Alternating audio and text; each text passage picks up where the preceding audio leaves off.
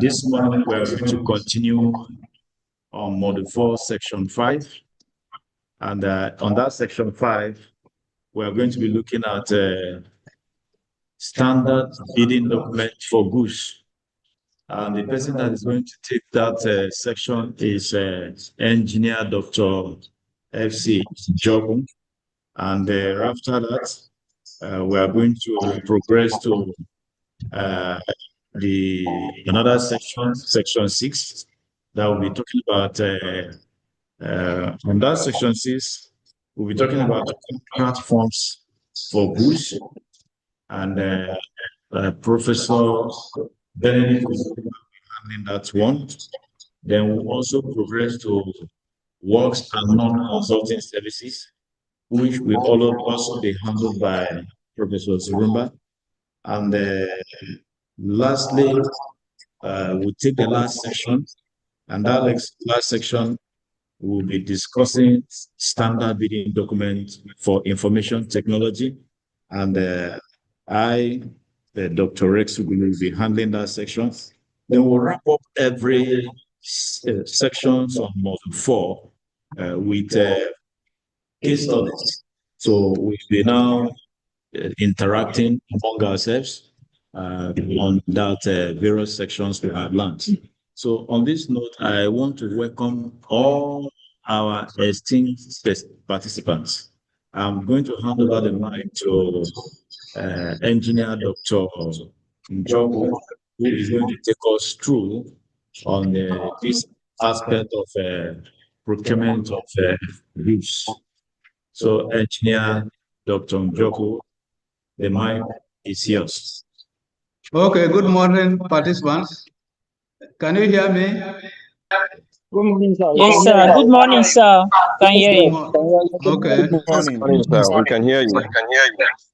My name is Yes, good morning, sir. We can hear you. Fidelis Njoku. I'm here to present my paper on standard bidding documents for goods. Yesterday you learned the standard bidding documents for works. They are almost the same thing, but the difference between works and goods is that goods are movable. You can move goods. Goods are movable, but works are not movable. So there are different types of procurement. You have for goods, you have for works, and you have for services. Although in goods also, you can have some services like installation of the good of the equipment, and then installation of the equipment and trading. But those form a small part of the contract price. So the main thing is goods. So that's why they're all classified as goods procurement. Now, invitation to tender. Invitation to tender. The specific procurement notice, just like in a pre-qualification which we did yesterday, the PE is supposed to issue a notice to those who are interested in tendering for the job. In some cases, the pre-qualification is not done because the pre-qualification is done for very large value contracts. So it's not every contract that you do pre-qualification.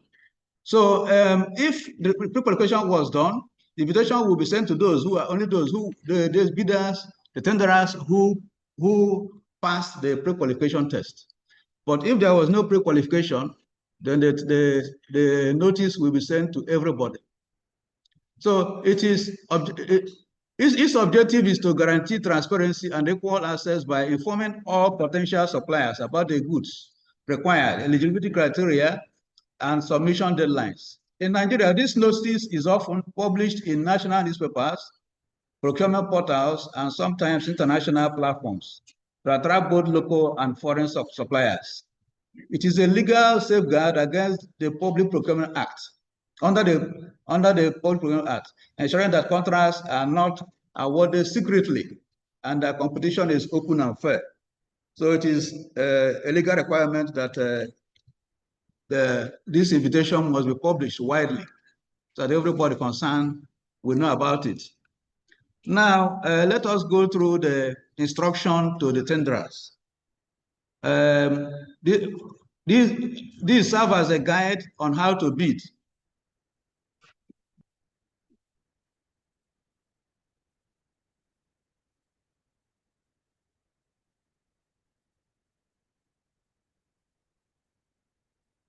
These instructions, about 47 of them, they serve as a guide on how to bid, how to prepare your bid, for your bid to be responsive.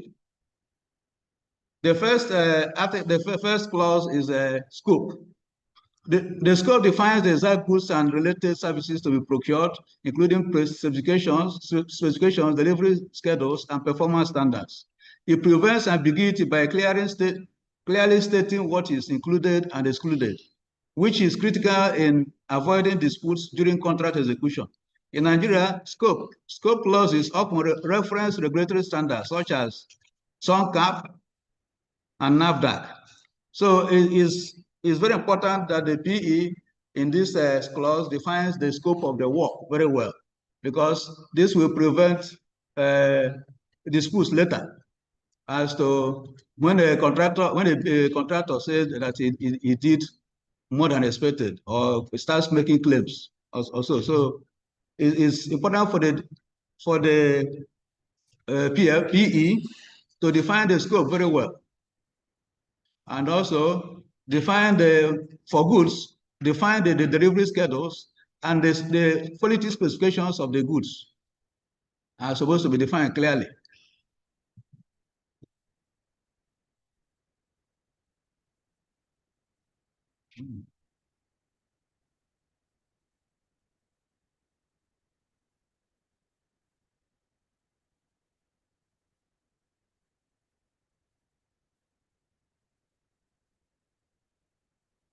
Yeah, the second one is source of funds. The P is supposed to make it clear how it's going to get the funds to finance the procurement exercise. It will give the bidders assurance that they will get their money out and when due. So this clause states where the procurement funds originate. The PE identifies whether funding comes from federal government budget, state, World Bank, African Development Bank, Union Bank, or other development partners. It assures the tenderers that fund financing exists for the job. The next one is the next article. The next clause is fraud and corruption. This clause prohibits unethical practices such as bribery, collusion, and misrepresentation.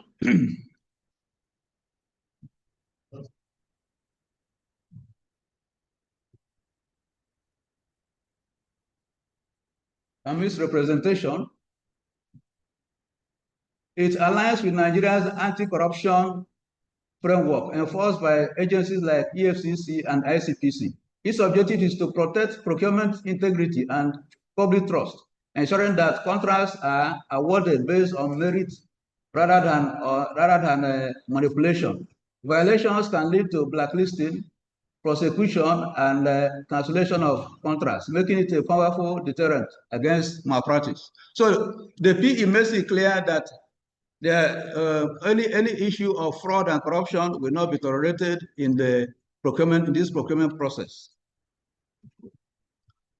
Everything about it is legal. Eligible tenderers. Participation is restricted to suppliers who meet nationality, legal, and financial requirements. This ensures that only credible and capable firms compete, preventing shell companies or politically connected but unqualified bidders from distorting the process. In practice, eligibility checks include verifying company registration with CAC, tax compliance, and financial solvency. So this clause specifies that it's only eligible tenderers that are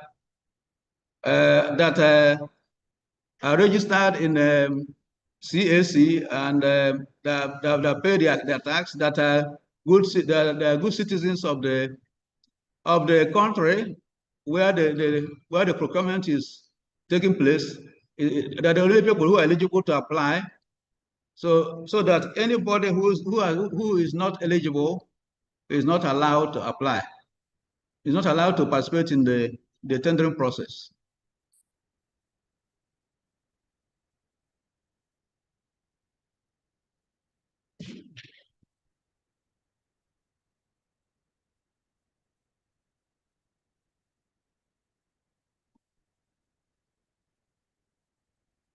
Eligible goods and related services.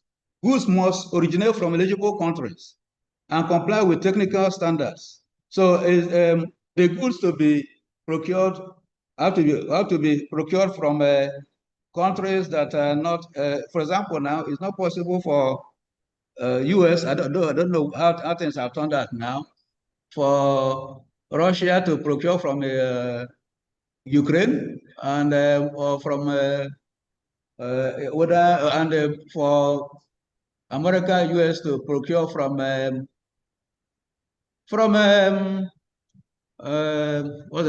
Iran. So countries at war don't usually procure from each other. And the goods to be procured have to pass quality assurance standards, quality control standards. They have to meet the quality requirements of the PE. So goods must originate from eligible countries and comply with technical standards. This clause protects Nigeria from substandard imports and aligns procurement with international trade rules. It also ensures conformity with local regulatory agencies like SON and NAFDAC. Meaning suppliers must provide certificates of origin, quality assurance documents, and compliance reports. So the bidder is supposed to provide these documents, certificate of origin, quality assurance documents, and compliance reports. The next clause, sections of tender documents. This clause defines how the tender documents should be divided for clarity. So tender documents are divided into structured sections, such as instructions to tenderers, like the one I'm reading now, evaluation criteria, and then contract terms. This organization ensures clarity for bidders and objectivity for evaluators. So if the bid is structured in this way, it will be easy for the bidders, for the evaluators to understand and evaluate it objectively.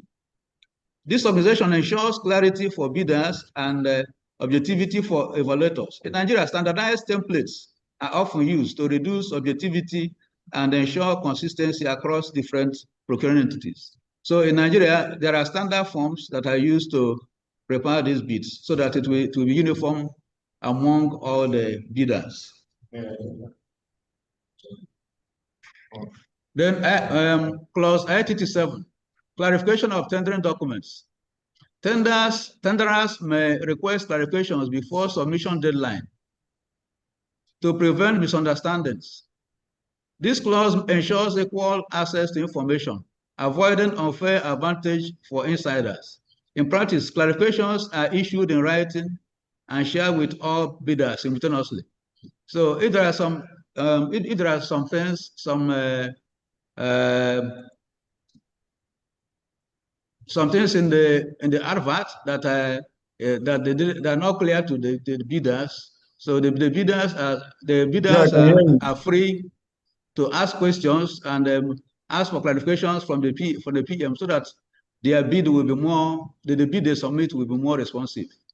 And the answers to such questions are circulated to all the tenderers so that they will understand the bidding process very well. The next clause is amendments of tendering documents. The PE may issue addenda to correct or modify requirements. Amendments must be communicated to all bidders at the same time to prevent favoritism. This clause allows flexibility while maintaining a fairness, ensuring that changes do not disadvantage any participant. So the PE is free to make changes to the original criteria of that was published in terms of addenda. You can make changes, but you have to make sure that these changes are communicated to all the tenderers at the same time, so that everybody will be aware of what is any changes. The next clause is cost of tendering. Tenderers bear all costs of preparing and submitting bids. This discourages frivolous participation and ensures only serious suppliers invest in the process. It also prevents claims for reimbursement, protecting the PE from unnecessary financial liability. So the cost of preparing the bid is on the tenderer. The tenderer bears the cost of preparing and submitting bids. It's not so that it will not be the responsibility of the PE. Next is the language of tenders. English is the official language of tender documents in Nigeria. So English is the official language used in Nigeria. Nigeria has so many tribes and languages, but the official language is all bids are supposed to be prepared in English language. This standardization avoids misinterpretation across Nigeria's diverse linguistic landscape and ensures uniformity in evaluation, especially when international suppliers are involved.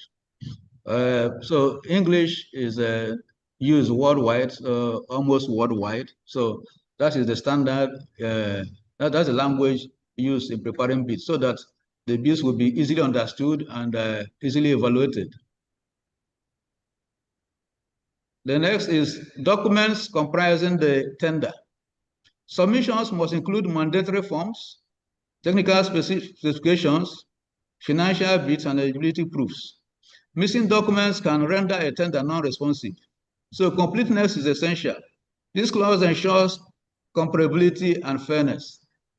So the documents that are supposed to be in the bid should include the standard forms to be the standard forms, not the forms that are devised by the bidder himself. Standard forms, the technical specifications of the work they're going to do, financial bids, and the eligibility proofs. Documents that can prove that they're eligible to participate. Some of the if some of these documents are missing, then the bid is not completely responsive to the requirements of the procurement. Alternative tenders. If permitted, bidders may submit alternative solutions. This encourages innovation, but requires strict compliance with minimum standards to avoid unfair competition. Alternatives are evaluated separately to ensure they meet the PE's requirements. So the tender can submit alternative bids, alternative solutions to the problem, and each alternative is evaluated against the criteria that are issued by the PE. The next one is tender price and discounts. Prices must be clearly stated with discounts disclosed. This prevents hidden costs and ensures comparability during the evaluation. In Nigeria, transparency in pricing is critical to avoid inflated contracts and corruption. Yes, in order to increase transparency, the prices must be clearly stated, including any discounts made, so that they will be clearly evaluated. Currencies of tender and payment. Prices must be quoted in Nigerian naira or other approved currencies. This protects against exchange rate manipulation and simplifies evaluation. It also ensures compliance with Nigeria's foreign exchange regulations. So the bids are supposed to be quoted, prices are supposed to be quoted in Nigerian naira. This process against manipulation, exchange rate manipulation, and also simplifies the evaluation process. If all the bids are in the same currency. It's easy to compare them. Sorry, excuse me. Eligibility and conformity of goods. Certificates, test reports, and origin documents must prove goods meet requirements. In Nigeria, SUNCAP certification is often mandatory for imports, ensuring that only quality products enter the market.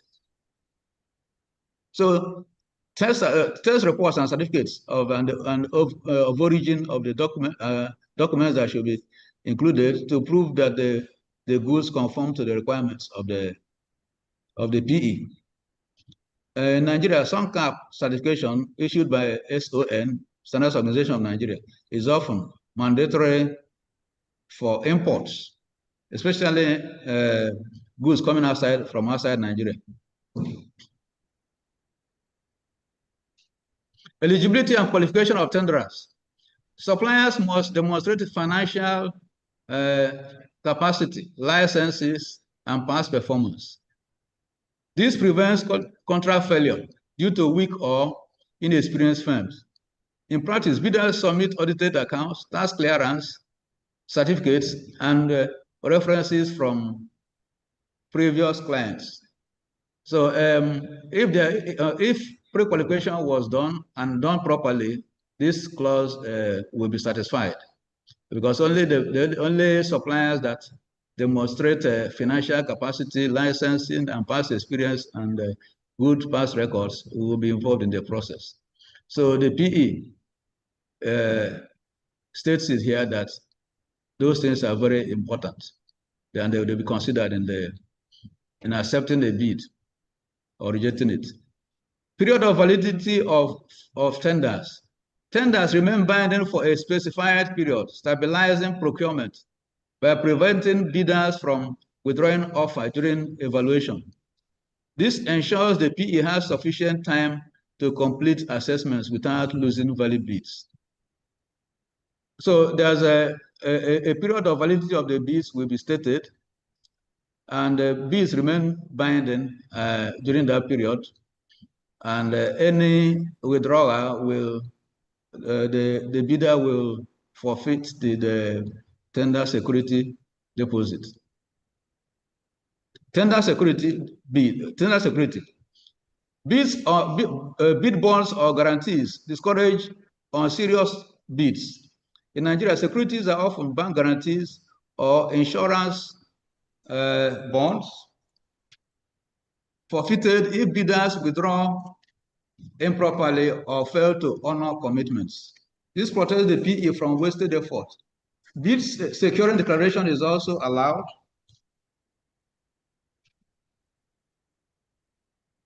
Which requires the tenderers to enter into an undertaking to be sanctioned if they withdraw from the bidding process. So for the bidder to submit his the tender security shows that he's serious about his bid, that he's not going to withdraw until the whole bid evaluation process has been concluded.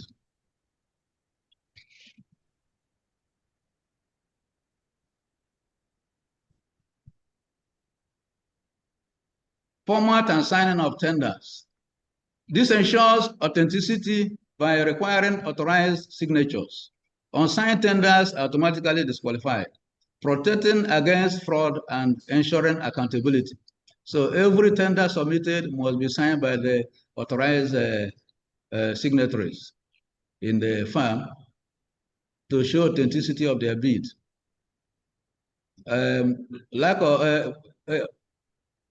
Any bid that is not signed shows that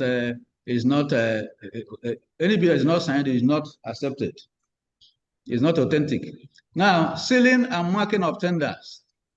This maintains confidentiality and prevents tampering. Proper sealing also protects against premature disclosure, ensuring fairness in the process. So the bids are supposed to be sealed and marked so that to ensure confidentiality. And the evaluators are not supposed to see the bid until the bid opening, until the date of bid opening. So to ensure confidentiality. Deadline for submission of tenders. This establishes strict timelines. Late submissions are rejected to uphold fairness and discipline, ensuring equal opportunity for all bidders. So any bid submitted after a deadline usually stated in the advert for invitation to bid. So any bid submitted after that deadline is not accepted. Late tenders automatically disqualifies tenders received after the deadline. This reinforces equal opportunity and prevents manipulation. So if any tender received after the deadline is not accepted. Withdrawal, submission, and modification. This clause allows bidders to withdraw or modify tenders before the deadline. This provides flexibility while maintaining order and fairness. So before the deadline, a bidder, a tenderer is free to withdraw his bid and then submit another one. If he notices there's a mistake or anything wrong with the first one, he can withdraw the first one and submit another one or modify the original one. As long as this is before the deadline stated, it is accepted. Tender opening. This ensures transparency by opening tenders publicly and reading key details aloud. This builds trust among bidders and prevents secrecy. So a date for the tender opening is stated, and all the bids are opened publicly, so that every tenderer will be there to see how and when his own bid is opened, and the details like the contract price, the duration of the procurement as read out clearly, so that everybody will hear the details of his own bid, and also see that his own bid is considered. ITT 25. Evaluation and comparison of tenders. Assesses bids against criteria like price, quality, and delivery. This ensures selection of the best value offer and protects procurement funds. So in this clause, it states that each bid will be assessed with criteria of price, quality, and delivery. So these are the criteria that we use to evaluate each bid. Clarification of tenders. PE may request explanations without altering core offers. This resolves ambiguities fairly and ensures accurate evaluation. So if there are something that is confusing and any ambiguity in the bid submitted to the PE may request explanations from the tenderer, so that there will be fair assessment of that bid. Confidentiality. This clause protects the integrity of the evaluation process by making sure that information relating to tender examination, evaluation, and award recommendations are not disclosed until the award notification stage of the procurement process. So the whole of tender examination, evaluation, and award recommendations are done in a confidential manner. The bidder is not supposed to know, for example, the bidder is not supposed to know the people who are involved. Is not supposed to know or even communicate with the people that are doing the evaluation process, that are evaluating his bid. He's not supposed to know, and his bid is supposed to, as we said before, the bid is supposed to be submitted in a sealed envelope, and opened only on the date of opening, and he's not supposed to interfere with the evaluation process. Deviation, reservations, and omissions. This clause identifies departures from requirements. That is a deviation. Significant deviations can disqualify a tender.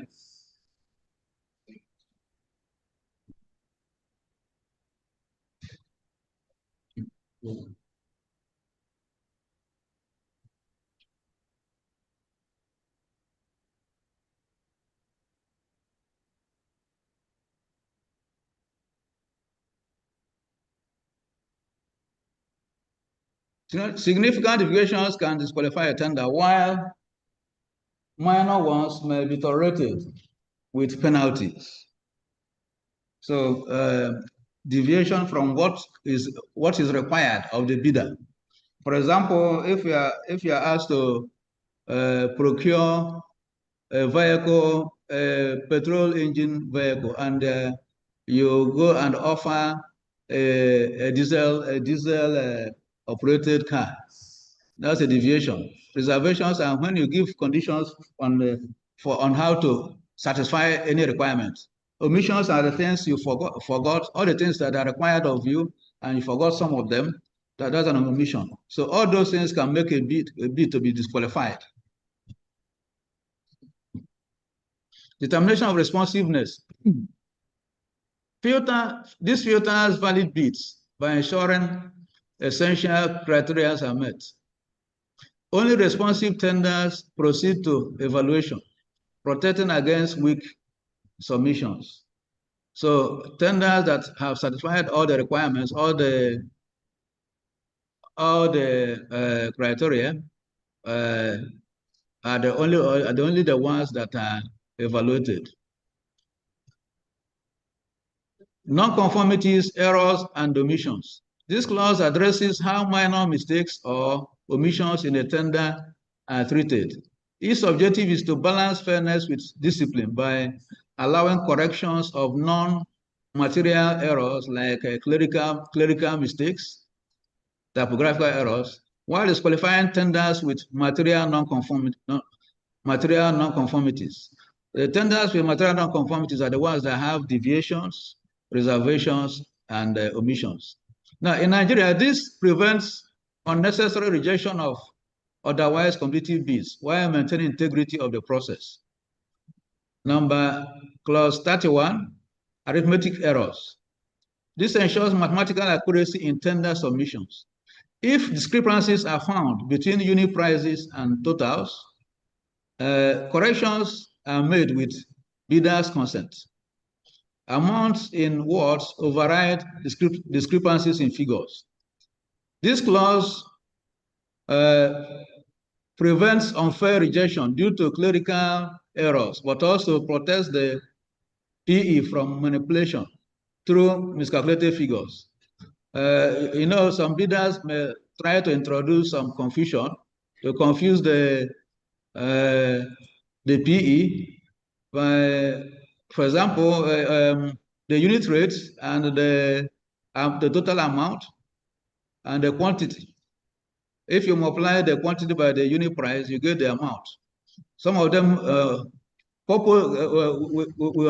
purposely will write the wrong amount in order to cause confusion, in order to cheat. So they can use these errors to cheat and then manipulate the figures. So all those errors are checked, and if what is written in figures is different from what is written in amount is written in words. So the amount written in words is the one that is taken.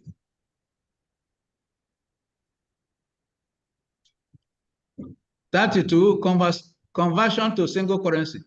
This clause standardizes evaluation by converting all bids into a common currency, usually Nigerian naira.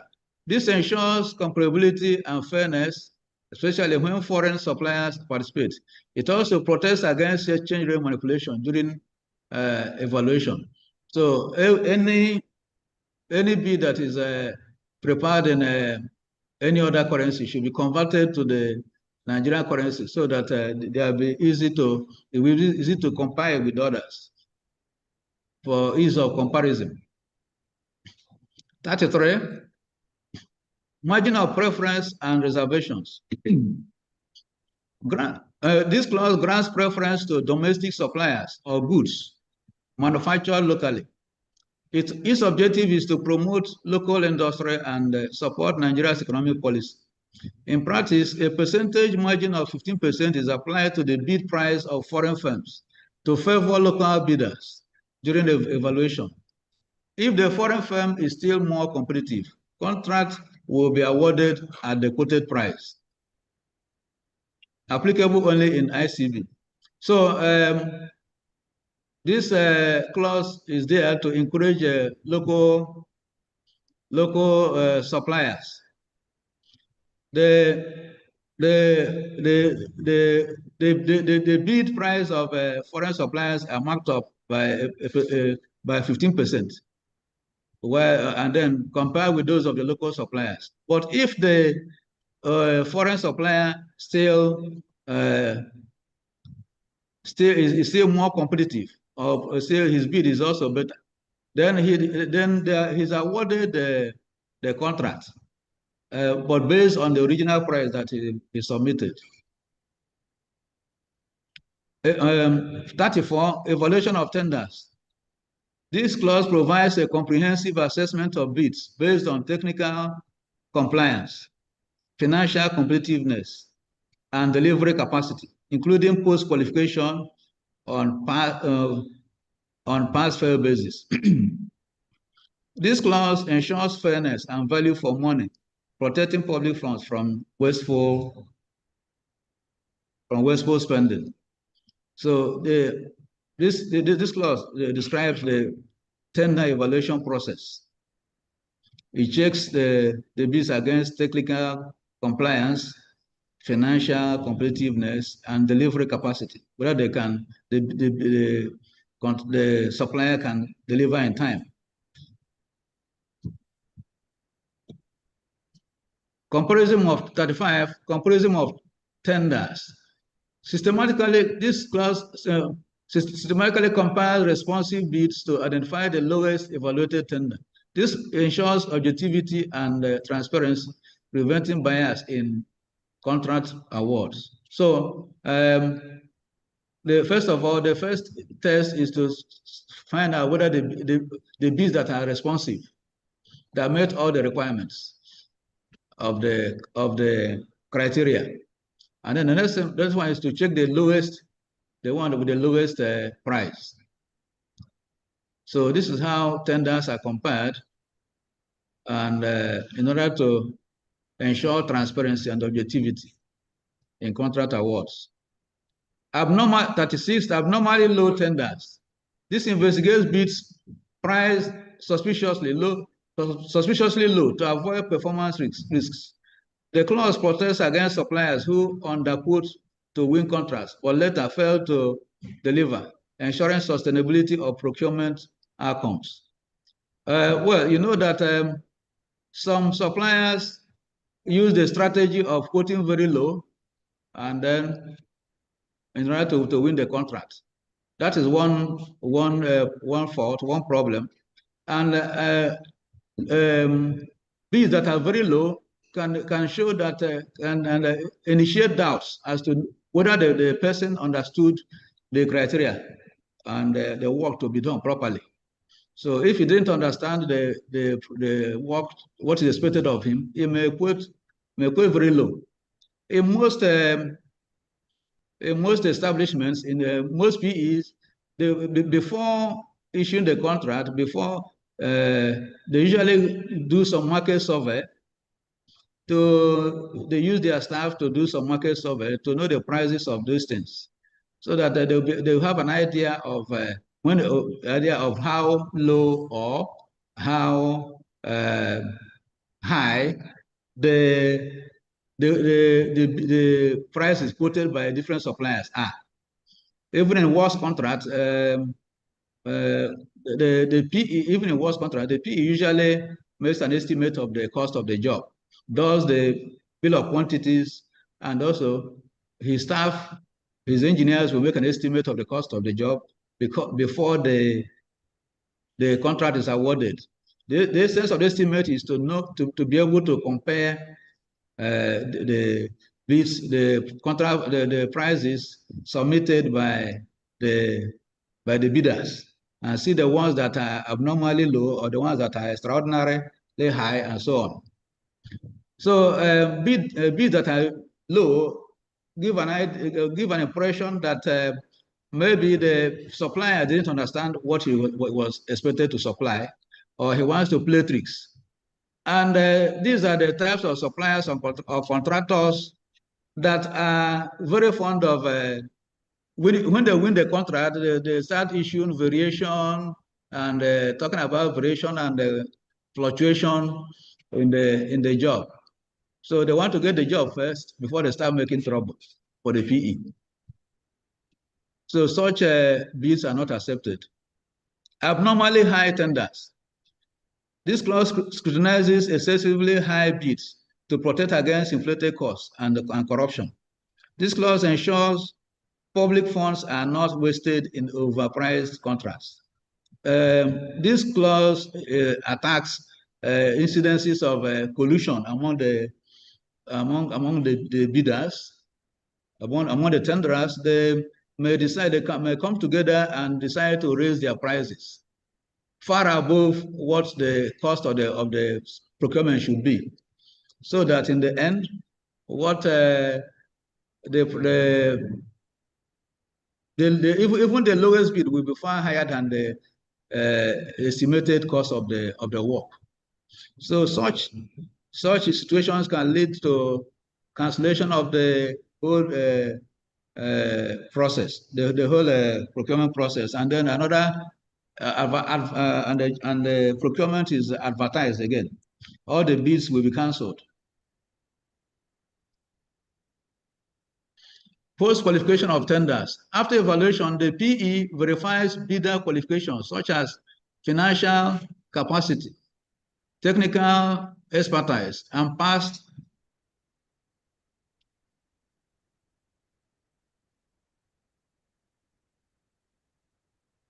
performance. This ensures the selected supplier can deliver as promised, reducing the risk of contract failure. Depending on the risk and the complexity of the procurement, annual turnover requirements should be a factor of 1.2 and above, and past experience can be one successfully completed contract for uncommon and complex contract, or more for common and less complex contracts. So post-qualification is an assessment of the qualification, of the eligibility and qualifications of the tenderer that won the contract. Because somebody's fortunes change, maybe, and during the time from the start of the evaluation to the end, somebody's fortunes can change. So it's important to, even though he has been rated at the best, it's important to also check whether he's still qualified and eligible to do the job. And post-qualification is done mainly when pre-qualification for a job where pre-qualification was not done. And one advantage of post-qualification is that it's only one person you are going to assess. But in pre-qualification, you are going to assess everybody that applied. So pre-qualification has some disadvantages. That is why some PEs decide to do only post-qualifications. But the best is to do both of them, because the fortunes of somebody can change with time, of a bidder can change with time. So this clause is talking about post-qualification in order to make sure that the person that won the contract is still capable to do the job, or is in terms of eligibility and qualifications. 39, lowest evaluated tender. The contract is awarded to the lowest evaluated responsive tender. This balances cost efficiency with compliance, ensuring the winning bid is both affordable and capable. In addition, the tender should be evaluated for life cycle cost and or sustainability if there are requirements in the procurement. So lowest evaluated responsive tender. So this clause makes sure that it is only the lowest evaluated and responsive tender.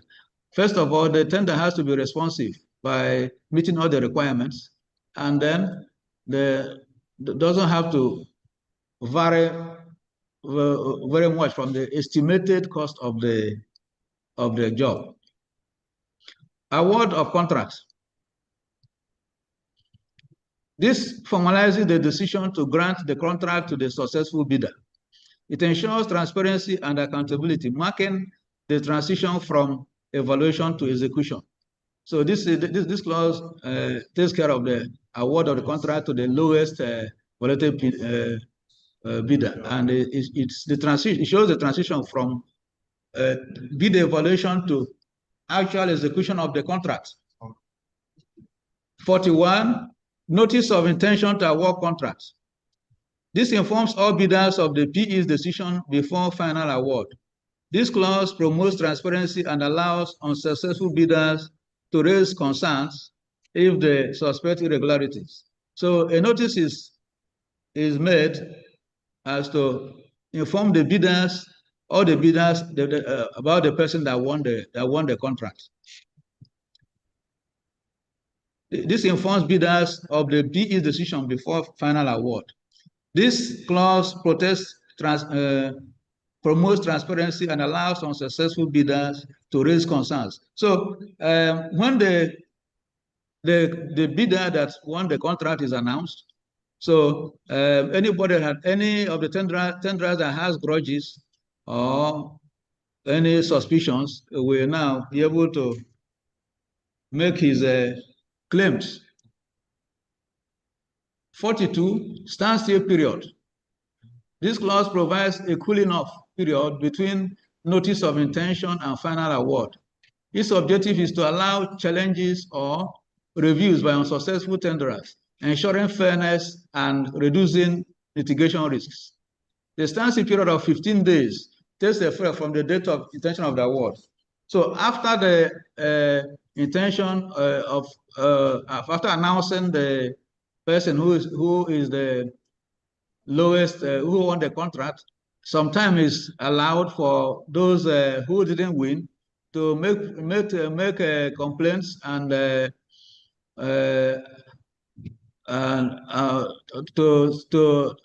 for them to challenge that decision from the PE. So this period is usually about 15 days. So the other bidders who didn't succeed are free to make their grievances known to the PE. So this prevents prevents a lot of litigation and so on between the PE and those contractors. Debriefing by the PE. This allows unsuccessful bidders to request explanations of why their tenders were not selected.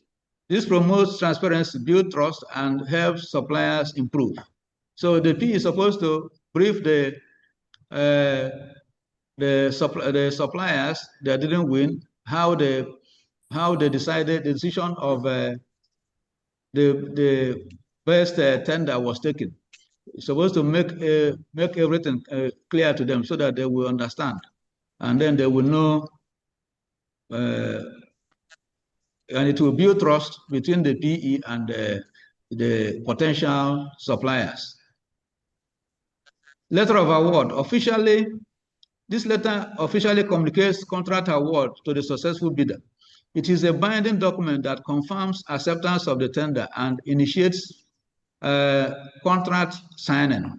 It is issued upon expiration of the standstill period and after resolution of any complaints. So after the resolution of any complaints, all the complaints have been resolved by the PE, he then issues a letter awarding a letter that shows that he has awarded the contract to the successful bidder.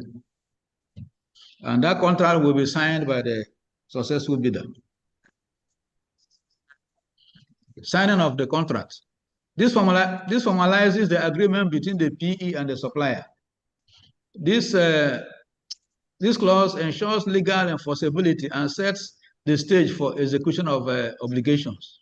So when the successful contract bidder or supplier signs the letter of award, signs the contract agreement, it means that it is now time to start execution of the supply. Performance security. This requires the winning bidder to provide a guarantee, maybe a bank or insurance bond, to secure contract performance. This protects the PE against default and ensures accountability. It allows the TDS a performance, if allowed in the TDS, the performance securing declaration can be accepted. So the successful bidder will submit an agreement and a guarantee to the PE that he is going, either in terms of a bank or insurance bond, that he is going to perform. And it's an undertaking that is going to perform in accordance to the contract. It shows that he's serious about delivering the project as contained in the contract terms. 47, publication of procurement contracts. This clause mandates public disclosure of awarded contracts. This promotes transparency, deters corruption, and allows public scrutiny of procurement decisions. So the P is supposed to publish the name of the bidder that he awarded the contract. So the public can scrutinize the procurement process. So everybody is supposed to know the person that won the contract and how and why he won the contract. So everything is published. Nothing is done in secrecy. Thank you very much. That's the end of the lecture. Is there any question? If you have any question, you can ask.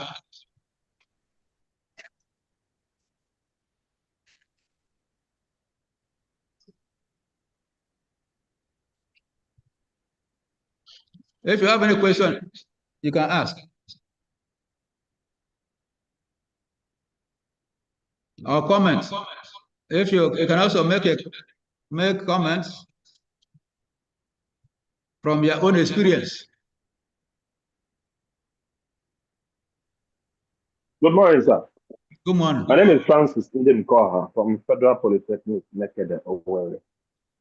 I don't know if it's just me, but some of this, the modules are so closely intertwined that sometimes one is struggling to be able to differentiate one from the other. The first class we had yesterday morning talks about bidding documents, and from the much I've listened this morning, the bulk of this particular lecture also deals with most of what was taught yesterday. I want to know what the distinctive features between the bidding documents that were taught yesterday and this particular class this morning, please. Yes, yesterday, the lecturer for the bidding documents yesterday is here. They're almost the same. They're related. But what is being supplied is different. This time, what you are supplying is goods. That of yesterday, what you are supplying is what you are supplying was works. Before I started, I differentiated between two of them. Between two of them. The conditions are almost the same. The conditions are almost the same. But I don't know whether your lecturer yesterday wants to say something about this, make a contribution. All right. Thank you so much, Facilitator Dr. F. Njoku, and also our dear participants who have just asked questions on clarifications between goods and works standard within documents. If we want to look at it, we can differentiate it categorically using the purpose of goods. We look at the nature of the contract. We can also differentiate it based on technical specification and also pricing formats. They look alike, but they are not the same.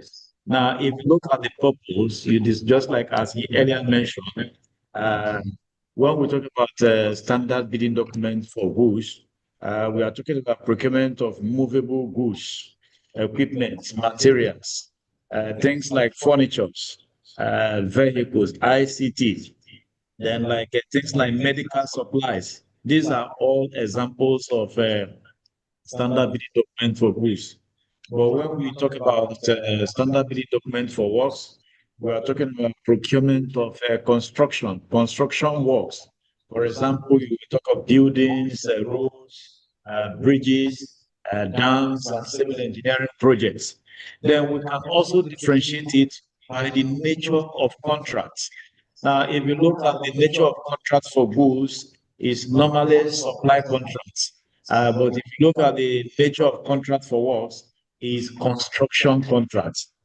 Then we can also differentiate it from technical specification. Now, for standard bidding documents for goods, you have detailed product specifications, like the standards, you have like brands, that the brands are always applicable. You have things like catalogs, you have the compliance requirements. But when we talk about standard bidding document for works, you have things like engineering drawings, you have bill of quantities, you have specifications, you have construction methodology, things like method statements. You have things like design requirements, which are not found in goods. Then I think we can finalize this differentiation by looking at the pricing format. If you look at the pricing format for standard bidding document for goods, we have unit price and total supply cost. But when you look at the pricing format for standard bidding document for works, you have bill of quantities with measured works items. You have rates. You have lump sum wherever it is applicable. I believe with these classifications I have used to differentiate these tools, it will give you a good appreciation on how to differentiate groups and works standard bidding documents. Once again, thank you for that, asking for that clarification. Okay, and also more on distinguishing between goods and works will be contained in the next lectures that will follow. So when you listen to the lecture, all the lectures, you understand everything clearly. So have we satisfied your? Can I? Let me Thank you say very your much. And one more criteria. thing, please. Have we satisfied your criteria? Have we answered your question? Yes, thank you very much. I got that clearly.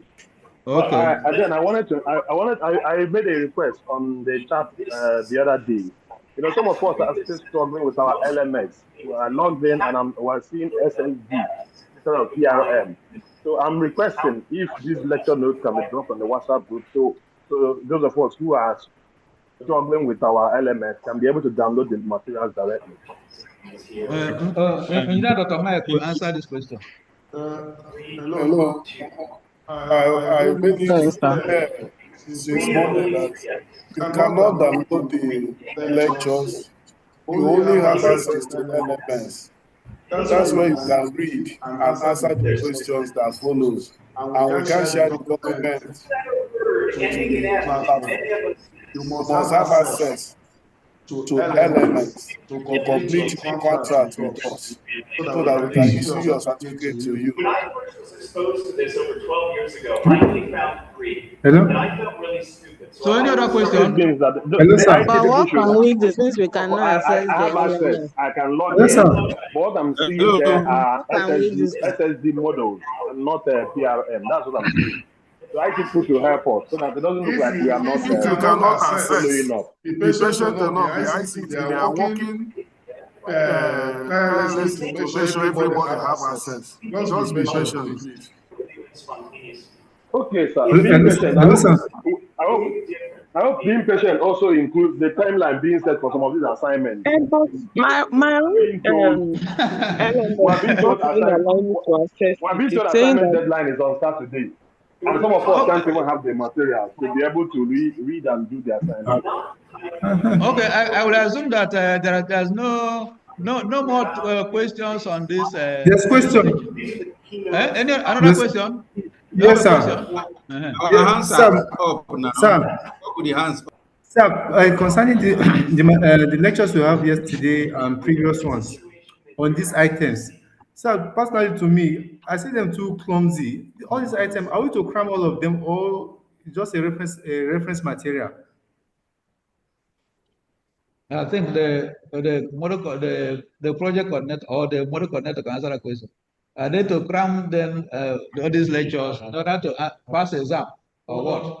Sir, no, pass exam for future. Who is speaking? Oh. Is it a Gandhi, Ogwefi, or Engineer Noma?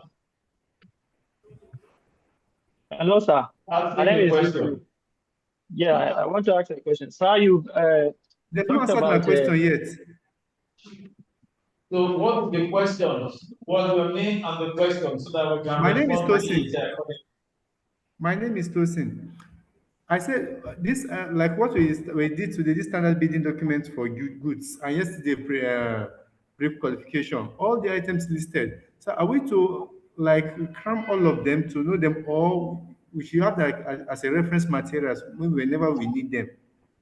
Okay, so the logistics officer has already explained this earlier, and you are expected to read them because if you don't read them, you will not be able to have opportunity to be assessed. There's a reading time that is allocated to you on. There was also a time for assessment. So if we hand over the materials to you offline, it means that you are not part of this workshop. So I will encourage you, whatever the issue is for your being not being registered, try as much as possible to get yourself registered online. And as soon as you are registered, you begin to take the module 1, module 2. If you don't finish module 1, you cannot progress to module 2. So it will take time to read. The materials are there online. You have access to read it. Then after reading, then you now have access to answer the question. What we are doing currently, the lecture we are giving you, is to help you.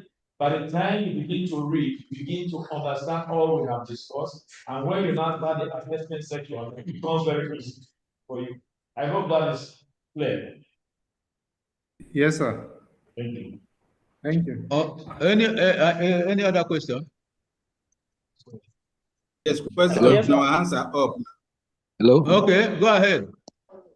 Hello. Okay. Hello, sir. The question I want to ask is this. My name is Godwin Baifo.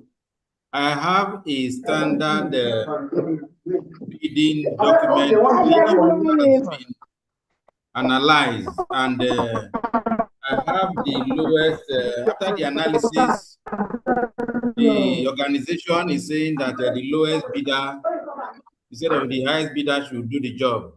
Under what circumstances can this one exist? Okay, after the evaluation, they decided that the highest bidder will take the job. Let me get you clearly. Hello? Hello? Price. I'm hearing you, sir. Okay, you said in terms that of price.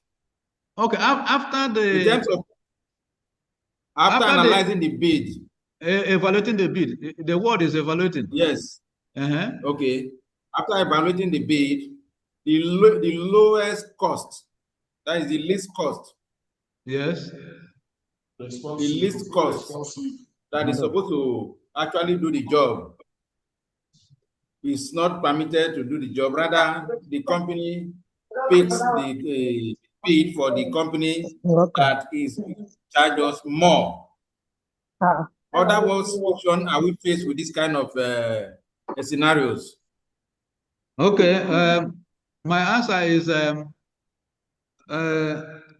BPP states that it must be the lowest responsive, lowest and responsive. That lowest bidder, that lowest bidder may not have been responsive enough. And you have to be responsive in the first place before they start considering the price, considering your price. So the higher person might have been more responsive than this their lowest bidder.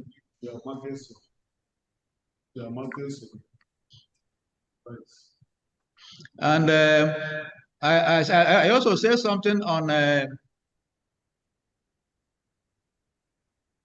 abnormally low tenders. Abnormally low bids. I say something about abnormally low bids. That at times, most times, they show that the person doesn't understand what is required. Yes. So, but is very eager to pick the job and then complain later. Pick the job and then mess up later. So these are the reasons that might cost that a PE to take the higher bid, the man with the higher bid. Yes, I think to add to it, if you look at yes. Therefore, the PE must have enough justification to be able to establish that. Now, if you recall yesterday when we were talking about standard bidding documents for works, we discussed abnormally low tender or low bids. We also discussed excessive high bids. And we looked at the conditions. Now, you might have a low bid, and that low bid, the price is abnormal.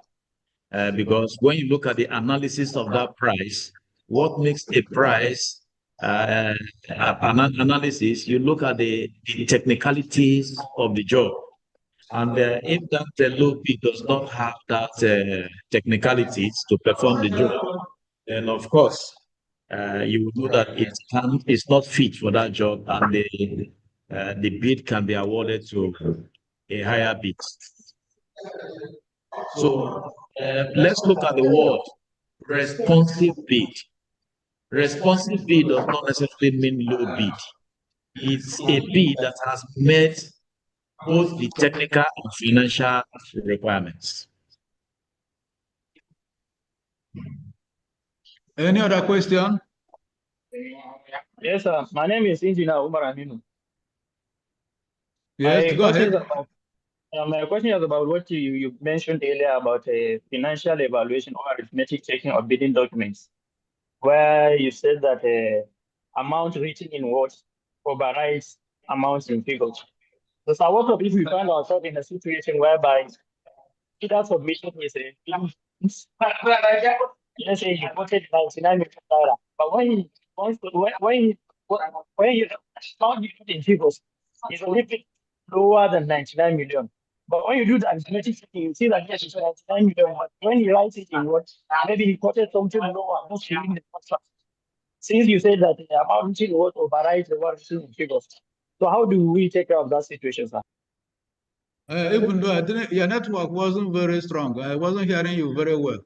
But what I read out here and explained to you here are Bureau of Public Procurement guidelines. So if you write something in words and write a different thing in figures, BPP said is the one that you wrote in words that will be taken. There's no mistake about that, no argument about that. Okay, thank you, sir. Any other question? Good morning. Good morning. I want to ask a question, please. Yes. Yes. Sorry, please. It's with regards to one of the parts when the other part was being handled earlier on this one. There's a part he talked about not allowing a bidder to know exactly what the bidding process is. In a situation whereby such information is being leaked out, what should be done? What is going to be done? Can you come back? You know, you talked about when the bidding process is being done, and bidding is usually sealed, not to be seen. And during the process, what if in a situation whereby information leaked out about what has been bidded by some persons to another person? What situation, I mean, in such situation, what's to be done? How is it being handled? If such a situation is discovered, the bid evaluation process can be cancelled. Okay. Or the whole that person, process will be cancelled. that bidder will be disqualified. So Okay. the things that can happen. Okay, I think Hello. we will now. Hello. I will now hand you over to the next lecturer. Thank you very much, sir. Thank you very much. All right, sir. Bye. Thank you, sir. Thank you, sir. Thank you. Thank you. Thank you, sir. Thank you, sir.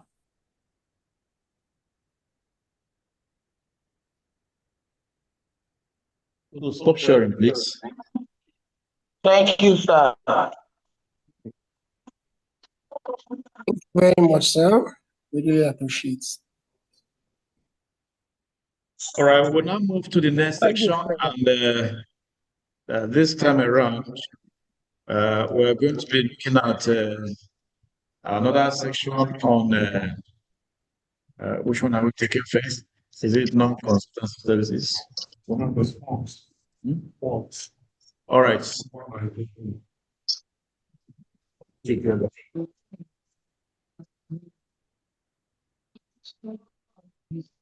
All right, we are going to be taking works and non-consultancy services, and we have here with us Professor Rumba, and he is going to be taking us in this section. Then after that, we might have a break, have some little refreshment, then we'll continue thereafter. So please, you can share your slide.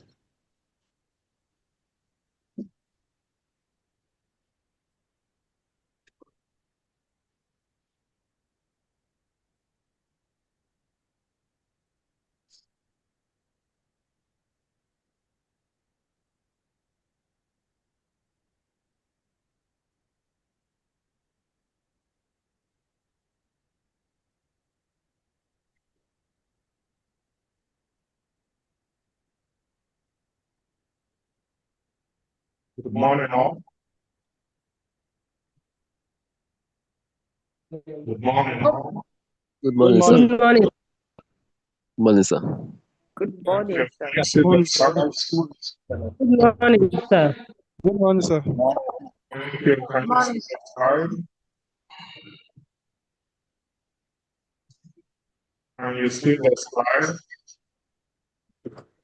Yes, we can see. Can see. Okay.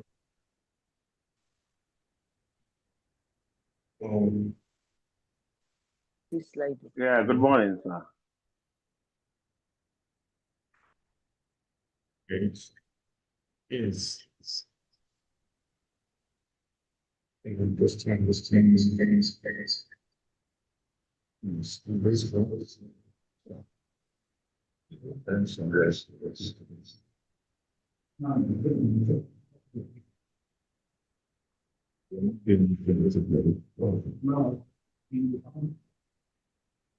we want to see us. I can't see the screen. No, the screen is saying blank on my side. You are not seeing the screen. Please check your settings. Okay, sir. And you see. So please confirm. We are continuing with Module 4, Procurement of Goods, Works, Consultancy Services, and Life Services. And I'm taking a segment of it, which deals with the contract forms. So the forms you issue, the contents of the form. My name is Professor Benedict.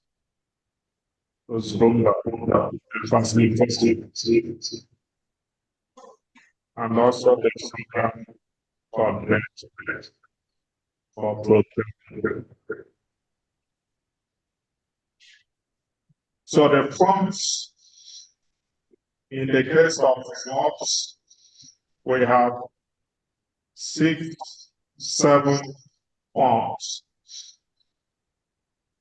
as approved by the union and as contained in the standard document.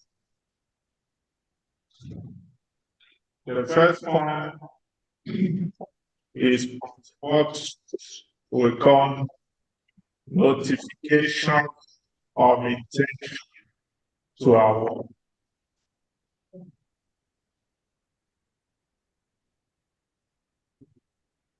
And you know, before you get to this stage of contract terms, you have successfully carry out your evaluation and all the preliminary assessments, which my colleagues have done justice before us yesterday. Are we together? Hello? Sir, Yeah, the audio is not so clear. Audio is bad. The audio is not so clear, sir. Please, yeah, I don't know if you can get closer to your microphone. So the audio is not so clear. The audio is breaking slightly.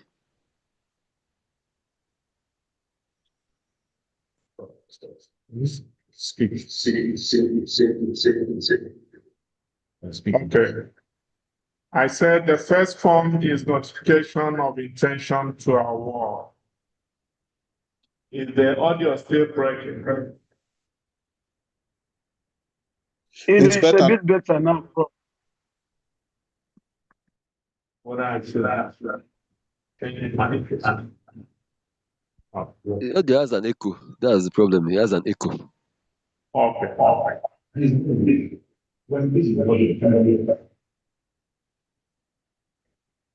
We can meet the other systems.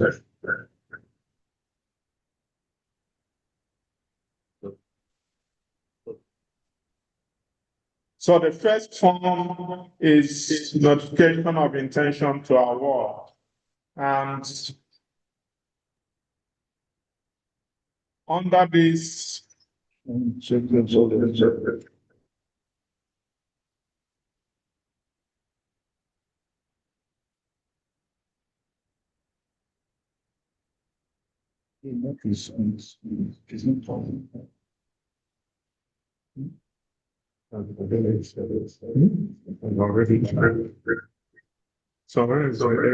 it's not charging. Maybe it's the stuff. So maybe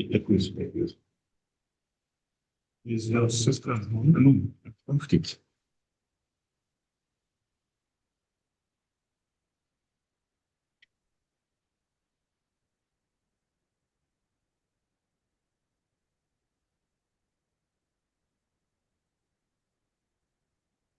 Okay, we have changed the position. Is this still correct?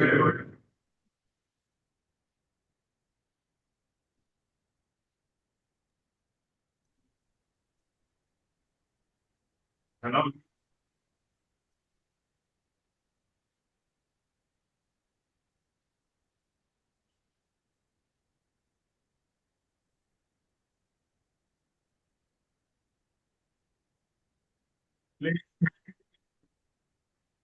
Just indicates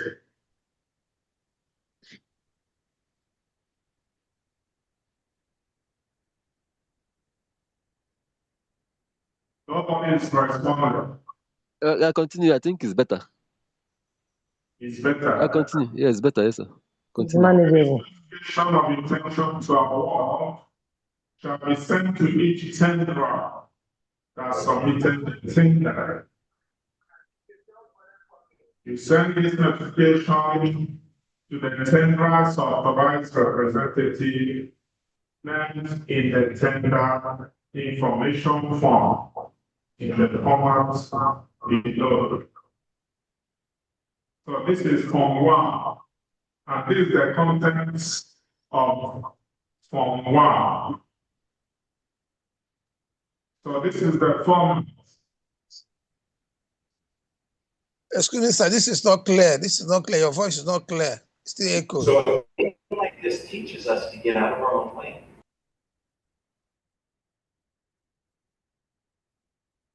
Okay, still echo. Yes, echo. Responding. Yes, echo. So let's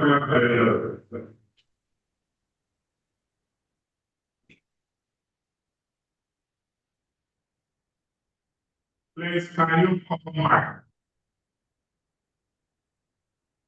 Let me get my. Okay, let's come on my IT guys. Okay, we're having challenge.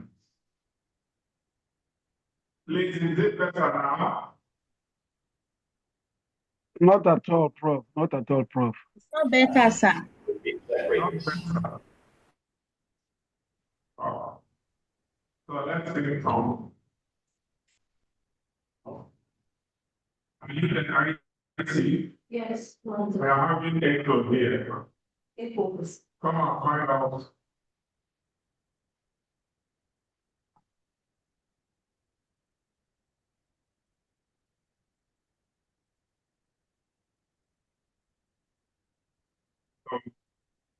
So where is it? Oh,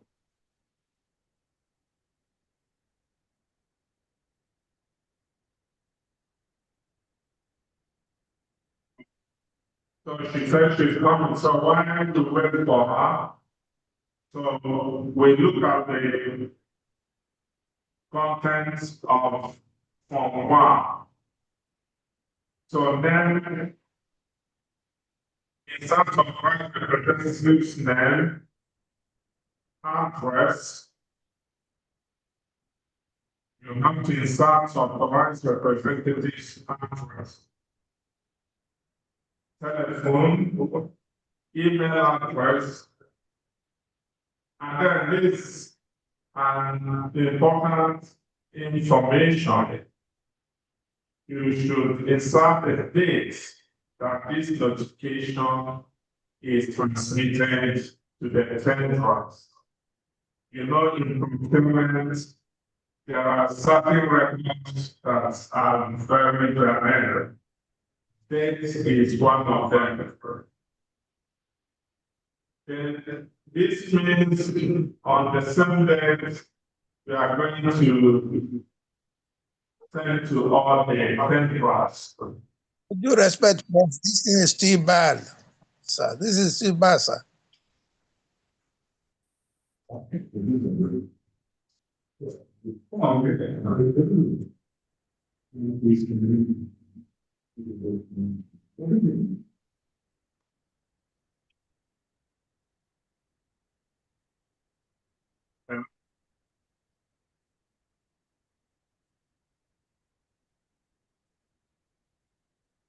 Is the echo still there?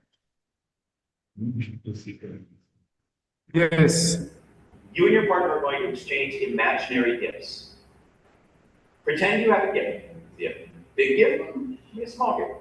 And you will give your gift to your partner. Your partner will take the gift and open it up and will tell you what you gave them. Because you just gave them a gift. So you are going to open up the box and you're going to look inside and you are going to say the first thing that comes to your mind in the moment, not the thing you all just thought. Or the thing after that. Remember what we talked about before? That still plays. That's still a play. Okay, your stockpile. Please, the admin should mute everybody, all other participants, please. Admin, please mute other participants. Sir, but how can we give feedback when we have issues? The opportunity is twofold. The problem is that people should understand that they should mute their speaker. It's not fair. We cannot be in the I class think that of previous this setting number where of people everybody and is then people muted are until it's time not to ask questions is always the muting their best. mic. I think people should just mute everybody. Some people, because they are actually not concentrating in the class, just look. I'm so glad you're happy.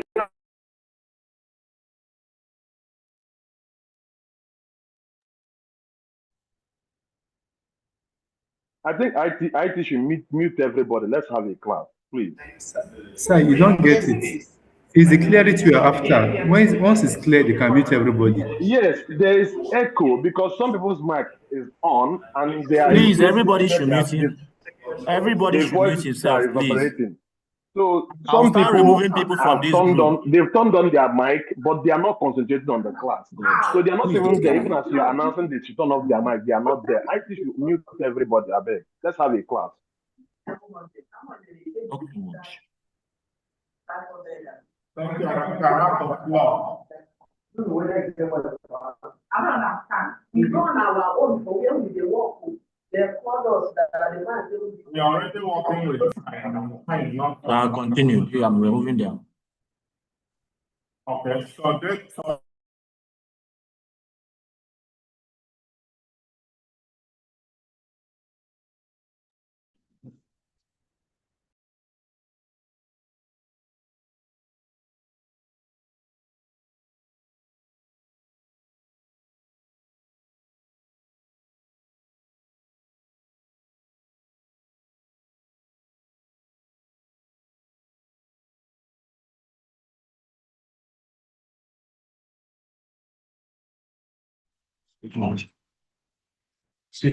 So I should also unmute.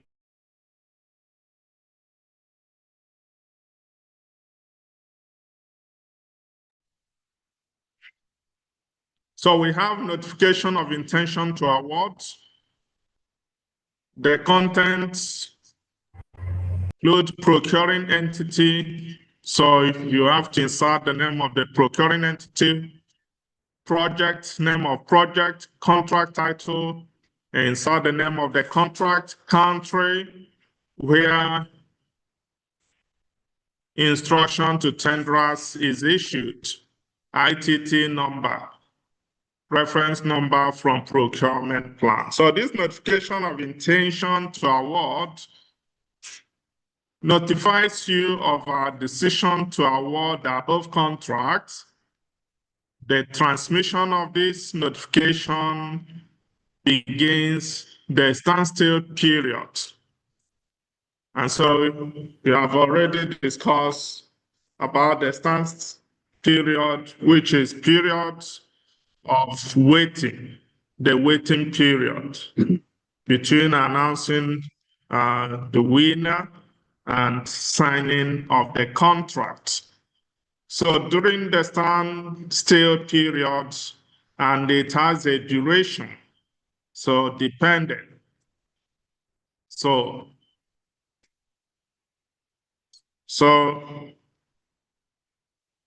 some within the range of 10 to 15 days, working week. Submit a procurement-related complaint. That's the time you have for every matter to be ironed out by the parties involved. The successful tenderer, and you know that these issues must be exhausted so that there won't be much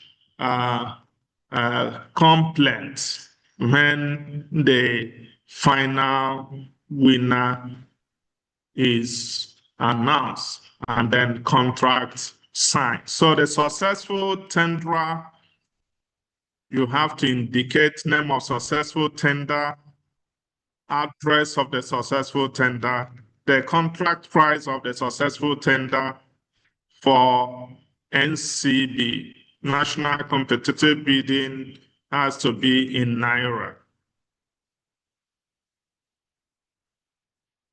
Names of all tenderers that submitted a tender. If the tender's price was evaluated, include the evaluated price as well as the tender price as read out.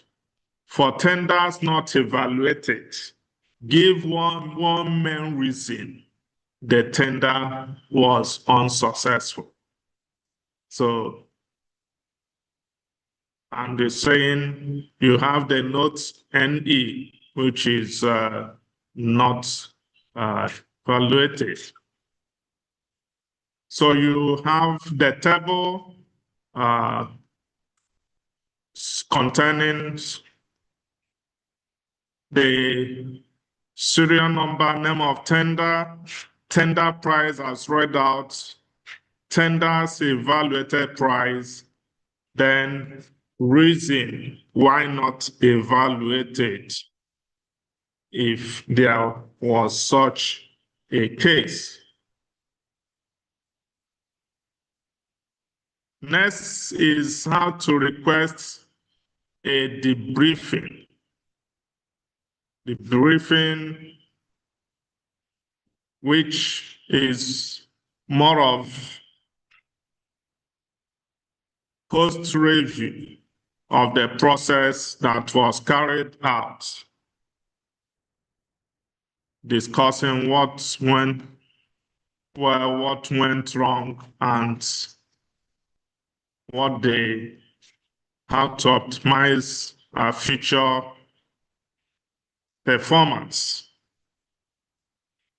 We have deadline to request a debriefing, so that you have to include in Form 1.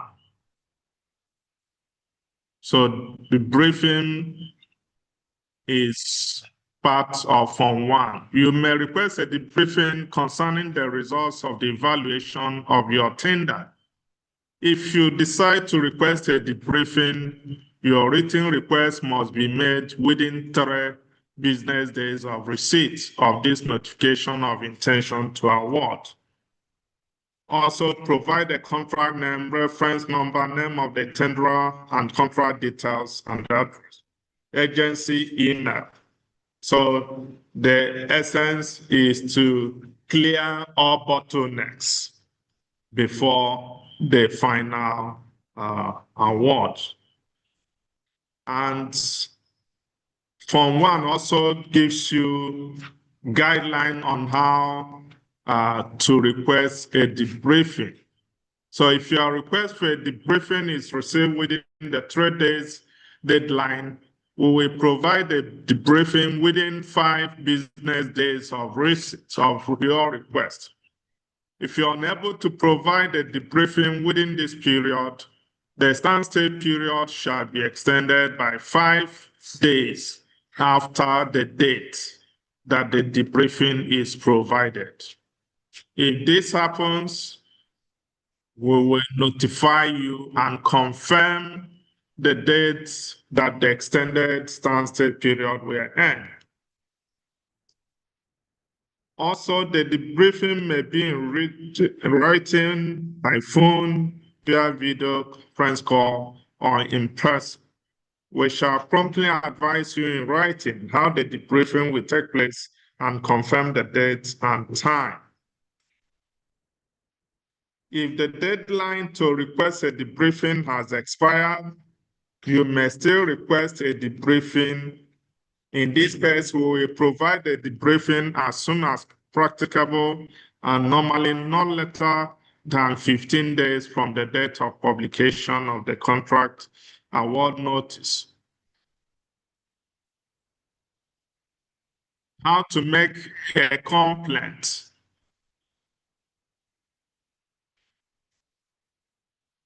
Still within Form 1. Periods, procurement-related complaint challenging the decision to award shall be submitted so before the deadline. So provide contract name, reference number, name of the tenderer. So these processes must flow and contain in that Form 1. Further information, for your information, refer to public procurement and disposal laws and regulations are available for the Nigerian government. You should read these documents before preparing and submitting your document. There are 4 essential requirements when it comes to making a complaint by a tenderer. Tenderer must be an interested party. In this case, that means a tenderer who submitted a tender in this tendering process and is the recipient of a notification of intention to award. The complainant can only challenge the decision to award the contract. You must submit the complaint within the period stated above. And you must include in your complaint all of the information required to support your complaint. The standstill period deadline. The standstill period is due to end at midnight. You insert the date and the local time. The standstill period lasts 10 days after the date of transmission of this notification of intention to award. So, and that's what it's saying. You have to confirm the actual time so that it will not exceed the time given. The standstill period may be extended as stated in paragraph section 5, the above. If you have any questions regarding this notification, please do not hesitate to contact us on behalf of the procuring entity, signature, name, and so this, the form, I'm just reading out the content of Form 1. Are we together? So that's content of Form 1. And which connotation, intention to award. Then after that, you have Form 2. Remember, we are dealing with contract forms. So notification of award, which is letter of acceptance. So either notification of award or letter of acceptance.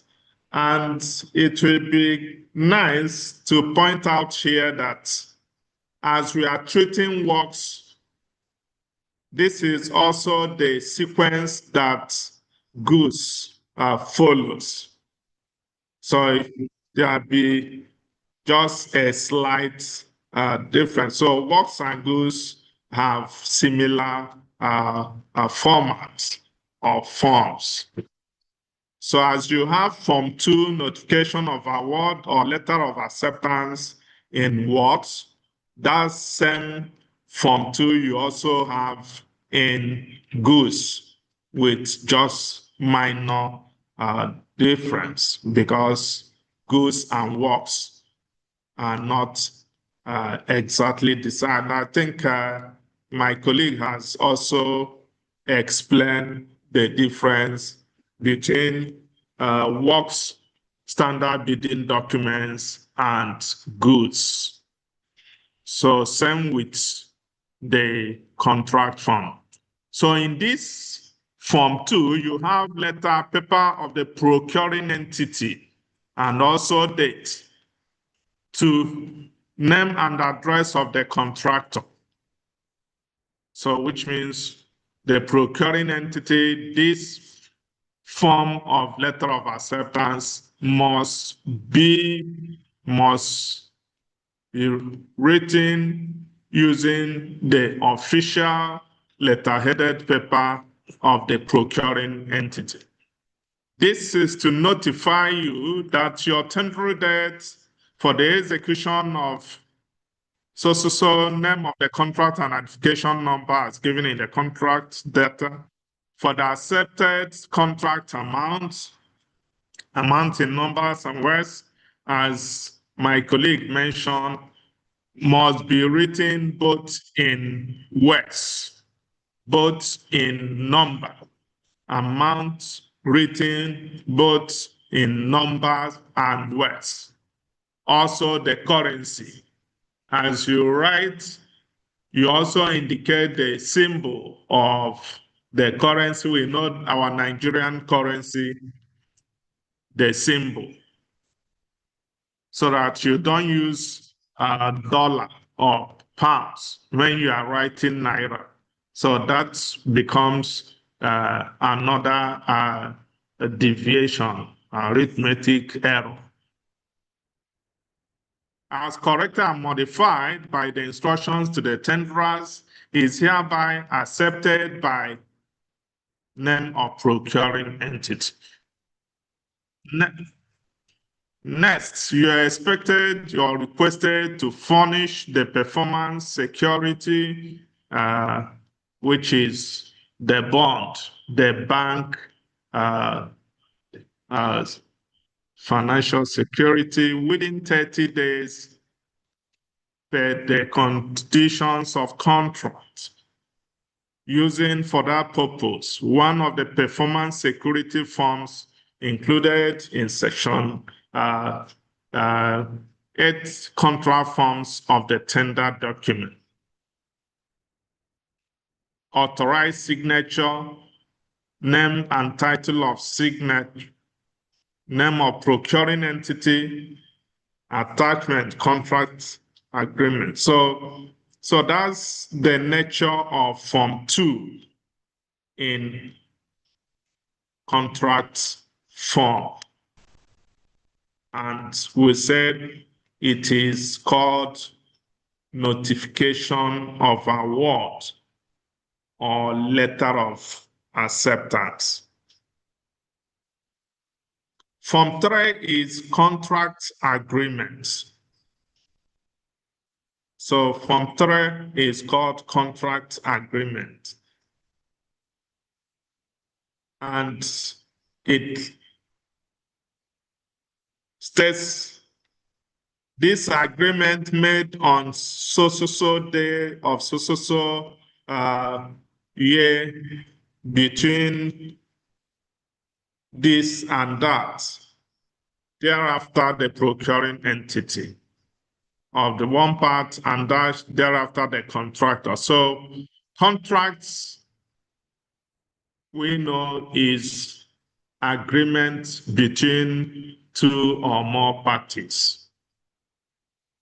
And we know the legal terms.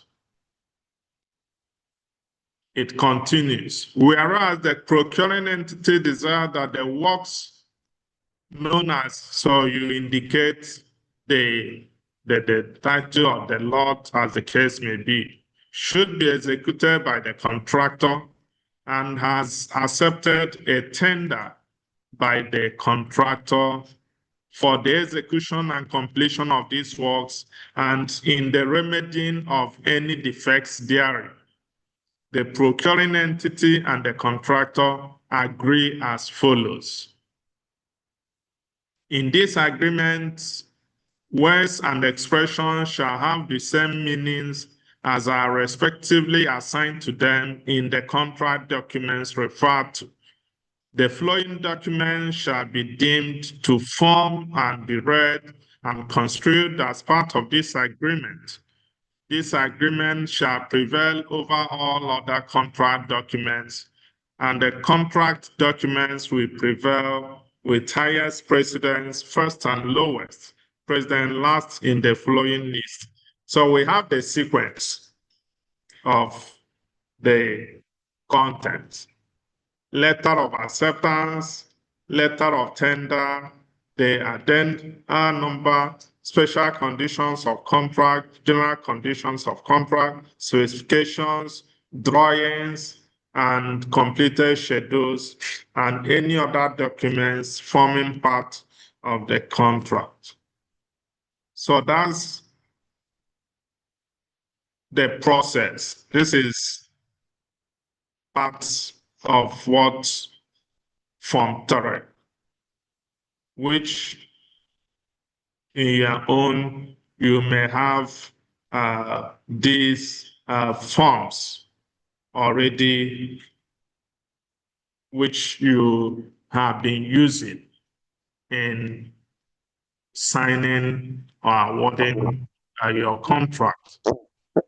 So the agreements between the contractor and the procuring entity. The contractor will hereby covenants within the procuring entity to execute the works and to remedy defects thereof in conformity in all respects with the provisions of the contract. So these agreements are binding, and that is why you have to read in between lines to agree. The moment you append your signature as a contractor or a tenderer is binding, and it becomes a legal document. So the documents can be tendered in case of any breach. So the procuring entity hereby covenants to pay the contractor in consideration of the execution and completion of the works and the remedying of defects therein, the contract price of such other sum as may become payable under the provisions of the contract at the times and in the manner prescribed by the contract.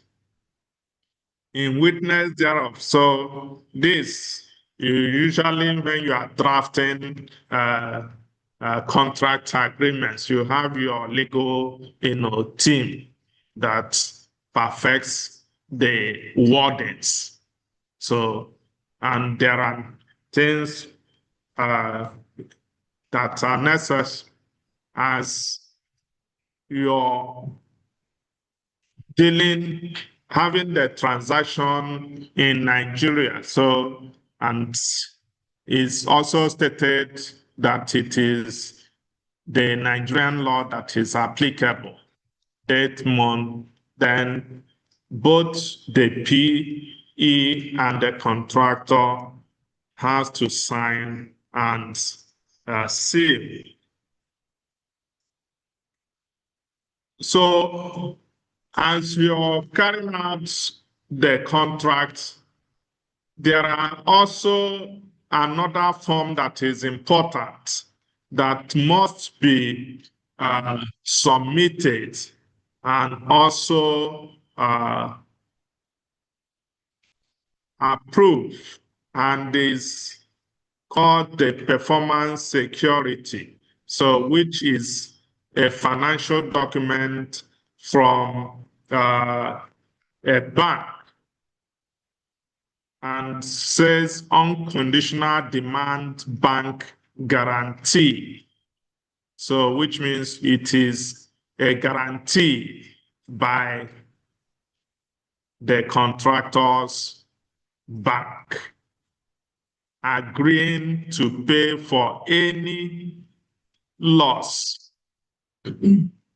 on demand by the PE. So, and it has to be confirmed that the form is genuine and all the necessary signatures confirmed. So beneficiary, guarantor, so a beneficiary insert name and address of procuring entity that is the beneficiary in that particular contract. Date issued. Guarantor. Insert name and address of the place of issue unless indicated in the letterhead. We have been informed that, so this is the nature of the performance security. So you can see how it is written. So I may not be able to read out every content of this form, but just for you to note that, say, furthermore, we understand that according to the conditions of the contract, a performance guarantee is required at the request of the contractor, we as guarantor. So we as guarantor is who now? The guarantor is the bank.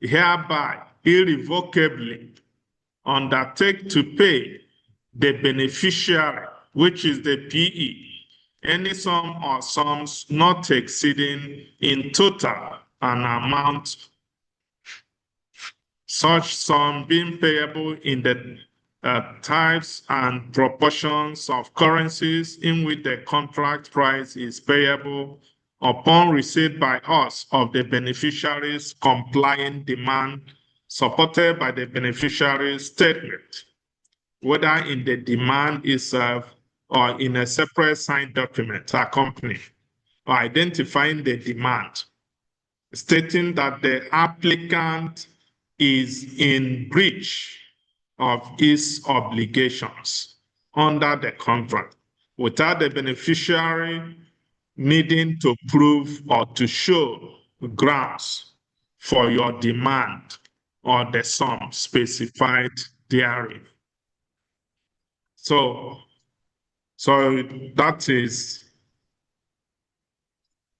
how Form 4 looks like, performance security. Hello, sir. Yes. Good afternoon. My name is Ezra Simeon. Please, this form is equally, is it the same thing as bid security? Because for every content of the form is what we have in bid security. Yes. Yes. Different. Thank you, we sir. have. Okay. Okay. We also have performance bond, which we are going to look at, which is also guarantee, which be issued by an insurance company. Yes, Dr.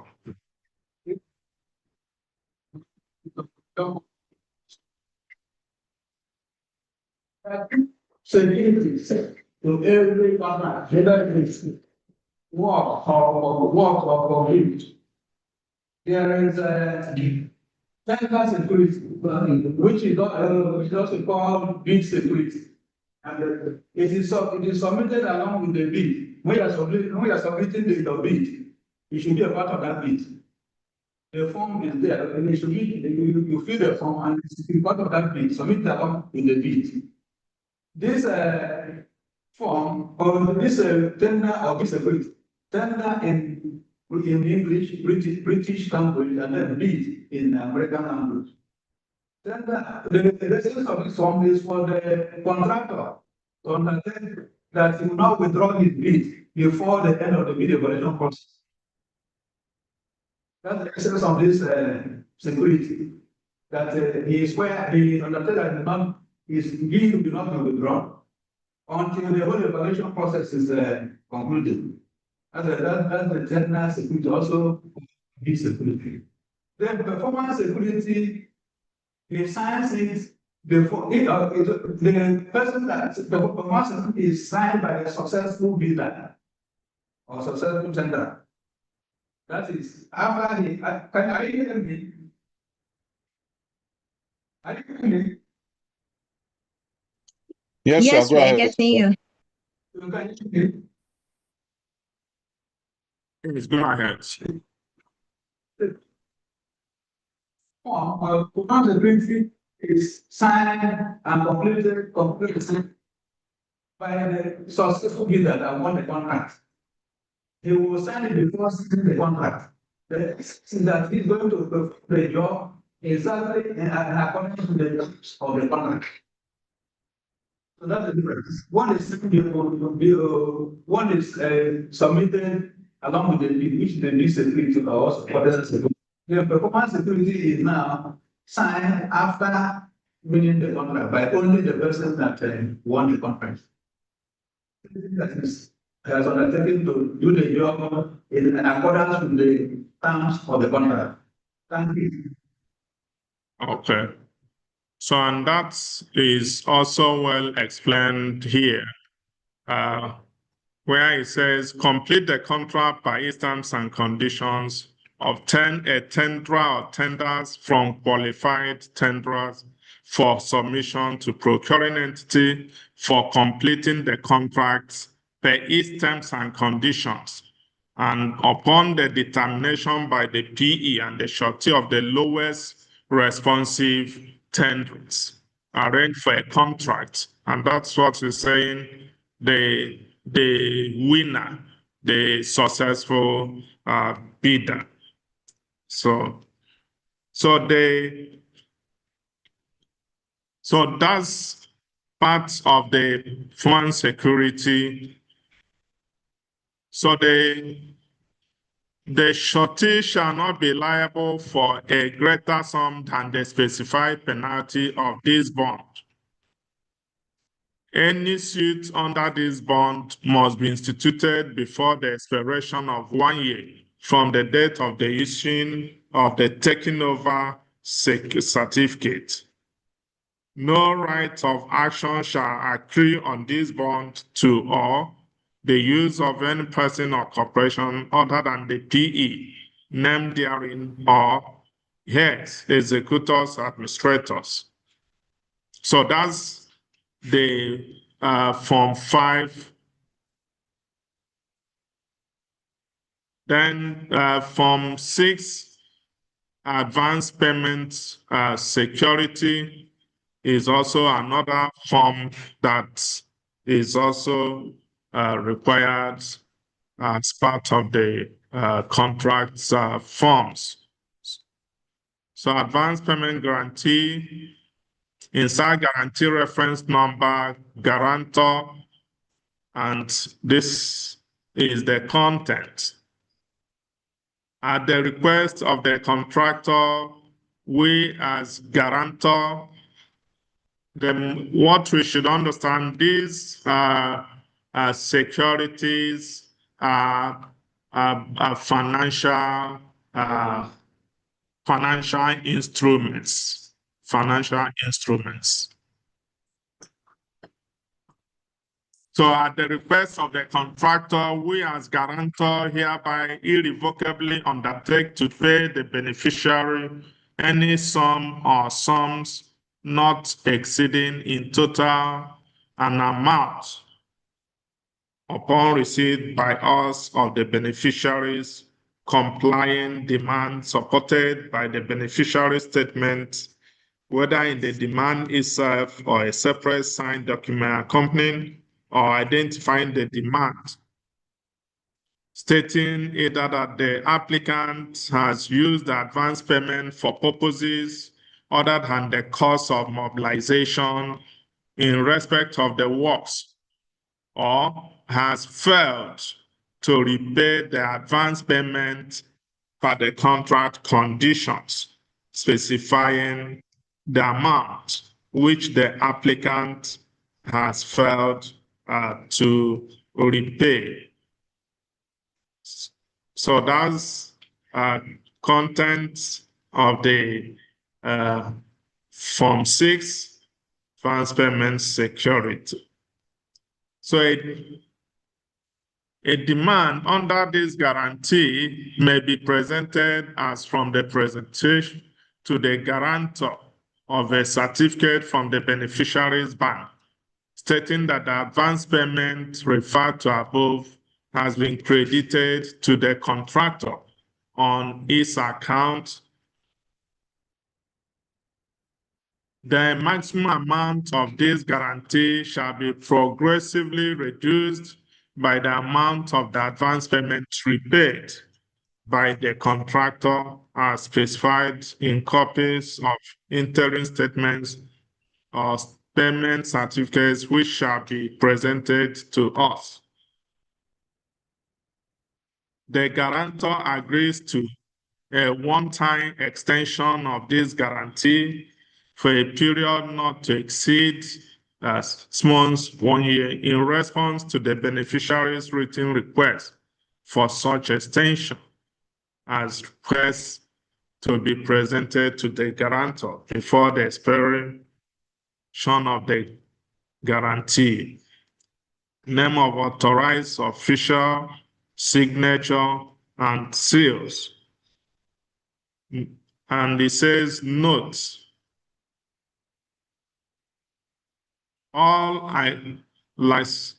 tests in italics is used for in preparing this form and shall be deleted from the final product. Okay.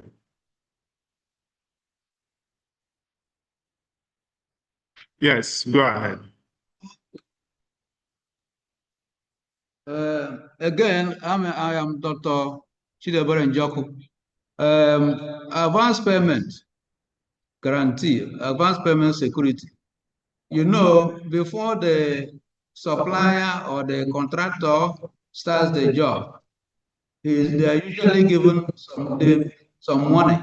The PE gives him some money to start the job, ordinarily called mobilization or something like that. So the advance payment security is an undertaking by the contractor or the supplier that he will pay back this money, that he will not run away with this money. So his bank will give an assurance to the BE that if this man runs away, that they will pay back that advance payment. And this advance payment is paid back by the contractor or supplier to the PE in percentages gradually, stage by stage, as the job goes stage by stage. Every certificate deducts this a percentage of this advance payment, which is given to the contractor until that money has been exhausted.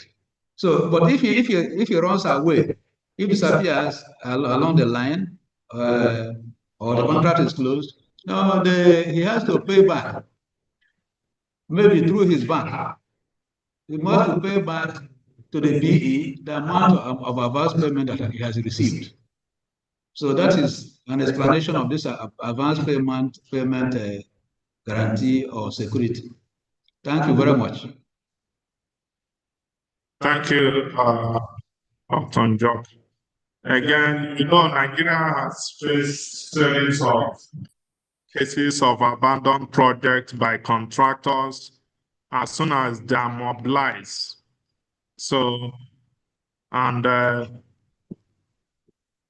some contractors, the moment they get first mobilization, as in some cases, 30% of the total sum. Some may run away with it, believing that they have gotten their own share of the national cake. Some contractors end up using it, some to add second or third wives or to buy a new car. Meanwhile, the project has not been executed. So, and that is why these documents are very essential before you can talk of final award. So that's why for you to say you have awarded, as PE, you must have ascertained and be satisfied that these documents submitted by the final winner is really genuine and binding. Just like I said, for those that could not be successful, the Public Procurement Acts also specify how to handle their case. So you return their financial documents within a specified time. So all these things are just measures to ensure that you hedge against risk. And that's why in our own terrain, it's usually it almost became a culture whereby contracts are awarded politicians and their needs, and they take it as settlement for their contribution to the winning part. So the last but not the least in this is the retention money as security, which is Form 7. In this case, just a simple explanation. There is also a financial instrument submitted by the contractor indicating a certain percentage, which the Act also specified up to 10% to be withheld by the PE. So for a period of time to ascertain that what was delivered by the contractor doesn't have a kind of warranty or guarantee by the contractor. So it's a demand bank guarantee, advance payment guarantee. We have been informed that, so that's the format of the form, and it says that continue. We understand that according to the conditions of the contract, the beneficiary retains money up to the limit set forth in the contract. And that is the retention money. And when the taking over certificate has been issued for payment and payment of, inside the second half of the retention money is to be made against a retention money guarantee. At the request of the contractor, we as guarantor hereby irrevocably undertake to pay the beneficiary any sum or sums not exceeding in total an amount of which has to be set in figures and in words upon receipt by us of the beneficiary's complying demand supported by the beneficiary's statement, whether in the demand itself or in separate signed document, accompanying or identifying the demand, stating that the contractor is in breach of its obligation or obligations under the contract without your needing to prove or show grounds for your demand or the sum specified therein. So this document, hello? Yeah, Prof. Yes. Yes. I still remain as Rapporteur Simeon Ozachuku. Okay. This retention fee, what you're saying is in order. But presently in Nigeria, most PE, they are not implementing the retention fee. That's why you're seeing so many abandoned projects here and there. But before, that 10%, like water projects, you give a duration of 6 good months. If there's no problem on the job, or if there's anything to be done on the job after it has a problem, the contractor will be invited back to come and complete it. But it's not applicable these days. The same thing equally happens in road construction. That one is given a duration of good 2 years. If the contractor performs a steady job, he will come back to come and redo that job. When the person knows that he will be called in one way or the other, he will do a very good job. But in present Nigeria, it is not obtainable. Thank you. Okay, thank you. I quite agree with you, but a lot of interference, and that's why we are where we are today.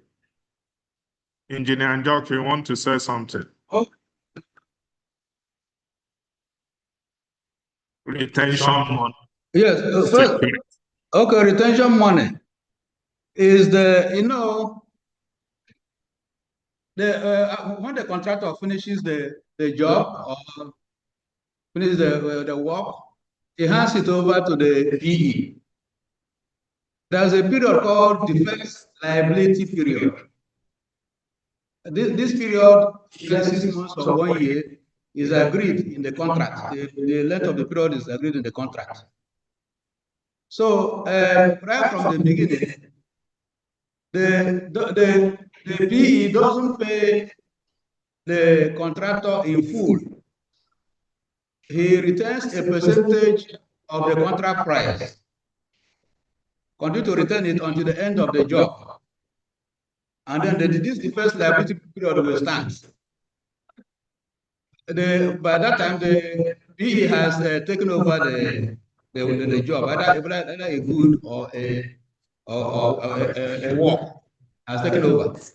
So he'll be watching the quality of the work done and watching out, looking out for defects. So if there are any defects in this agreed period of time called within this defense liability period, if defects occur in the work or in the good, he will call the contractor to come and remedy the defects at the contractor's expense. So it is only after this period, this agreed period has expired, and the PE is satisfied that every defect noticed have been remedied. That's when he releases this amount, which is called the retention money. That's when he releases finally to the contractor. So the period the period is agreed in the contract. At times it is 6 months. At times it is 1 year. 1 year. Whether it is a road or a good or a building or whatever. So the PE will continue to watch after handover. Continue to watch out for defects in the job. So do you still apply? If there are any defects, the contractor will come and remedy it at his own cost.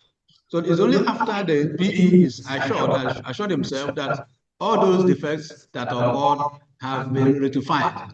Only the ones that occurred within that period, though, that have been rectified by the contractor, that's the time he will release this money. That's the retention period. Then what you are talking about, what is happening in our society, That is the essence of this education, this program, that we're doing, to educate the society, for them to know the proper thing to do. So we know that most of the laws are not being obeyed, but by the time we finish all this program, what we teach in the university is what should be done, not what is being done. We teach you what should be done, not actually what is being done, so that we can right the wrongs. Okay, thank you very much. Thank you, Engineer Joko, for that clarification. So, like as I said, these forms are very necessary. Thank you, sir. So the forms are very necessary, and that is what completes the works contract or goods, as the case may be. So it said, you note, the guarantor shall insert an amount representing the amount of the retention money. Also, the procuring entity should note that in the event of an extension of this date for completion of the contract, the procuring entity would need to request an extension of this guarantee from the guarantor. Such request must be in writing and must be made prior to the expiration date established in the guarantee. So all this information are contained in that retention form. So that's about the contract forms. So like we said, both goods and works have similar forms of this. So in terms of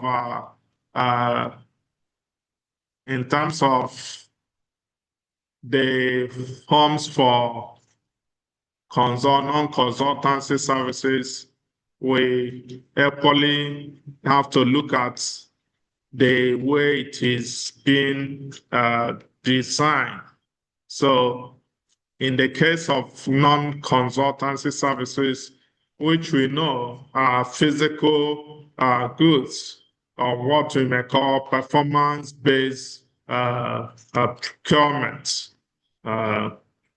First, we have a description of the services. So Appendix A says description of the services between the PE and the contractor. In this case, the description of the services entails,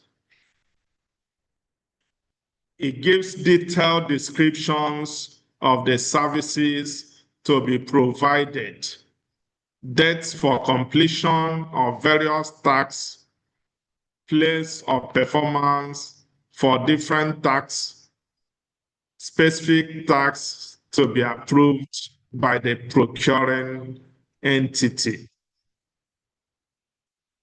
Next is schedule of payments and reporting requirements. This particular form involves listing all milestones for payments and list the form, frequency, and contents of reports or products to be delivered, persons to receive them, dates of submission, etc. If no reports are to be submitted, state here, not applicable. For instance, if you are engaging a caterer or engaging a cleaner or engaging a security outfit. So that's what you see in non-consulting services. So schedule of payments and reporting requirements must be harmonized. or agreed in writing. Next is breakdown of contract price. Breakdown of contract price. Here you list the elements of cost used to arrive at the breakdown of the lump sum price. So in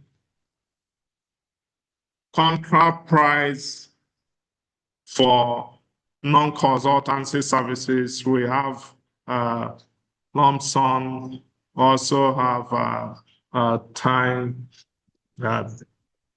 rates. So rates for equipment usage or rental or personnel, key personnel and other personnel, reimbursable expenditures. So this appendix will exclusively be used for determining remuneration for additional services. So this is the form that is applicable non-consultancy services.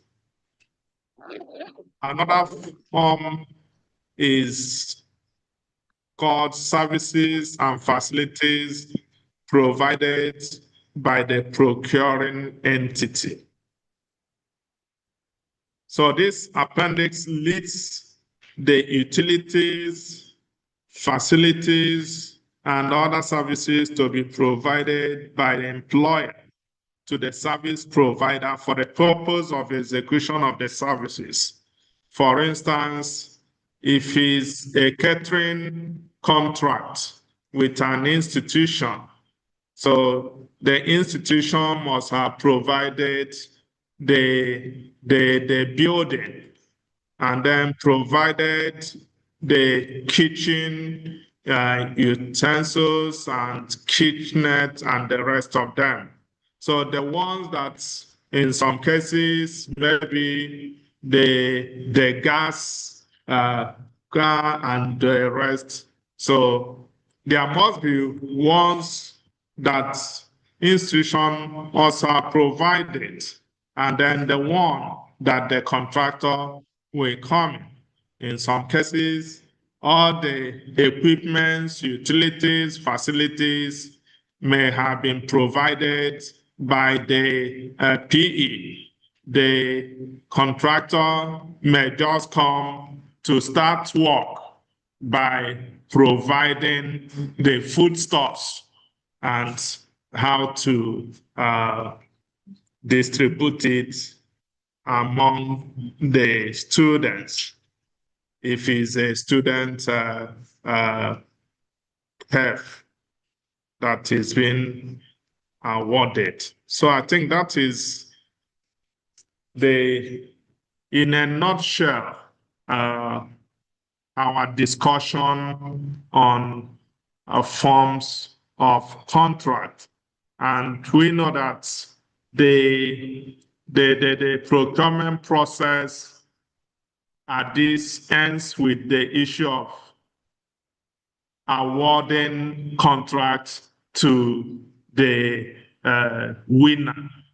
And then you can now agree that you have executed the procurement, you have included the procurement for that particular item or project, as the case may be. So that's where we draw the curtain for this particular session. So if you have a question, this is the time for it. Thank you.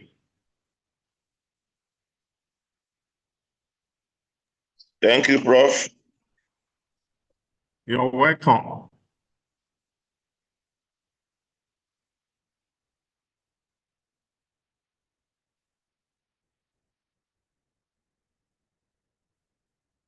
So, question, what's the next? What do we have next?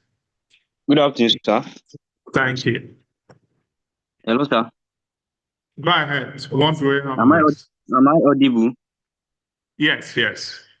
Mine is an inquiry. It's not like a question. You go ahead. Hello, can you hear me? I would like Yes. to make an inquiry about how one can enroll in postgraduate diploma in procurement management at a prestigious university, being it online. So we have a Thank you. DEX officer. We have a DEX officer, and I think we also our PG program is handled by the postgraduate school. So postgraduate school handles, and the advert is on. Have they concluded? Mike, have they closed the advert? Oh, hello. I can send the link for you to register now on the WhatsApp group, or I will send it here on the Zoom so that you can copy and register. It's ongoing now. Okay, thank you very much, sir. Please, I will be glad to. I'm sending it now on the WhatsApp group. Okay, thank you very much. WhatsApp? Yes, sir. Yes. I'm sending it here now. Okay, thank you very much. I truly appreciate it. What time is the break? You can give me a break and then we'll check. Okay. 30 minutes break so that we'll confirm who will teach next. Because Okay. I'm one of the women. Okay, I think we will recess for 30 minutes, and after that, we continue. Remember, you will have a small quiz last tomorrow. The last section tomorrow will be a small quiz of about 30 minutes. So just Good to morning, sir. Good morning, sir. Please, I have a question. Hello, sir. Why Can not you hear allow me? me to finish? Okay, sir. I'm giving instructions, so you allowed me to finish. So I said we have adjusted the timetable to accommodate Oh, God. 30 Okay. minutes quiz at the end of week 1 tomorrow. Similarly, we also have a post quiz at the end of week 2, and that concludes the track A-B for this month. So I think you look at the timetable, amended timetable as shared, and then adjust. So what the implication is, after the last topic tomorrow, the last topic may be around 12 or 12:30. So as soon as the last topic finish, maybe you have about 30 minutes to relax and then get yourself ready for the post quiz for about 30 minutes. So same week 2 next week. Yes, you can now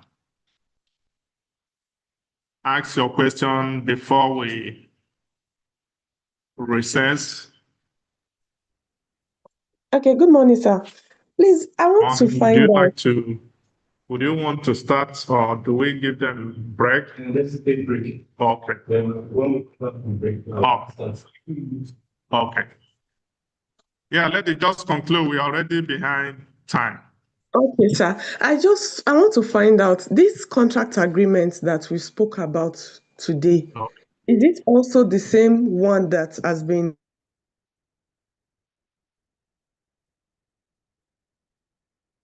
Hello? We have lost. So maybe if your question you can forward it to the platform, and we treat it. By my watch. That's one. And sometimes too, how does contract agreement? There's a standard one now written by BPP. So it is just to make sure that everything we have included is just in line with what is there. But the last time he signed, he complained and said he would not do that again, that he still has to do it his own way. We lost So you I in just the need some process. clarification in that regard, sir. Thank you, sir. Just send your question. There was a loss of communication. So just type it and send it so that we can attend to it. Okay? Okay, sir. Thank you, sir. Okay, thank you. Hello, sir. Good afternoon, sir. Sir, let me ask my question, sir.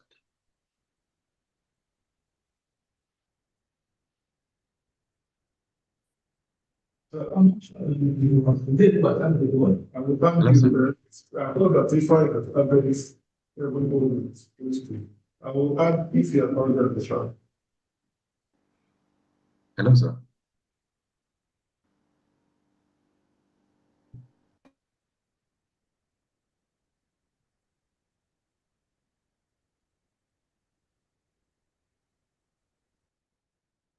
Or should I mute myself? So where do I mute myself? Okay.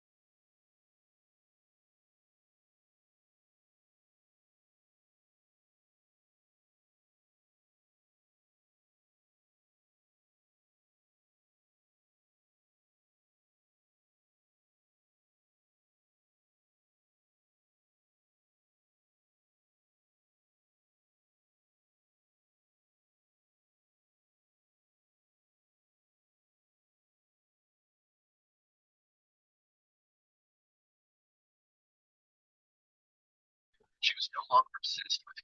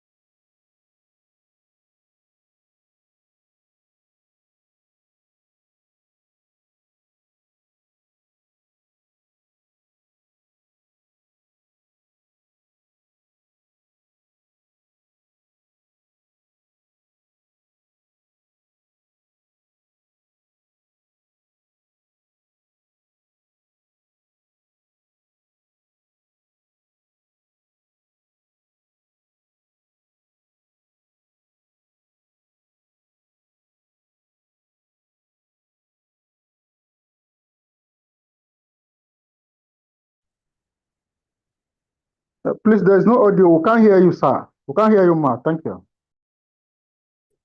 We can't hear, oh, we can't hear, sir. We can't hear, ma, please. Oh.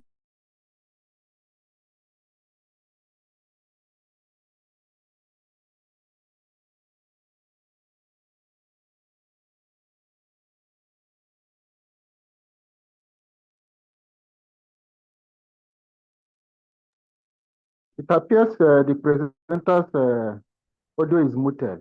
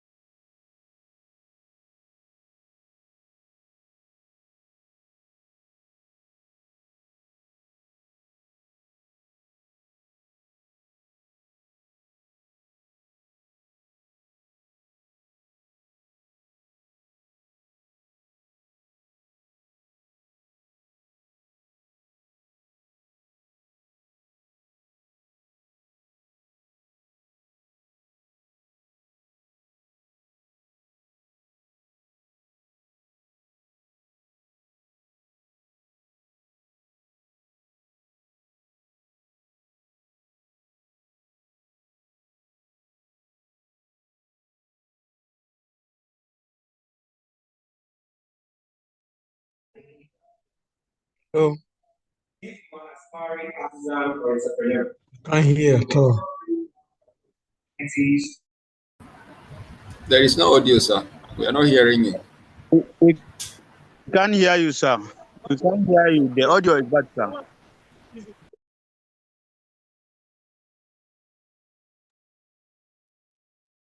I think he has not started the presentation yet.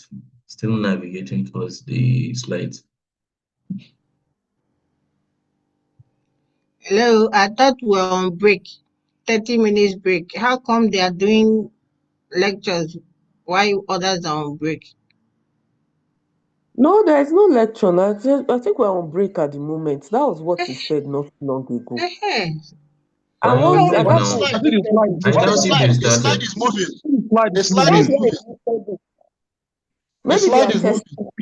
Maybe they are Even if doing the slide is testing. not No. moving, Maybe they are it's just When it testing. says testing. he's going to unmute it. If you notice, the mic is But not you let even us know moving. then. It means he has They're not just started the testing. lectures yet. They're just showing the slides. They're just testing. They're not teaching yet. When they're ready to start, they'll tell us.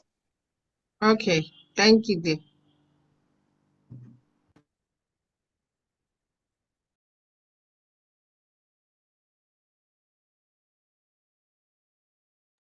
Please, anyone with information about the tomorrow's test or exam should let us know, please, even on the WhatsApp. Thank you. But the slide has been moving, and someone has been on the background talking. It doesn't matter if the slide is moving. If he wants to talk to us, he'll unmute himself and engage with us. They're not ready yet. It's not yet 30 minutes. We're on a 30 minutes break. So when is the break? Are we resuming from the break? 30 minutes break. We end by when, please? Maybe 1 o'clock. Thank you.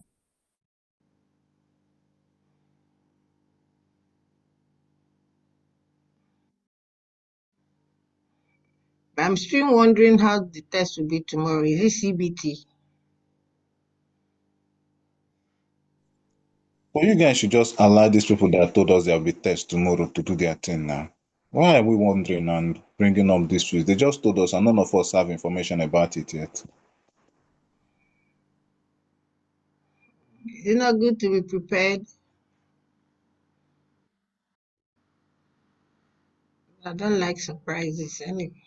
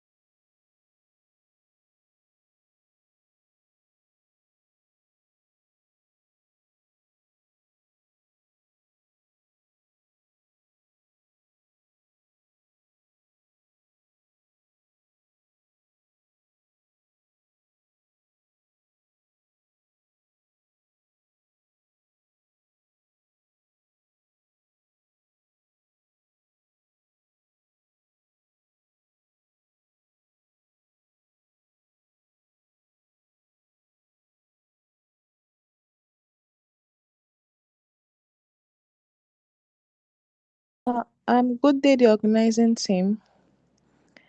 I don't know if you can hear me.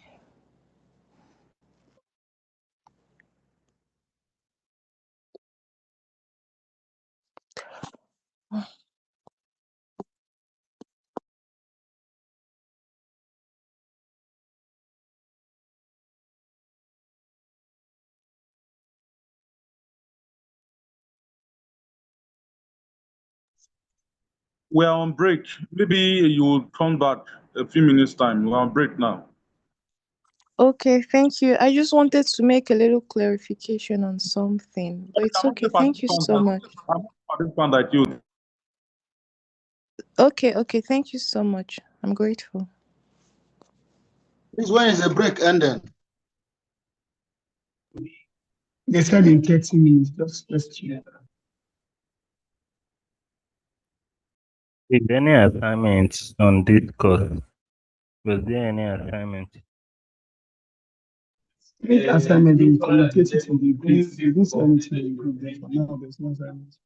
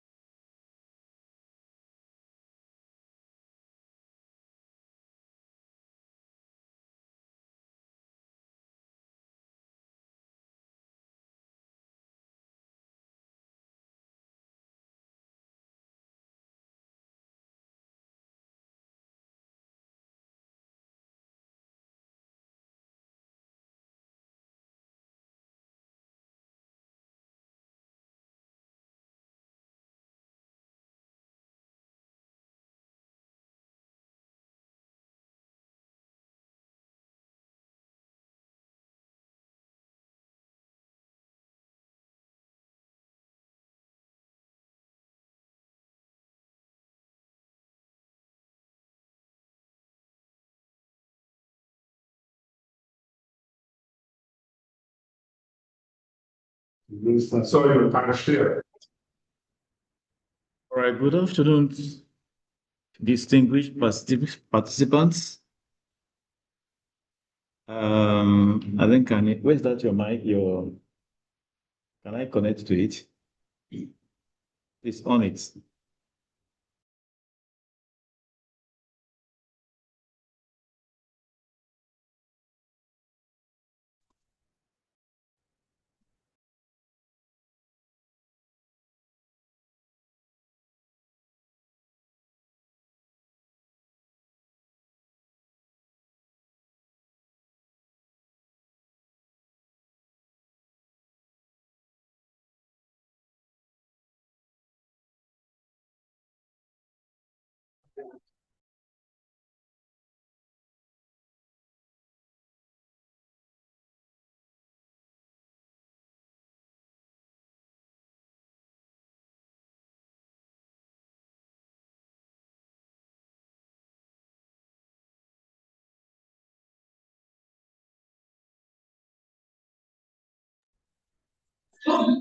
Hello, sir. There is no audio. Thank you.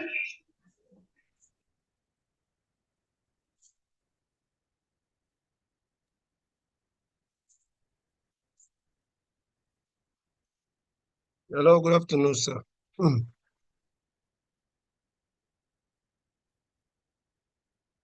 afternoon, sir.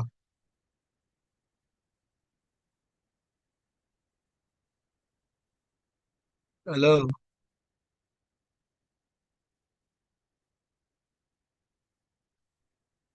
Hello, sir.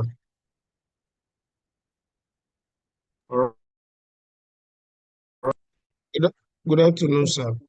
About to start, once again, I want to welcome every of our participants after the short break. So you are all welcome back to our Module 4, where we are going to be talking about standard bidding documents for works, for goods, and also for services. So I'm going to be taking on this last section, which is our section 8. And this section, we are going to be talking about standard bidding document for information technology. So that's what we are going to be discussing in this section. Prior to this section, we have looked at the various sections. We started by looking at standard bidding documents for procurement of large building works. We looked at pre-qualifications for procurement of goods and procurement of works. We have also discussed general conditions of contracts. We have also talked about special conditions of contract under Module 4. And we also went further to look at standard bidding document for goods. Then we have also talked about contract form for goods, contract form for works, and non-consulting services. So this time around, we're going to be focusing on a standard bidding document for information technology. So I'm going to be sharing the slides so that we can all take off from there. Just let me know if you can see the slides. Can we all see the slides? Yes, sir, we can. Yes, sir. Yes, sir. Yes, I can see Yes, it. we can see it. Thank you. Can you increase the distance? Okay. All right, thank you. All right, I hope we all can see the slides. Yes. I can see it in my hand. All right, thank you. Yes, we can see it.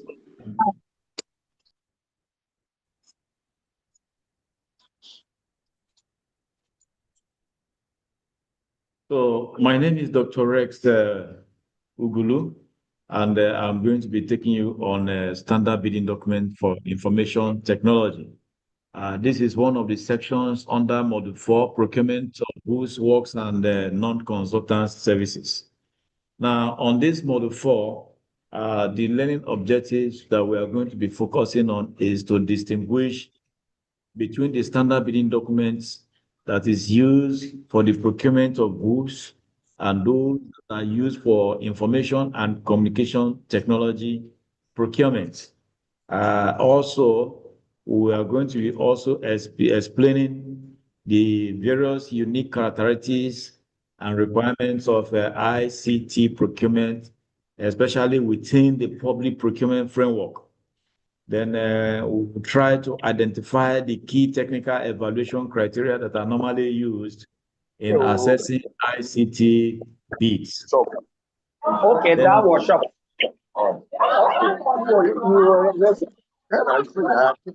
all right, please, can we all mute ourselves, please, participants?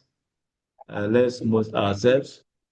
Then we'll also try to apply appropriate method for conducting the financial evaluation of ICT tenders, especially in accordance with procurement regulations and best practice.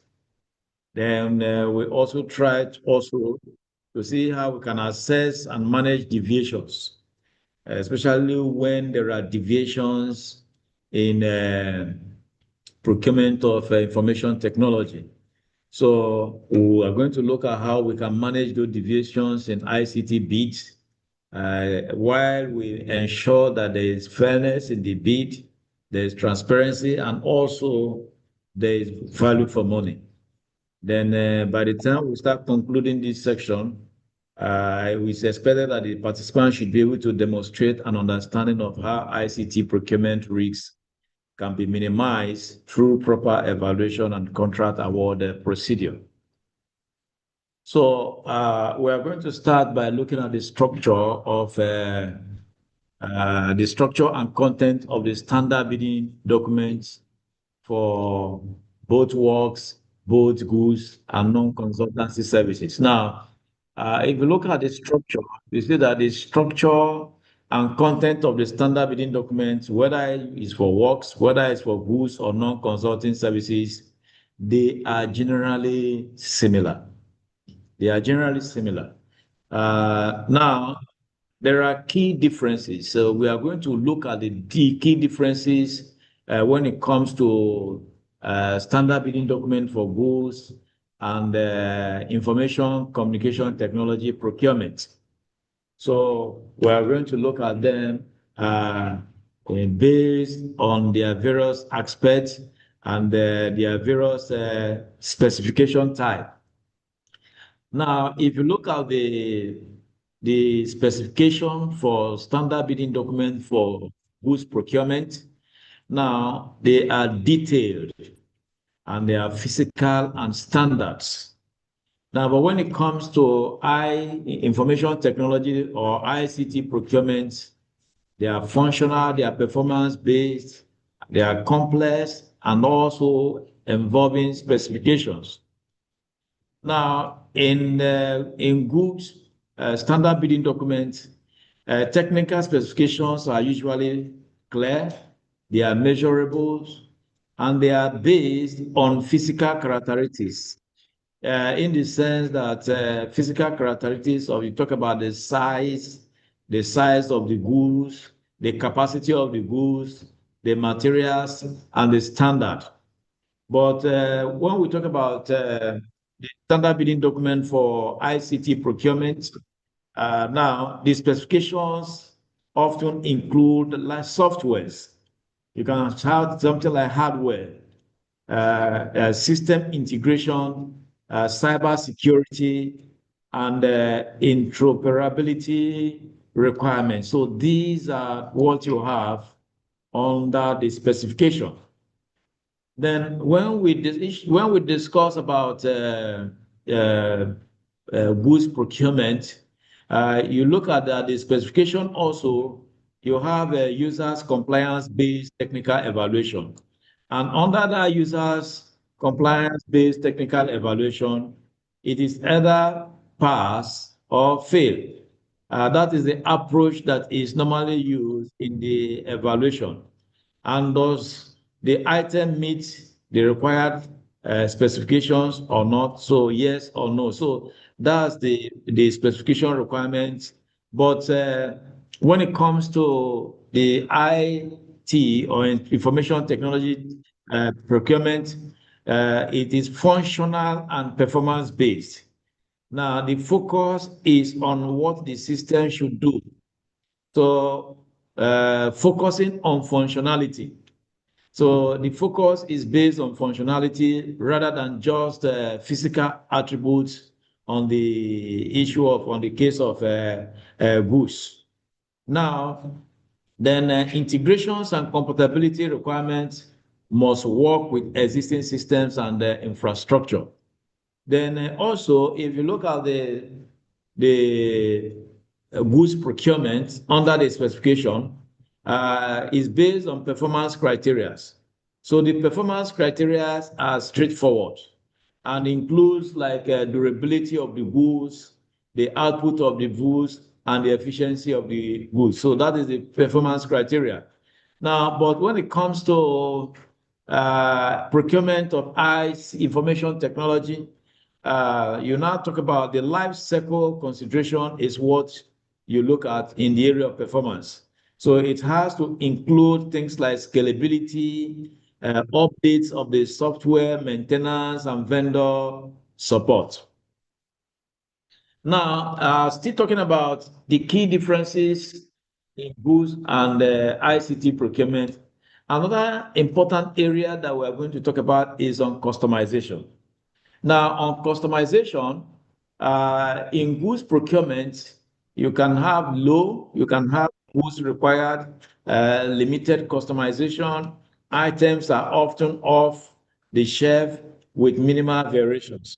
But when it comes to information technology or ICT procurement, now the customization is high. Now, it requires high level of customization. System may need to be tailored to organizational needs. Like, for example, you have the ERP system, the e-procurement platform, or various e-procurement platforms or systems that are being used by various organizations. You see, like every organization customized their own software. For example, you have the NDDC. The NDDC have their own customized procurement platform. You have the Bureau of Public Procurement also. They have their own customized procurement platform, just like every other organizations. So customization is very, very key in when it comes to ICT procurement.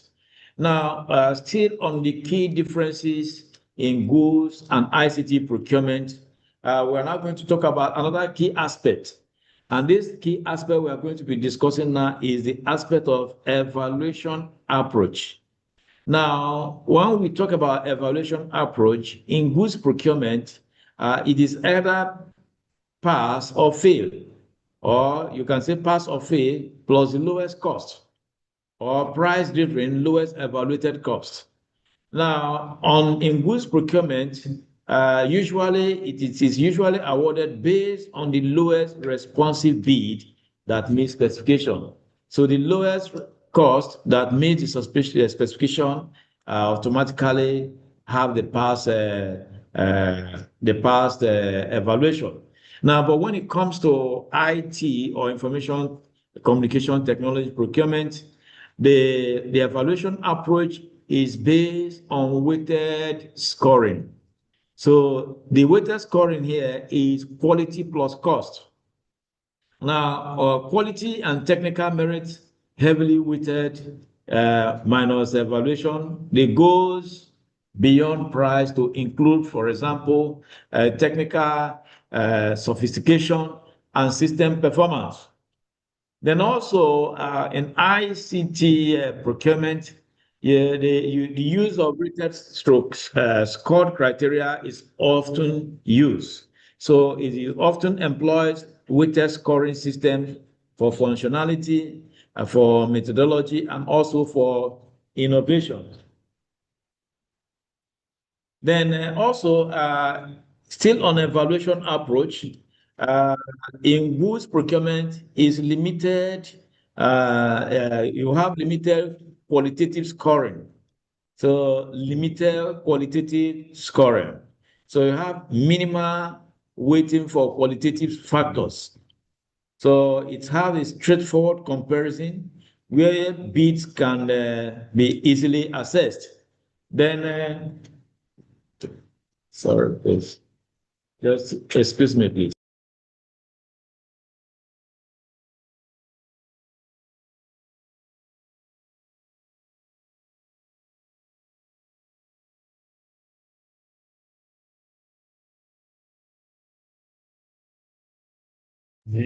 Yeah. So, still on the evaluation approach, we said that that the vendor capability and experience matters a lot when it comes to IT stroke ICT procurement.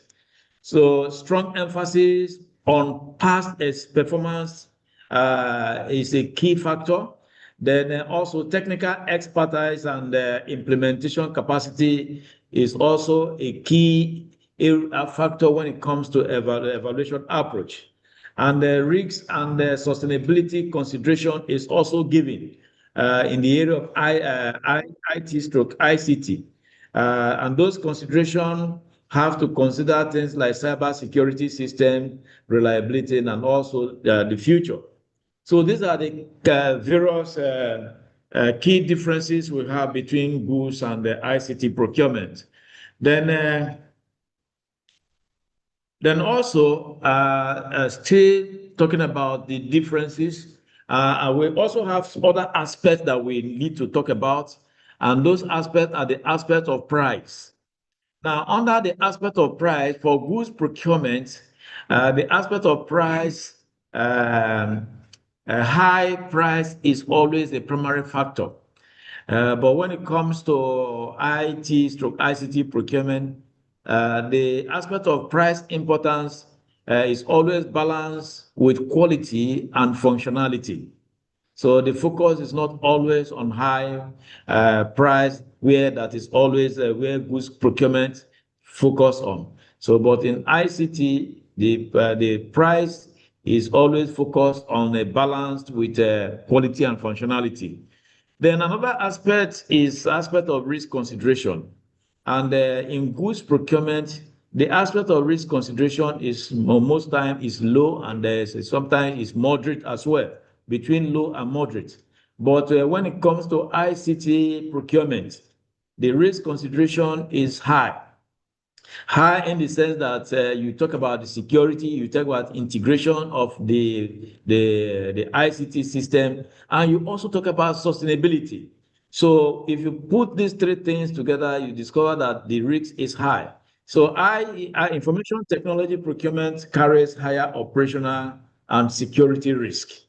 Then another aspect in trying to differentiate goods procurement and ICT procurement is the aspect of life cycle focus. Now, for goods procurement, the aspect of life cycle focus is always limited. But when it comes to ICT procurement, the aspect of life cycle focus, it has a very strong focus. Strong focus in the sense that you have to consider the maintenance, you have to talk about upgrade, you have to talk about support, then the total cost of ownership. And the total cost of ownership of this ICT or software include cost of installation and cost of training the users, cost of maintenance, and cost of upgrading the system, and also support cost. These are the things you put into consideration, and that is why the life cycle focus on ICT is very strong. Then there are key points that we must note when we are talking about ICT technical evaluation. So those key points are what we are going to be discussing now. We are going to discuss them based on various aspects like the section, the pre-evaluation. We are going to talk about the pre-evaluation, preparation. We talk about the two-stage evaluation approach. Now, we are going to begin with the section. In goods procurement, the aspect of section in goods procurement is always on key requirements, stroke action. Then why the aspect of a section on ICT procurement. What is required is demo scripts where required. Then under the pre-evaluation preparation, first of all, in goods procurement, you must have define clear evaluation criteria in bidding documents. It must align with functional and technical requirements. It must also follow the stated criteria strictly, and it must ensure transparency and fairness when it comes to pre-evaluation preparation. But when it comes to ICT, you don't have pre-evaluation preparation. Then also, in goods procurement, there is a two-stage evaluation approach. You have stage 1 and stage 2. And stage 1 is called the technical evaluation. And this technical evaluation is normally done before price. And stage 2 is now called the financial evaluation. And the financial evaluation can only progress on only on responsive bids. Then also we have the use of pass to fail or scoring method that is normally used in the evaluation process.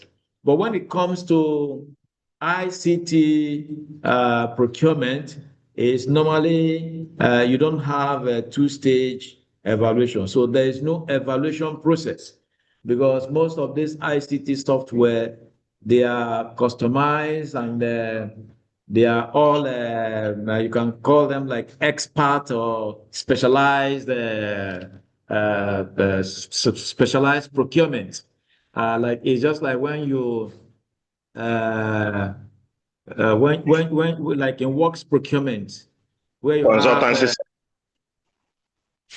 It's consultancy services, sir. yes, consultancy services. Thank you. Then we can progress.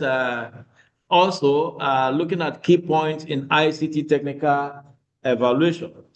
Now, under the ICT technical evaluation too, we also look at some key points that we are going to take into consideration. Now, one of those is the functional compliance.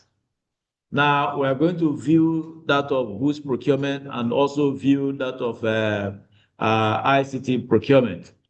Now, in goods procurement, under functional compliance, you first of all, you have to assess the system features against the requirements. Then also you must ensure completeness and usability of that system of the goods. Then you must also verify alignment with users' needs.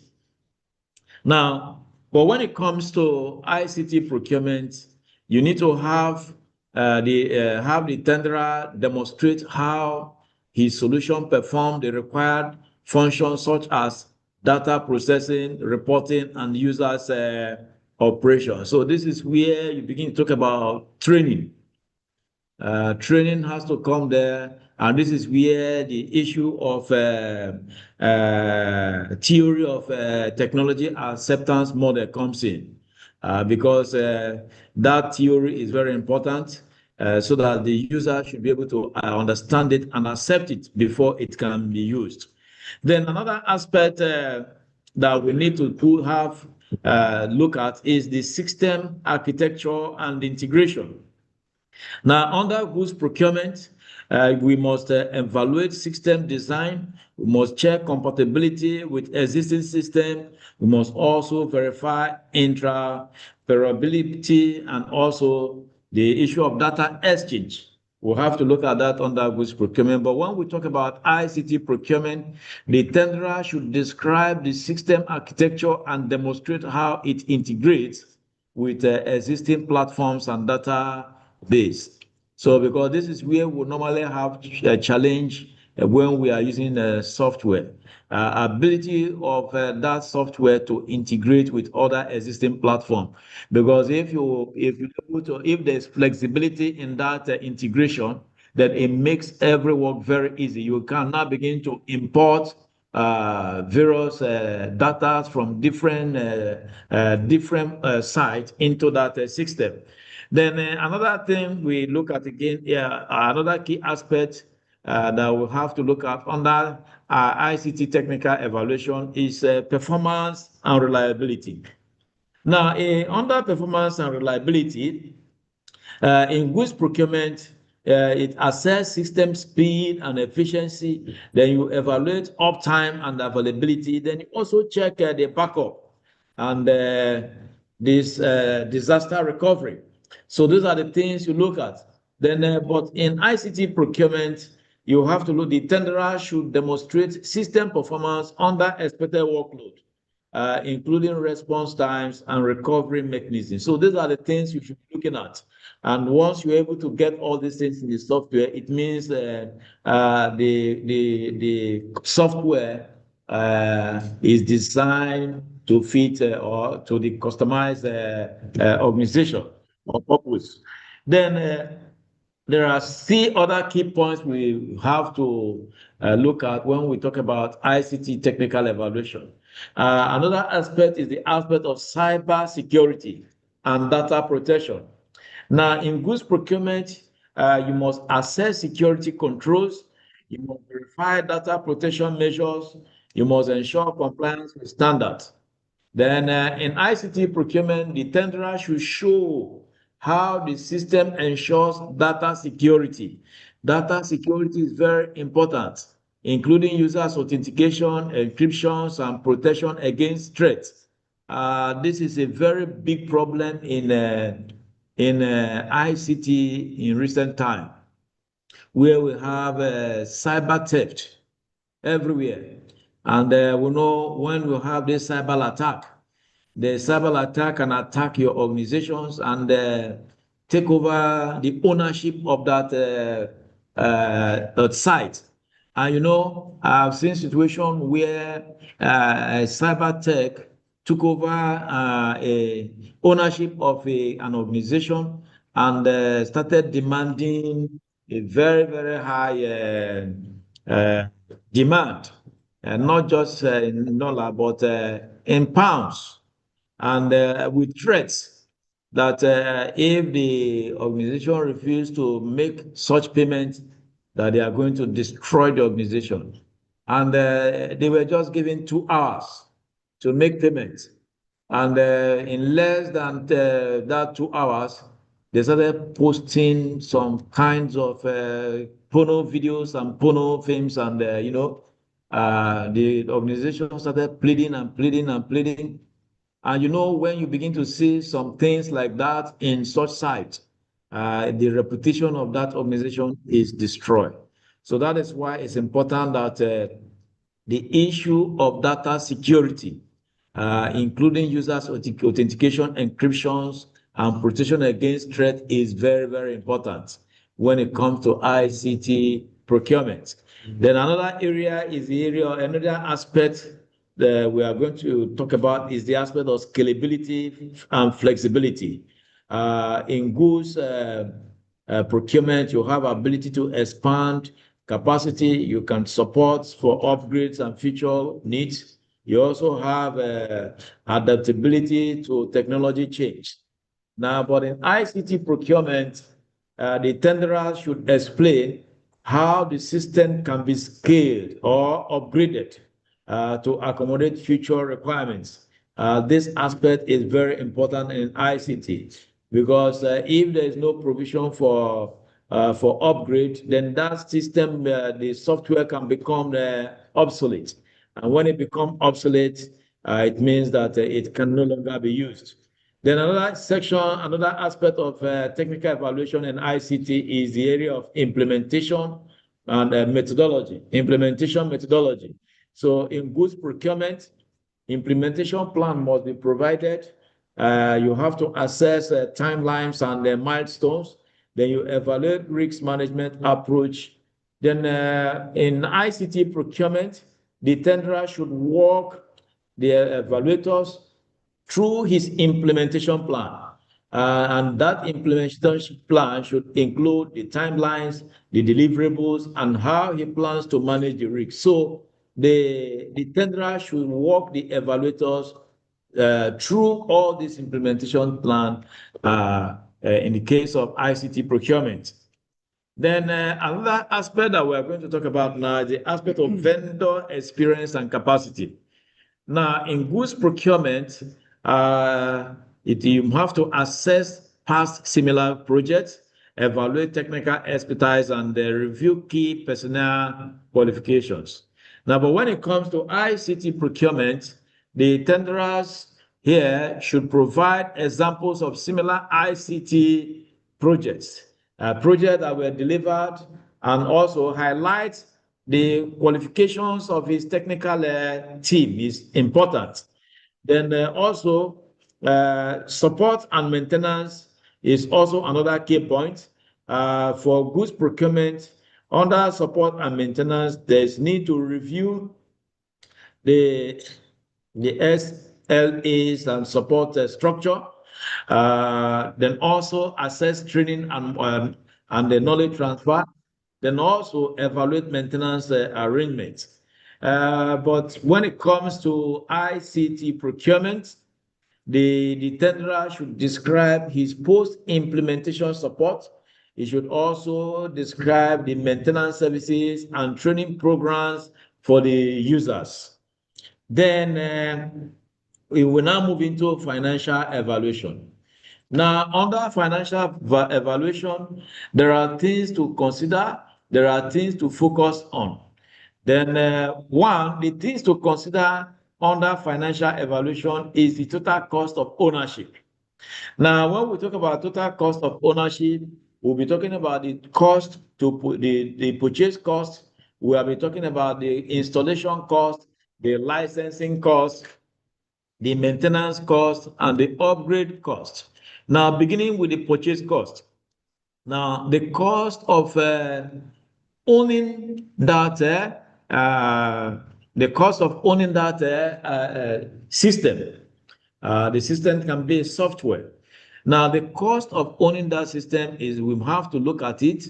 Then after the cost of owning it, then the cost of installation is also very important. Then after installing that system, then the cost of licensing, because it will require that the system, the license will expire every year. So what it means is that you look at the cost of licensing that system yearly, or if you want to own it for life, what is the cost of the license? So these are things you must put into consideration. Then also the maintenance cost.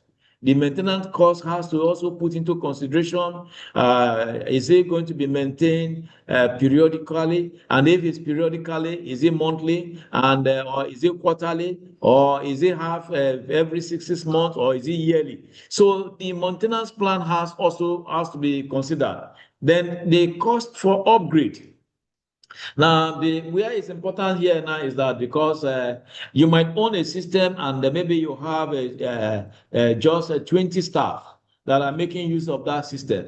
As the number of staffs are increasing, and the staff moves from 20 to 50, 50 to 100, the number of people using the system are increasing. There is also need to upgrade the system in order to accommodate the users. We also like when this telecommunications network came into Nigeria in the year 2000, we saw that as people began to subscribe for their various numbers, then there was need for the various mobile telecommunication providers to upgrade. They began to upgrade their network so that it can accommodate the number of subscribers. So it's very important. Then another area we have to take cognizance in financial evaluation is that we must focus on value for money, not the lowest price. So our focus must be on value for money. And that is why in ICT evaluation, it is weighted based on scoring approach. And the typical weighting is normally you have the technical evaluation will take 60 to 80%, while the financial evaluation will have between 20 to 40%. So what it means that the financial evaluation, depending on the organization, you can have a minimum of 20 and a maximum of 40. Why that of technical evaluation, depending on the system that you want to acquire, it can have between 60% minimum and a maximum of 80%. And another important thing is that under focus on value for money is that it ensures that the selection of the most economically advantageous bid. So that is what we have on financial evaluation. Another thing we're going to talk about now is how we handle deviations. Now, in ICT, there is always deviations. So, and when there are deviations, we need to handle them with care. For example, we first of all evaluate the impact of the deviations. And in the course of evaluating the impact of the deviations, we look at the impact of the deviations on performance. We look at the impact of the deviation on security. Then we also look at the impact of the deviation on integration. So by the time we analyze it, and we'll now be able to handle it accordingly. Then another thing we'll have to look at when we are handling deviations is we'll have to classify the deviations. And how do we classify it? We classify the deviations. Is it a major deviation? Then if it's a major deviation, we reject it. Then we also can classify it. If it's a minor deviation, we can accept it with clarification. So this is how we classify deviations in ICT procurement. Then another area we talk about in handling deviation is risk-based evaluation. Now, in risk-based evaluation, we have to, first of all, we assess the technology, if it's obsolete, we access it. Then we'll also assess if the vendor is locked in, then we'll also assess the implementation risks. So these are how we assess the risk-based evaluation in the ICT procurement. I think on this note, we have come to the end of this ICT procurement. We have come to the end of standard bidding document for information technology. So we can have interactions and discussions. We can have questions. Then before we can move to case studies.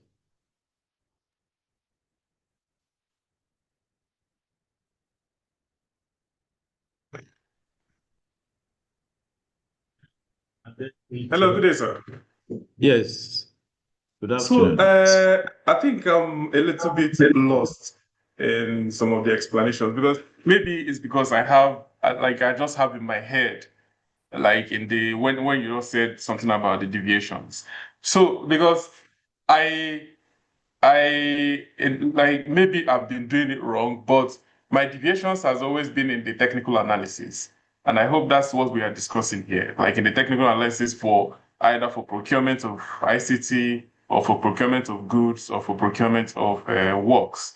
That's now from your explanation that for specifically for procurement of ICT equipment or ICT services, there has to be an analysis on the deviation with respect to the risk of each of the items. So, and it has to be ranked in terms of high risk and medium risk and so on and so forth. So it has to be an item of analysis in the technical, in the financial bid analysis. Yes. I hope that's what you're saying. Yes, we're talking about, in the financial evaluation. When you are analyzing the financial evaluation, you are going to eventually experience deviations. And when you now experience this deviation, how we can handle those deviations is what we have just mentioned. And I said that in handling such deviations, you have to handle it in 3 categories. The first step is to first of all evaluate the impact of that deviation. Now, when you look at the deviation, you look at the system that you want to procure. what is the deviation of the system in terms of performance of what is needed. Then you look at the deviation in security. The system you want to procure, is there any deviation in security? Then if you look at it, then you check it, then you check integration. The system you want to procure, is there any deviation when it comes to integration? Maybe you want to integrate that system into other software. Is there any flexibility? So can you import other documents from other system into that system? So those are the things you look at. Then if you have now been able to evaluate the impact of this deviation, then you can now classify it. So you can now classify the deviations. So you can classify it as major or minor. Now, if it's a major deviation, all you need to do is to reject that system. Reject it completely in that procurement. But if it's a minor deviation, then you can accept it. So minor deviation is acceptable with a clarification. So what you now do, you can now invite the vendor to do what? Make some further clarifications. Then also, when we are handling that deviation, we must also look at the risk-based evaluation. So how do we conduct the risk-based evaluation? We must do some assessment. We must assess whether the technology is obsolete. We'll look at the technology obsolescence. Then we'll also look at the vendor lock-in. We'll look at the implementation risks. So by the time we do the assessment, we can now be able to know whether the deviation is major or minor. And of course, when we look at the risk-based evaluation, if the risks, of course, if it has a major deviation, of course, it is going to have a high risk. So, and if we look at the risk-based evaluation, if it's high, it means that it's major, we reject it. But if it's minor, we can also look for means to do what? For clarifications. Okay, thank you very much, sir.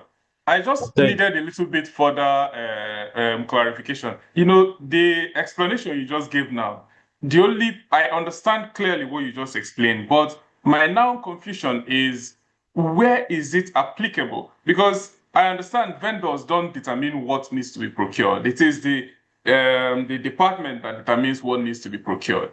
So doing an analysis or a risk, shouldn't it be in a situation where it is an external recommendation on what to procure? So I'm just trying to understand how it relates to the technical or financial evaluation of the bids that is being presented. I'm just trying to place exactly when we are supposed to do this. Also, this your lecture, I think practically applying it is where I am having issues, or where I'm having difficulties, because I don't know if it is possible to have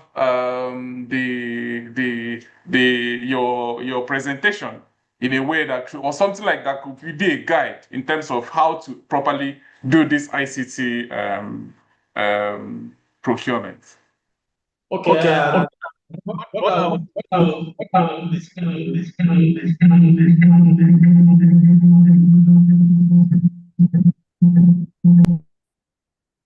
don't think this is all right.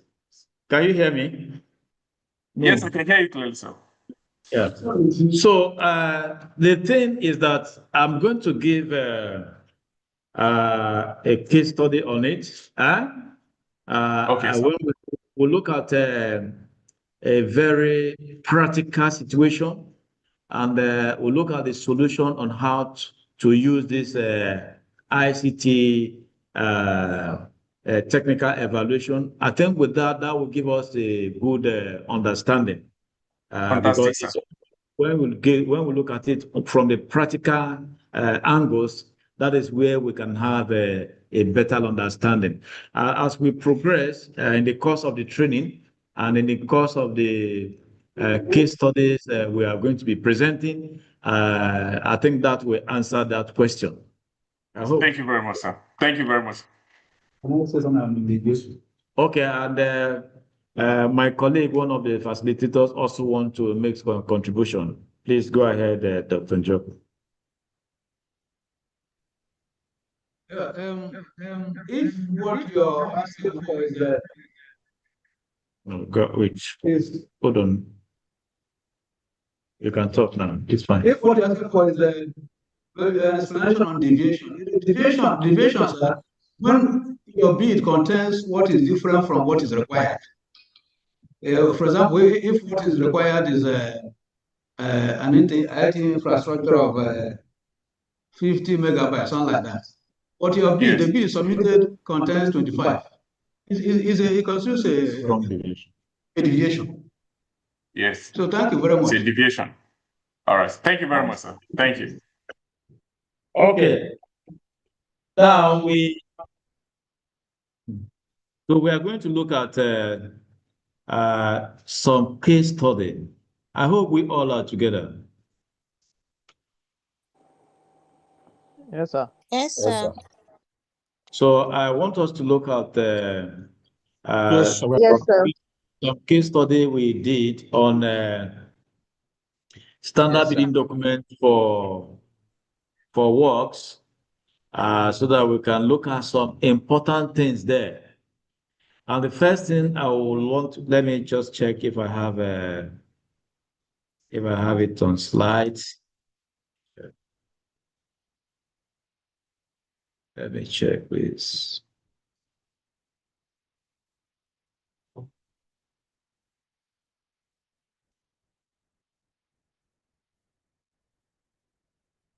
Let's check.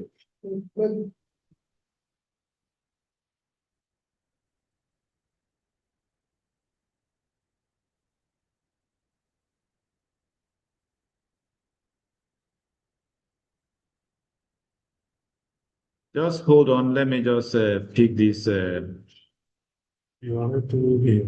So this.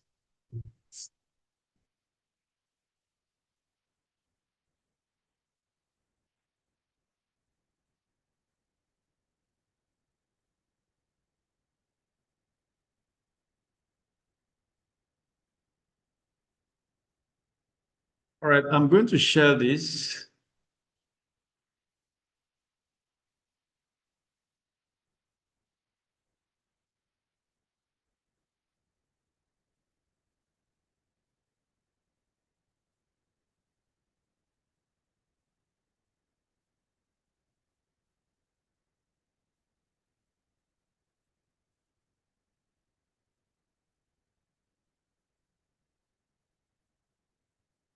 All right, can we all see the screen?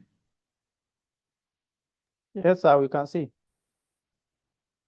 Now, this is just a case study that I will want us to look at under tender validity and tender security.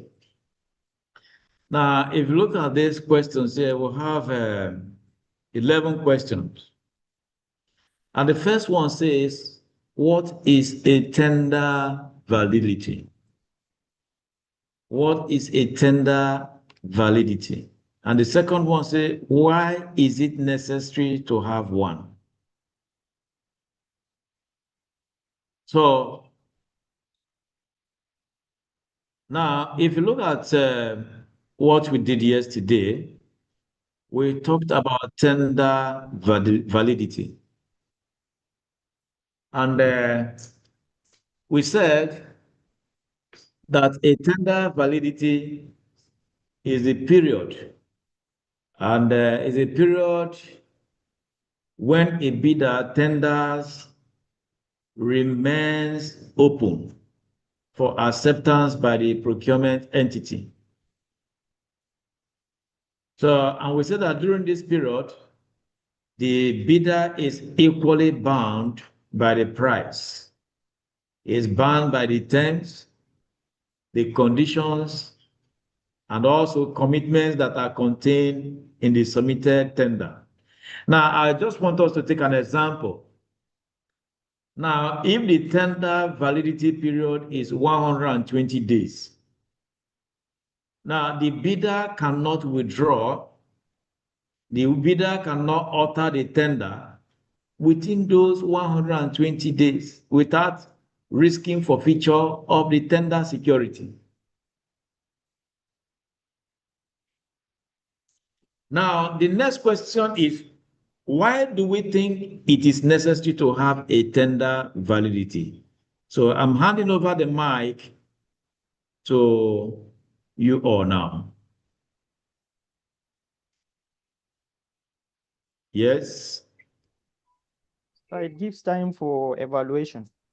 One of the reasons is it gives time for evaluation of the bidding documents submitted by bidders.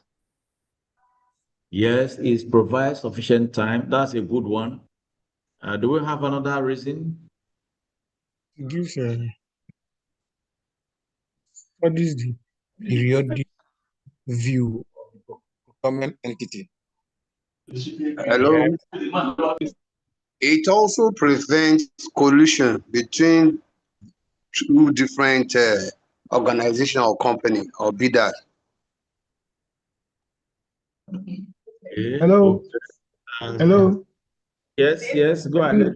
So basically, tender validity is important because first thing first, before a tender is released, there's a situated time for that project to All be right. carried Okay. out. Let's put it this way. If you want to answer, you can please raise your hand so that we can recognize you. I can see Mohammed Salama. The mic is yours.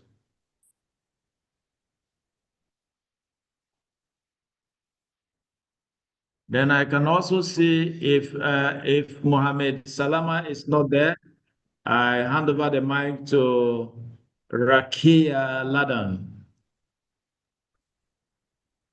Good afternoon, sir. Good afternoon. So what's your take? Why My is it take, necessary to have a tender validity period? my take on that, sir, is that to prevent bidders from changing their prices. So Yeah, their that's it. prices will have to be valid for a particular period. If there is no validity, bidders will be changing their prices at will. So it makes it difficult for the procurement entity to continue with the procurement process. All right, thank you. Then do we have any other suggestion? We have Miracle Bouquet. Yes, I hand the mic is yours. Go ahead. Okay, sir. Good afternoon, sir. Good I afternoon. think the reason to have one necessary is it gives the procuring entity the assurance that the price and the terms will not shift under it while it works through evaluation, approval, and the award.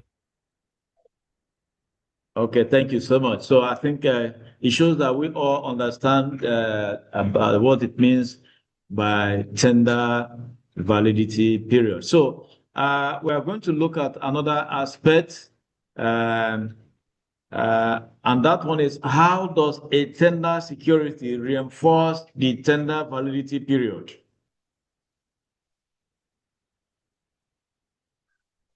How does a tender security reinforce the tender validity period?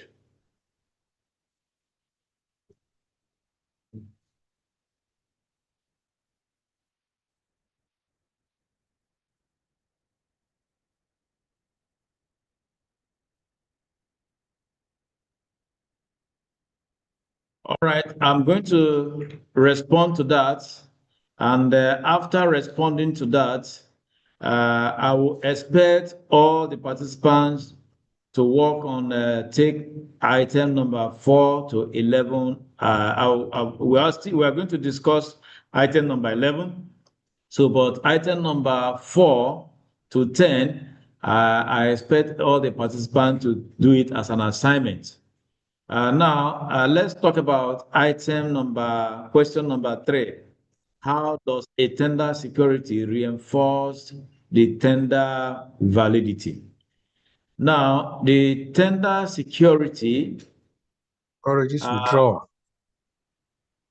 So a tender security reinforces the tender validity period by discouraging other bidders. And it just like what the other participants mentioned before in their response, it discouraged bidders from withdrawing their tenders before the expiry of or the validity period.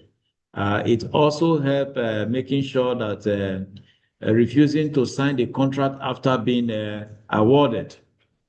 Then another area where the tender security reinforce the tender validity is the failing to submit the required performance security. So if a bidder commits any of these acts, the procurement entity may decide to forfeit that bidder tender security, thereby compensating the procurement entity for the administrative costs and delays that is being caused. So then I will want us to look at number 11. Let's look at number 11. I want us to look at that number 11. I hope we are all together. Now, let's look at number 11. Number 11 says, give 2 examples of other safeguards. 2 examples of other safeguards. Okay, sir, can I try to answer?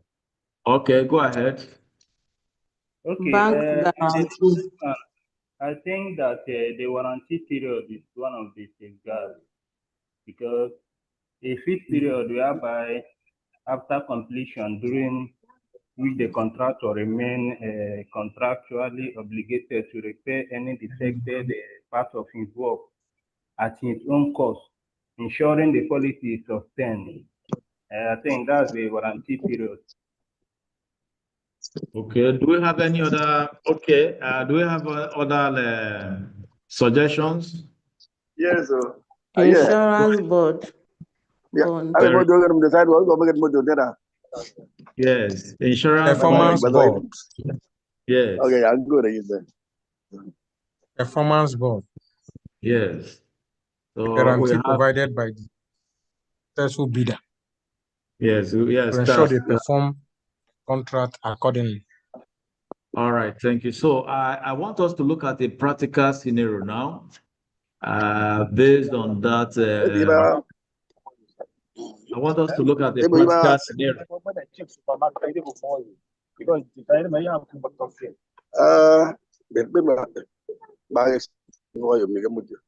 All right, let's listen. Let's listen. Like the 2 examples we have here, insurance bond. Under insurance bond, we have other safeguards like warranty bonds. We have defect liability bonds. We have bank guarantees. We have professional indemnity insurance. We also have liquidated and liquidated damage provisions. They are all safeguard bonds. Then I want us to look at this practical scenario. The Federal University of, let's say the Federal University of Medical Science awards a 20 billion naira contract for constructing a teaching hospital. The successful contractor received 20% advance payment. Can you all hear me, please? Yes, sir. Yes, we can hear you. All right. Yes, so, sir. all right. So let's listen to this story now. Now, the story says that the Federal University of Medical Science awards a 20 billion contract for constructing a teaching hospital. The successful contractor received a 20% advance payment to mobilize to site. Before the advance is released, the contractor submits an advance payment guarantee issued by a commercial bank during construction, the procuring entity retains 5% from each interim payment. And that 5% is known as retention money. Now, the contractor also provides a 10% performance security to guarantee successful completion of the project. Now, the question we need to ask concerning this scenario now is, why did the procuring entity require both a performance security and an advance payment guarantee? Then another question we need to ask again is, what would happen if the contractor abandoned the project after receiving the advance payment? And the last question we need to ask ourselves again is, why is retention money withheld until after the defect liability period? You know, we are talking about safeguards. Now, let's look at the various possible solutions that we can use to address this problem. Now, one is that the performance security protects the procuring entity against non-performance of the contractor, while the advance payment guarantee protects the advance payments made before work commences. Then number two, the procuring entity could also invoke the advance payment guarantee to recover the unrecovered advance payment that was made to that contractor. And also, where appropriate, call on the performance security to cover losses resulting from the contractor's default. Now, on the issue of retention money, the retention money ensures that the contractor completes all outstanding works and rectifies defects that have been identified during the defect liability period before the final payment is released.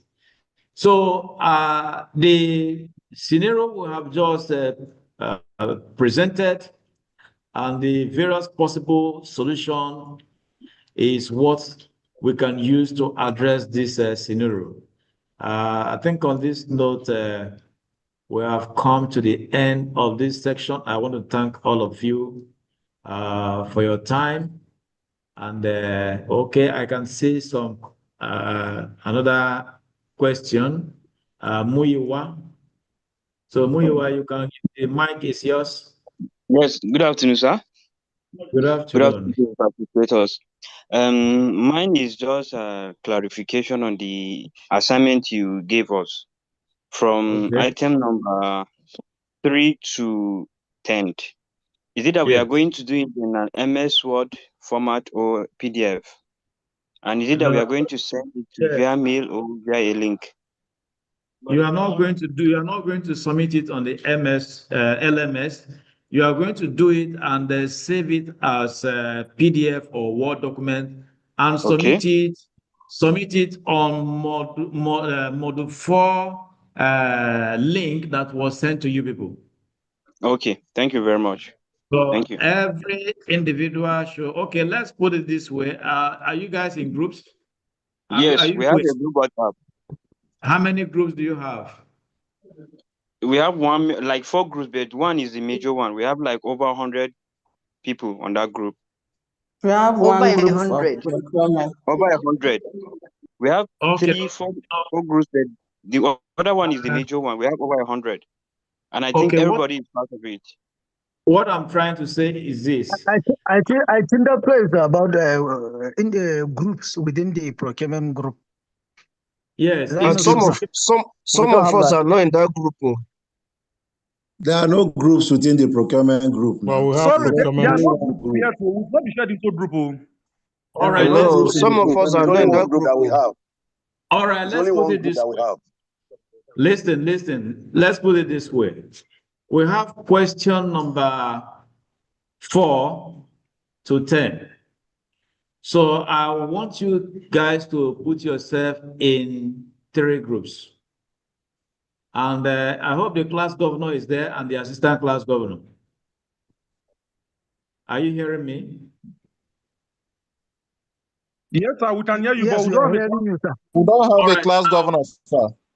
Okay, you don't have a class governor. If there's any, I don't know Yes, yet. sir. Not to our knowledge, sir. Okay. All right. So now, So some of us are not in that group. So see, what I wanted us to do is to have an interactive forum. Yes, I'm a meeting. So what you do, put yourself in 3 groups. A group can be up to 40, or a group can be not less than 20. Then you now create a WhatsApp group on your own. Then that group, now that will become group 1.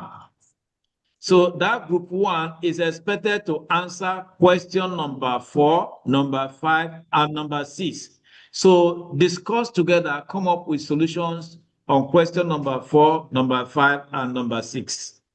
Then we'll now have another group. That group again, that group can be 50. All you need to do is just to put your names. The first thing you do is that somebody is going to be the leader of the group. You have a secretary of the group. Then take minutes of your discussion. I'm telling you. So what you do, the second group, say group B, members of the group, you list it, then have meetings. In that meetings, take minutes. After taking the minutes, the discussion that you have discussed, then after the discussion, then profile solutions to the then after that you can submit it as a group. I hope it's clear. So, sorry, it's not clear yet, sir. Hello, sir. What about group B? You've not shared the All solution. right, You said group A. okay, what I'll do, I'm going to send the Hello. details. Yes, I will send the details on the WhatsApp group. Please. Okay. All right. So once again, I thank every one of you for your time and listening, so that we can progress with the next presentation. So thank you for listening for tomorrow 4. All right. I'm going to stop sharing so that the next facilitator can now come in for the model 5. So I want to welcome our model 5 facilitator. So some of us are not in the group. Stop sharing. Yes. Check your email. The link is sent to your email. Yes. Hello, sir. Yes. That group, some of us are not in the group, sir. Okay. Did you not register? I register, sir. Duly register, sir. Your email. You should be able to have it now. Check your email. Yes. Check your email, please. So every other communication Sir? we do it from the WhatsApp group. Yes. No more questions, please. Model 5. Model 5, continue, please. The last lecture for the day. Model.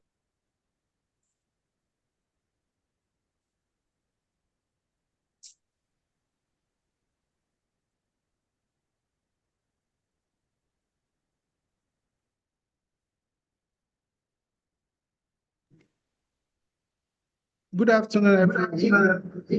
Good afternoon. Good afternoon, Prof. Welcome on board. Please let me know if you can all hear me. Yes, we can all hear you. Yes, I can hear you. Yes, Prof. Loud and clear. Okay, I appreciate the feedback. So for Module 5, 2 resource persons will be handling this module. Professor Mrs. BUDK. I'll be handling introduction to tender evaluation, preliminary examination of tenders, and the detailed technical evaluation. While my partner on this course, Professor B.A. Uzrumba, incidentally, you've worked with him in the previous module, will be handling financial evaluation of tenders as well as award of contracts and case studies.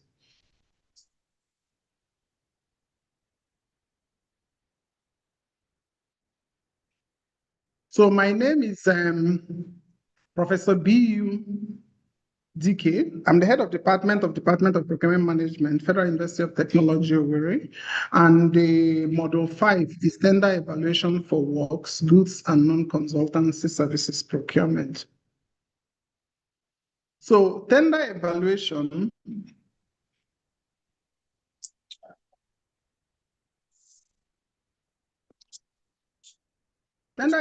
phase of the procurement cycle is the most important, critical, and sensitive aspect of procurement. And you all can agree with me, because once you get this wrong, subsequently, the money spent will be a waste. Even the value of what you have received may not equate to how much has been invested. So evaluation determines the cost of the items to the employer of each tender in a manner that permits a comparison on the basis of the evaluated cost. Besides price, there are other factors that have cost implications. They're called non-priced items that can be considered to determine the lowest evaluated cost, and that should be the basis for the award. Generally, it is carried out by a committee of experts. Evaluators must be experienced and knowledgeable about the procurement in question.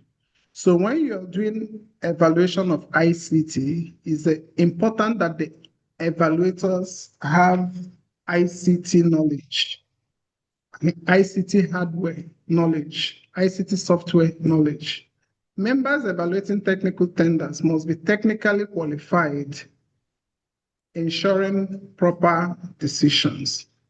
Evaluators must certify in writing that they have no conflict of interest. They have no relationship or whatever interest. They have no business, family, or any other relationship with the people who have submitted tenders. Until the award has been announced, they also have to ensure confidentiality. They don't let the people who have submitted tenders to have a clue as to what is going on at the evaluation stage. So this is more like introduction. If we get to a point where you need to ask me a question, you can pause me and ask your questions. So evaluators should carefully review all provisions of the tender documents, including the required technical specifications, before commencing the evaluation. So if you're an evaluator, I would advise that first and foremost, you request for the adverts and be sure that some of the things you want to use as your criteria were listed in the adverts or the tender document that was given to the tenderers. So it is essential to clearly understand what has been specified for each item and assess tenders strictly against those provisions. Decisions on acceptability should therefore be based on compliance with the stated specifications rather than on evaluators' personal knowledge or assumptions about design and technical parameters. So at this point, you may know a lot about computers, for example, but those are not the issues. If the memory size that has been specified in the tenders documents is 500, for example, we're saying do your assessment based on the 500 that is indicated in that document. At that point, you as the evaluator or the expert recognize that 500 may not be good, but that's not the issue now. What did you ask those people to submit to you? So let the evaluation be clearly based on what is in tender's document, not based on what you think is the right thing. So given the nature of procurement, it is common that every tender will have some deviations unless tender specifications has been prepared to suit a particular tenderer. So where a tender contains deviation, the evaluation should clearly assess the extent to which such deviation impacts performance requirements to determine whether we can classify this as a major or a minor deviation. So at this point now, if your deviation is a major, what would you advise? If you're in the evaluation committee, if you find out that the deviation is major, what would be your advice? Please, you can say your name and provide the answer. It will not be accepted. Agu Magdalene, you're saying if it's major, we should reject? It's minor that can be considered. Okay, thank you. Somebody has a contrary opinion to this? No. Okay, so thank you. Let's make progress. So the procedure for managing deviations are addressed later in this presentation. During evaluation, it should be noted that a tender should not be rejected solely based on an unacceptable subcontractor, except where the subcontractor is specialized.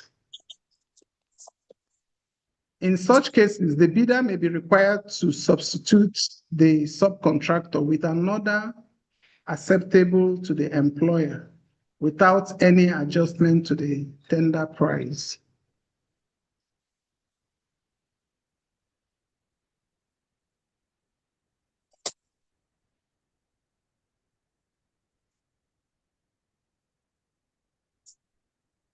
Tender evaluation reports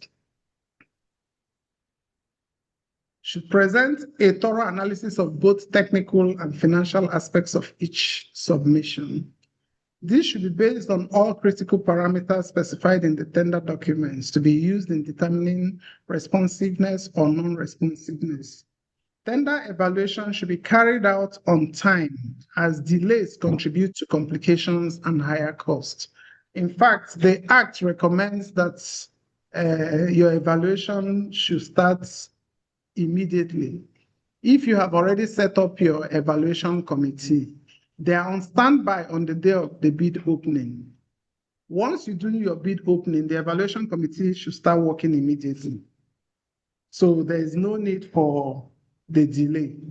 So once you open and the contractors leave, the evaluation committee can commence their assignment, because it may not be all the members of the evaluation committee that should be in the bid that are qualified or required to be in the bid opening.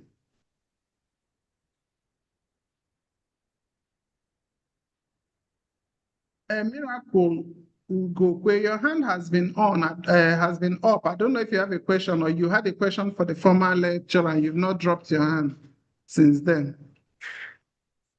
Okay, the hand has gone down. There's no question so far, right?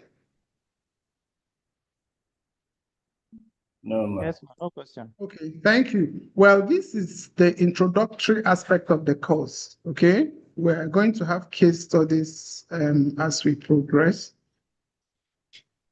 So now, what are the challenges to tender evaluation? The challenge is to decide which deviations are major and which are minor, as most controversies arise on these aspects of deviation. A major deviation cannot be rectified after tender opening, and as such, it is a cause for rejection of the tender as non-responsive. So one of you have already provided this answer. It's not something that can be corrected. So since it can be corrected, it's good enough reason to reject that tender. A minor deviation, on the other hand, is not a cause for you to reject the tender. So bid evaluation reports should present a detailed and comprehensive assessment of both technical and financial aspects of each bid, measured against all specified critical requirements in the bidding documents to substantiate their responsiveness or their lack of responsiveness. We talked about the tender evaluation committee. I have already suggested that they should be on standby, ideally on the day of the bid opening. Immediately after the bids are open, the evaluation can start. So how do you set up this evaluation committee, and who are the members of the evaluation committee? The evaluation committee usually is expected that it should be set up at least 2 weeks to tender submission opening. And this tenders committee is a subcommittee of the tenders board. It shall be chaired by the secretary of the tenders board. It shall be responsible for both the technical and the financial evaluation of tenders. So you don't have a separate committee for technical evaluation and a separate one for financial. The same committee will do both technical and financial. This committee shall meet to familiarize themselves with the background documentation and evaluation procedures at least 1 week before evaluation starts. A simple evaluation like goods, it may look like this is not necessary. But when you're doing evaluation for goods, sometimes it's important to familiarize yourselves with the drawings, with the specifications, so that when you start doing your evaluation, it will be easier for you. The committee shall ensure confidentiality of the evaluation or selection procedures within the guidelines provided by the PPA 2007. Membership shall not be less than 3 and not more than 7. So these members shall include the secretary to the tenders board, who is the chairman of the evaluation committee. You also should have qualified and experienced professional staff of the procurement entity. You have to have a member of the user department. So if you're putting up a building for a department in your procurement entity, that department, their representatives need to be there.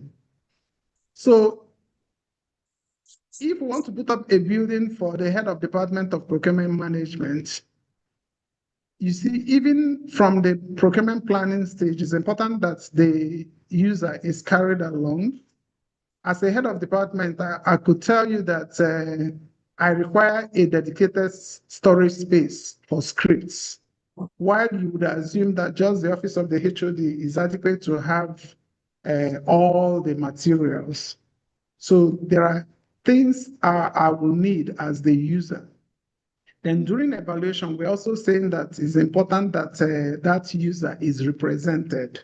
So it can be the HOD, if it is in a university setting, or whoever the head of department sends to represent them. In the same way, for different procurement agencies, we're saying that the user department should be represented in the evaluation committee. Then also an expert in the subject matter. So the different tendering stages, what you have first and foremost is the invitation to tender. Then we have the tender submission procedures. We have the tender opening procedures.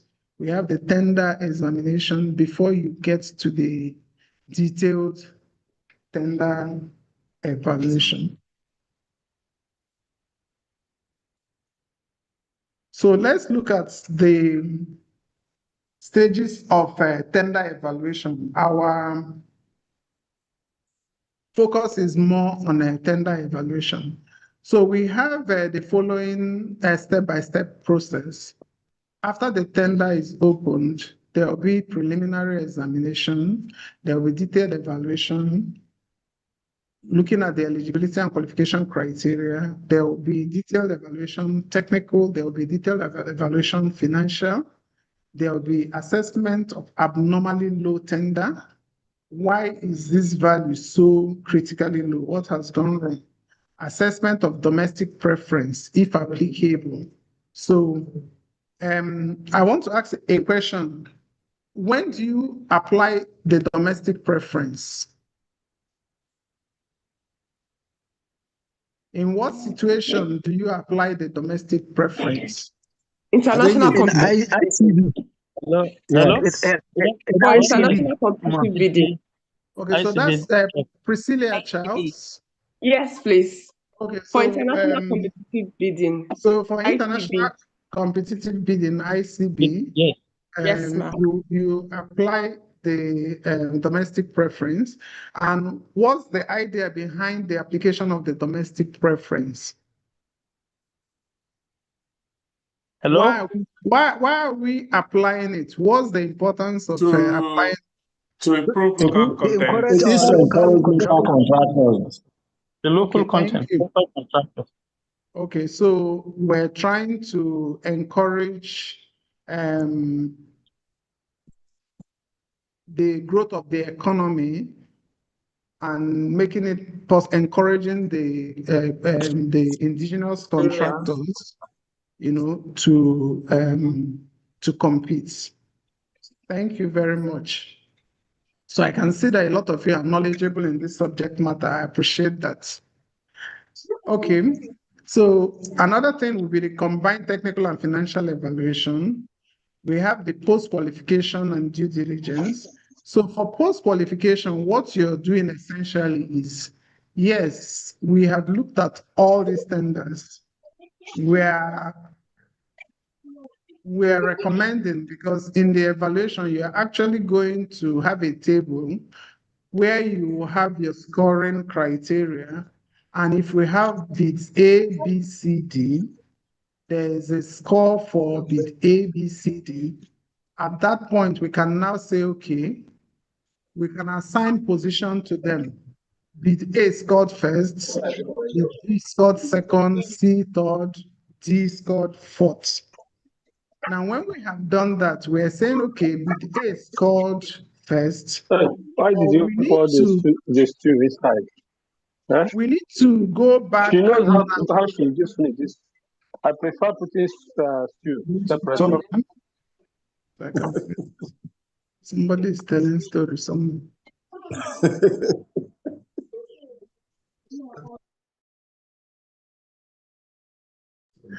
Okay. Okay, so after you have done that as a committee, you need to go back. Yes, we've looked at these four bidders. Bid A seems to be very qualified, but let's go back again and double check. So you do more diligence on the particular person you're recommending. Go back again and double check that technically they're not breaking any law, the financial capacity, they meet it, all the legal documents required as a business owner in Federal Republic of Nigeria, they have it. They have their IRR, they are paying they have PENCOM, they have tax clearance, they are paying education tax and everything.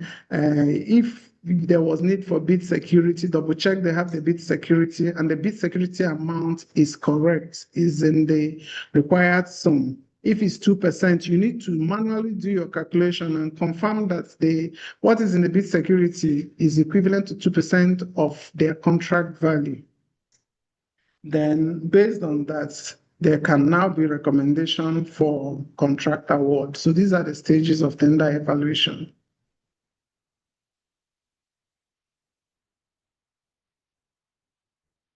So we have tender opening procedures. So for tender opening procedure, the PPA Act, Section 19B, and the Public Procurement Manual, Section 43, is where you're going to get information about independent observers. I hope you all have those documents. Do you have the Procurement Act? I mean the participants. Yes. You have the document and you also have the manual. Yes. Because we'll keep referring you to these two documents as we are progressing with the lecture. So you need to go to those sections and read up and see the instructions that have been specified in those Everybody documents. that have it too. Ma. Okay, you don't have it. Okay, if you don't have, we'll see if we share at least the act. We can share the act with you. Okay, ma. Thank you. Okay, so independent observers should be invited to the tender opening session. You should also permit attendees to examine the tender envelopes to ascertain that the tenders have not been tampered with. That's Section 30 of the Act. Tender opening should take place immediately following the stipulated deadline for bid submission and should be opened in public. The names of tenderers and their tender prices should be called over to the hearing of all present and should be recorded. So that's the tender opening procedure. The bid submission closes by 12, and that the bid opening will take place immediately. It means some minutes to 12, we're all seated in that room ready for the bid opening. Once it's 12 o'clock, we start the bid opening. The independent observers should have been invited in advance. And the independent observers, most times, can somebody tell me from which group you select your observers? Yes. Hello. I see. Yes, I'm here. Please, somebody is speaking. Yes. Let's hear. Tell me your name and. My name is Ago Magdalene. And Can the lady hold on for the guy to speak? Yes, I want to hear from the guy. Sorry? Yes. Benjamin? My regard, Benjamin. Yes, Benjamin. Okay, yeah. Yes, you select based on the procurement item itself, the nature of the procurement you are embarking on. If it is on health issues, you look at the observers that are also from that area and invite. You write to them for them to come and also observe. If it is on electrical area or building, you also look at the observers that has to do with construction. You invite them. Thank you. Okay, thank you very much. So the lady, can I also hear how you do it in your agency? Okay, you invite the ICPC and the civil society group. Organization. Okay, so you're saying you invite ICPC to your bid opening? Yes, ma'am. Okay. Why are you inviting ICPC? Is it for very large projects? Is it for very large projects that you're inviting them? Yes, ma'am. Okay. And you mentioned the civil society organization. So I want to thank you for that. Mary Asuke, do you want to contribute to this conversation? Yes, ma. I wanted to ask a contribution, like a question, ma. Okay. Ask like any of them you want. Okay, ma. When you said that if you say the bid should be closed by 12 o'clock, yes. Few minutes to 12, you should be at the opening center. Yes. So I want to ask, these people, because on the advert, you've already stated that the closing of the submission of the document will be by 12. Immediately, then the bid is opened. So if some of them get to the center where the bid box or the area where they are collecting the bids by that time, and then they didn't see anybody, or maybe few minutes, maybe 11:59, they will say that they will say the process that they hid the bid boss or something. So those people can as well want to fault or cause trouble for the process. So I don't know how will such case really be handled. Okay, so for the bid opening I've been involved in, the bid box is still at that location till 12. But those of us for the bid opening, we've already been invited for the opening. So I'm telling you that we're seated in the hall where the opening will take place. Registration is going on. People are documenting. I don't know if you understand what I'm saying. Once it's after 12, the secretary to the tenders board brings that box to that venue. Okay. Is it I also have a making sense to question, you? ma'am. Please, can I say something? I have a question, please. Can I add to that? Yes. Okay, ma. For the bid closing, there is usually a bid submission form, which is at the location where the bid is submitted. Now, the essence of closing at that time is there will be a procurement officer or secretary that will be there standing and waiting. Once it is 12 on the dot, they rule the register and sign. Yes. So you cannot do that 1 minute to 12. It has to be 12 on the dot. Now, anybody who comes after 12 is late. But if somebody comes at 11:59, the person is not late. Now, sometimes if it is rowdy, if it's a national bidding where it was advertised in National Daily and a lot of people are bidding, what happens is that sometimes people don't want to put their bid down because they are afraid that it might be tampered with. So they come with their bid some minutes to 12, everybody is holding his bid. Now, what usually should happen in situations like that is that you will count the people that are there, that were there before that 12 o'clock. Because maybe there's a queue signing in and all of that. So the people that were there before 12 o'clock, you will count them.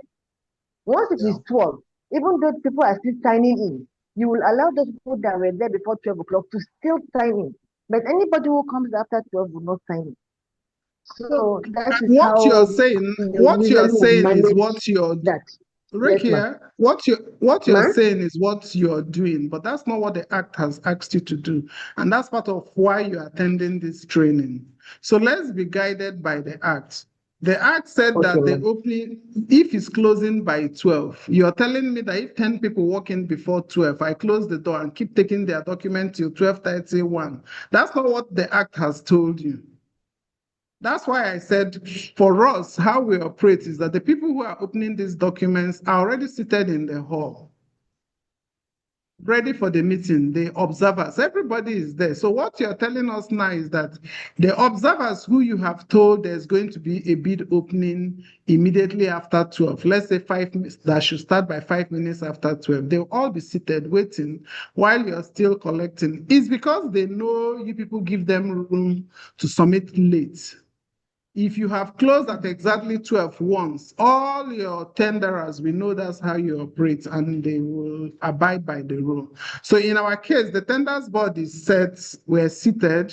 Once it's 12 o'clock, the secretary comes with that register and brings the box to the venue, and the meeting starts. So it's part of the comments of the independent observers. They're going to also state whether the meeting opened, whether the time the tender opening took place is part of the comments they're going to make. Is that clear? Yes, ma'am. So Febo, I was are also you for us or against us? I'm for you because I wanted to make the same contribution which you just made. Okay. So you agree with me that we should not delay it, right? Yes. Okay, so the right thing is to actually close by 12. Rule the line and move your register. If the people who are waiting for you for the meeting. Our chairman is waiting. You can't keep the chairman of the tenders board waiting. The independent observers are waiting. We all know that this meeting should start by 12. Meeting starting is like the meeting is called to order by 12. If that is the case, it means the participants are in that meeting. They've started signing attendance, waiting for it to be 12 o'clock. That's how we operate. And by 12, dot 5:10, the chairman will request that the secretary to the tender board come in with all the documents. In fact, we just sit down and we are counting the time. Once it's 12, the chairman will hit the bell and say that he needs the secretary to be here now. Then they come in with everything. So you need to do these things according to the act, please. Okay, thank you for your contributions. So tender opening should take place immediately following stipulated deadline for bid submission and should be opened in public. So refer to section 30C of the PPA 2007 to guide you. Don't do what you like. The names of the tenderers and their tender prices should be called over to the hearing of all present. Tender X, Okwele Holdings. Then you also read his bid sum. You will do that for all of them. Pages of the tenders should be countersigned by competing firms to prevent substitution of pages after opening. That's clause 60 of the public procurement regulations for goods and works. So encourage them as much as possible to endorse on their various pages. It's for your own safety before they will even accuse you of swapping those documents during your evaluation process. Tender opening procedures. The key information to check and record during tender opening ceremony includes, first, the lot number, the tenderer's name, the tender price, the tender security and validity, the tender validity period, and the power of attorney. The signed tender form, cancellations and alterations, discounts. The minutes of the tender opening should be prepared immediately, signed, and shared with all those that responded to the tender. Please, is this one clear? Because I know most procurement officers don't do this. What do you mean by minus and minus? The Act stipulates that you need to communicate, send the minutes of this meeting to everybody who submitted the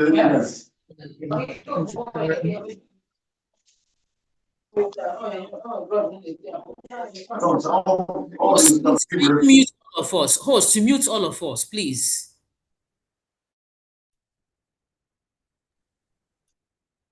So, how many of you send the minutes of your tender opening to the tenderers?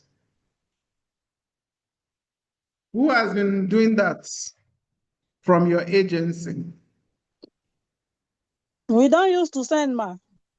But the act is saying you are supposed to send. So it's good that you are attending the training. Now. You're supposed to, when you write that minutes, you need to let everybody should be on the same page, because even though they were present, they heard you read out those prices. You're supposed to send copies to them. Okay. Hello, ma'am. Yes, sir. There are situations where the moment they leave that tendering avenue, because they are not favored, most people will not want to sign the minutes of the tendering board opening. I mean, the tendering opening. So in such situation, no, the law didn't say they should sign anything for you. Just said send the minutes to them. Okay. You should prepare the minutes, sign the minutes that you prepared, and share that signed minutes to them. Okay, we're not saying they've left, but they remember part of what they write when they submit their document on that exercise, on that sheet, Their names, their email, their office addresses, email, and phone number. Those addresses are there. We're saying send this information to them. Yes. We've not even reached the evaluation yet. This is even to communicate to them the outcome of the bid opening. Okay. So the following are the step-by-step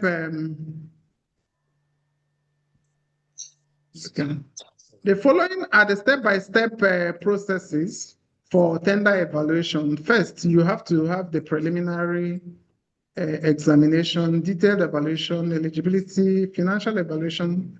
I think I've talked about this, recommendation of an award. So let's look at the preliminary examination of tenders. Information such as power of attorney, eligibility, tender security, completeness of tender should be examined to determine if the tender is substantially responsive. Where environmental and social information were requested, the evaluation committee should check for environmental and social management strategies and implementation plans, if it is a requirement for that particular bid. Should also check for environmental and social performance declaration, find out if they have a sexual exploitation and abuse performance declaration, check if they have a sexual harassment performance declaration, code of conduct and compliance with any other environmental and social related requirements. Only the evaluation criteria in the solicitation documents should be used. So if you did not request for some of these things in your solicitation document, there will be no need to use them as a criteria for your assessment. So why some of these things are included. For the Federal Republic of Nigeria, I'm not quite sure whether they insist on some of these, but for World Bank projects, there is a worry about when you have works projects where you're going to have people working in a community on a project.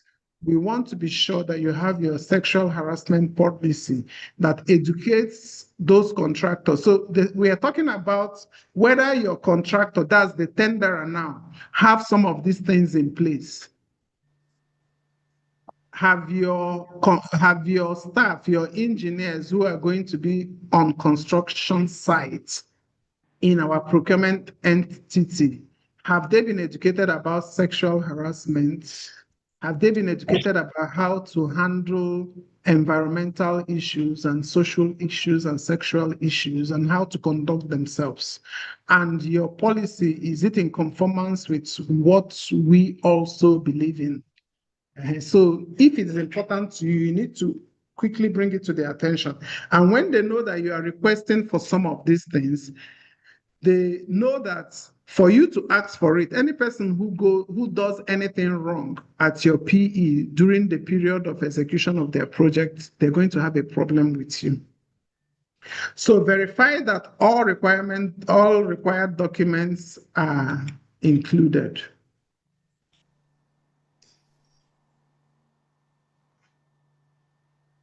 So ensure that the tender form is properly signed. Confirm that the tender complies. Any form that if is not signed, is not a valid document. I hope you know that. If it's not signed, it's not a valid document because the person can deny. So you can't, it's even wrong for you as a member of the committee to be dealing with a document. That's even enough grounds for you to reject. You don't need to even stress yourself and start dealing with that document. Confirm that the tender complies with the invitation to tender, the tender and section 3 of the standard bidding document. So sometimes we've had cases during the evaluation where we discover that people are applying for different lots. They have some tender documents and put them in the wrong lots. So maybe you have lot 1, construction of building, lot 2, furnishing. Somebody puts his tender for construction, puts it in the furnishing lot and submits. So right now, our committee is evaluating furniture, but the document in front of us is what? Tender Building. for construction for building. So these kind of things, they happen. So, but of course, it's furniture you're evaluating. Now, if the guy has done for building, then that's rejected outright. That's a good enough reason. That's a major deviation now we're talking about, right? Yes. Okay.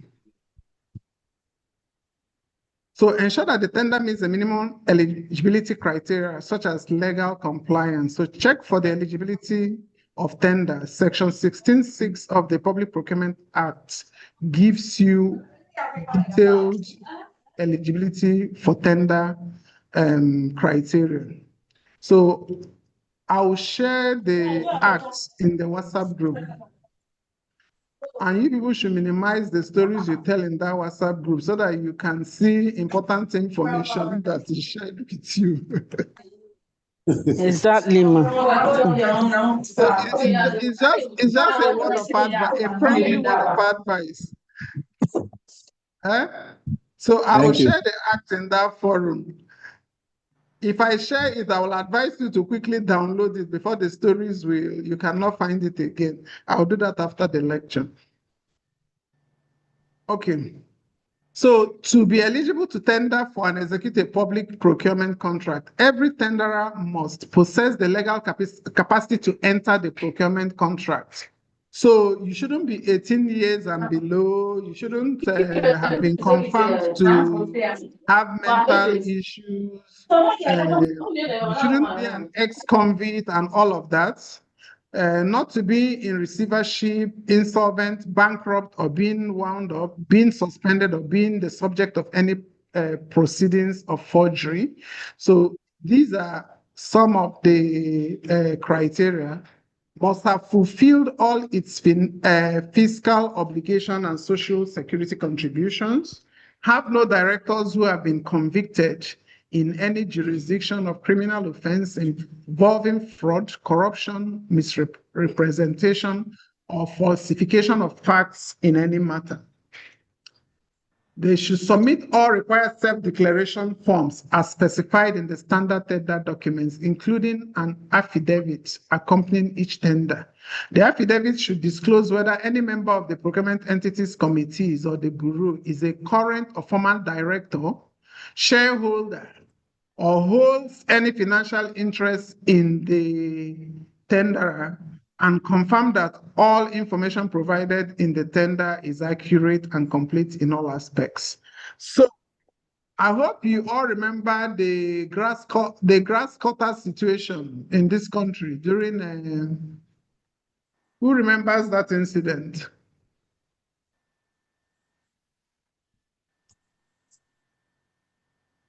Who remembers the problem that Babachi has? Is it Babachi?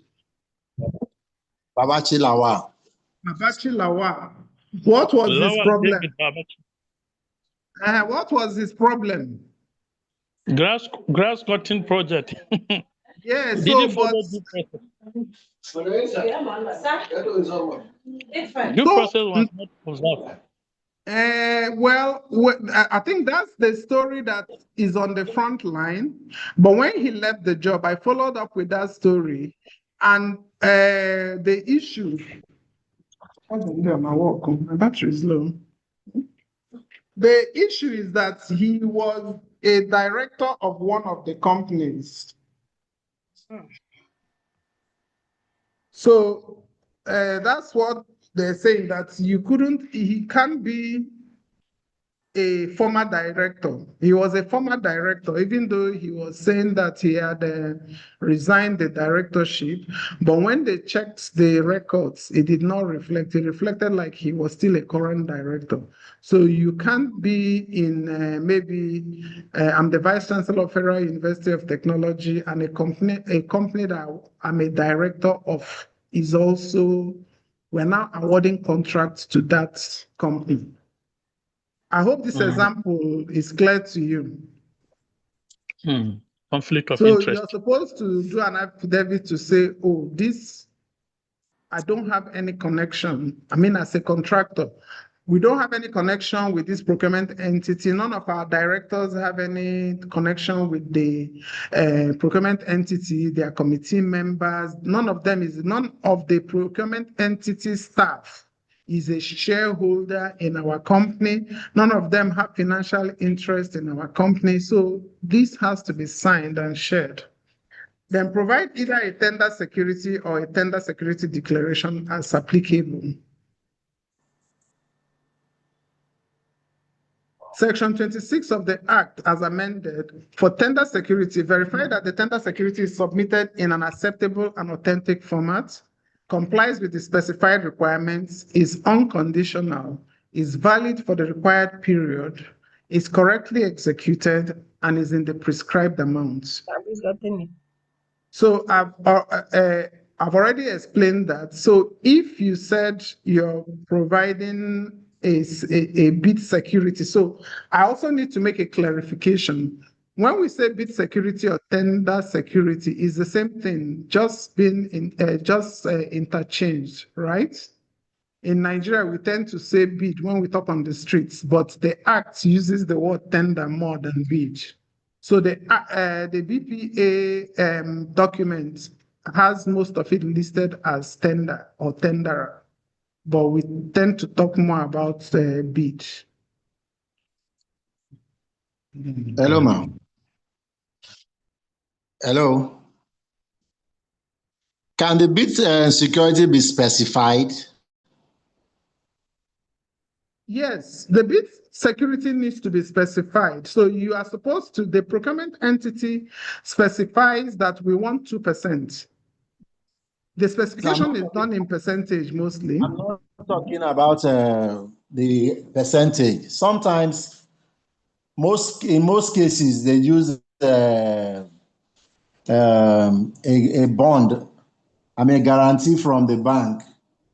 Now, some people want to use an insurance bond for their security. So clearly, let me make it clear. The security bond is different from the bank bond. What is acceptable from the Act is actually the bank, not the insurance. All right. Thank you, ma'am. Yeah, yes, because over time they found out that you quite can't put a hold on the insurance companies in this country. But with the bank is tying an aspect of the tenderer's fund on your behalf. So if there's an issue, they grant you access to that fund which they have guaranteed. Is that clear? Yes, ma'am. Someone Thank is you. trying to ask a question. Is that clear now? Or you still, I saw a raised hand. Okay. Yes, it's clear. I raised my hand earlier. Okay, but it's clear now. So please do not accept an insurance bond. It's against the Act. What is accepted in Nigeria right now is the one from the bank.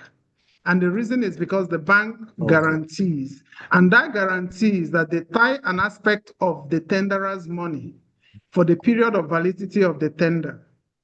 So if I'm a tenderer and the contract sum is 5 million, what is 2% of 5 million?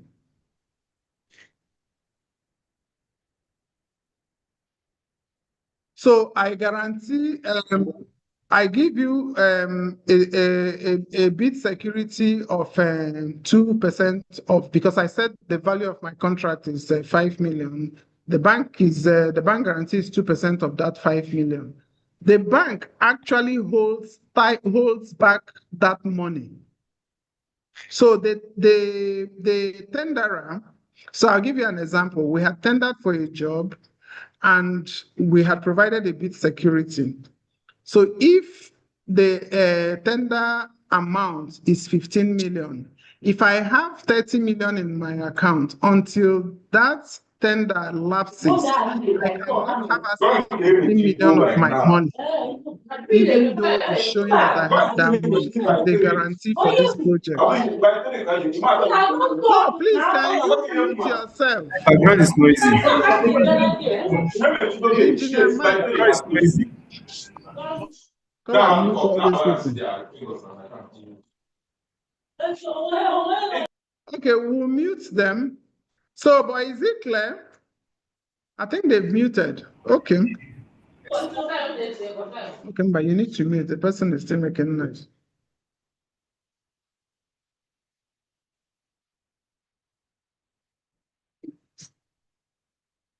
So where the tender security fails to meet any critical requirement, is invalid and is presented in an unacceptable form, the tender shall be rejected at the preliminary stage. So sometimes you have a case where somebody say he's doing 2% of the value. You're supposed to, as a member of the committee, do the calculation yourself. Sometimes what they get from their back is lower than the actual value. So you need to do due diligence, please, when it comes to this assignment. In line with the Public Procurement Act, to safeguard public funds and ensure fairness, tender securities must be clear, enforceable, and consistent with the tender conditions.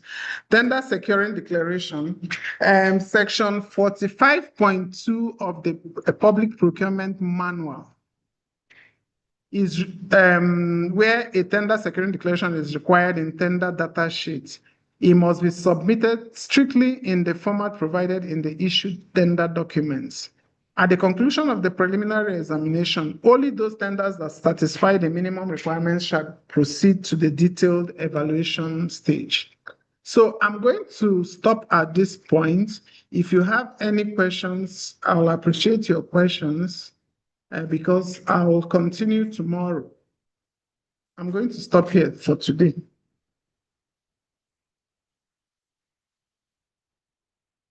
So do you have any questions?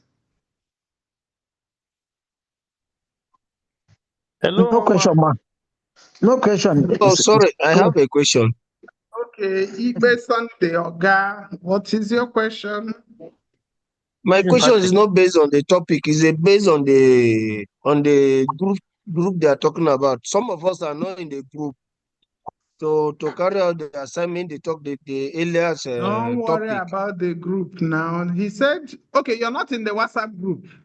Yes, ma'am. So how did you get the link to join this lecture?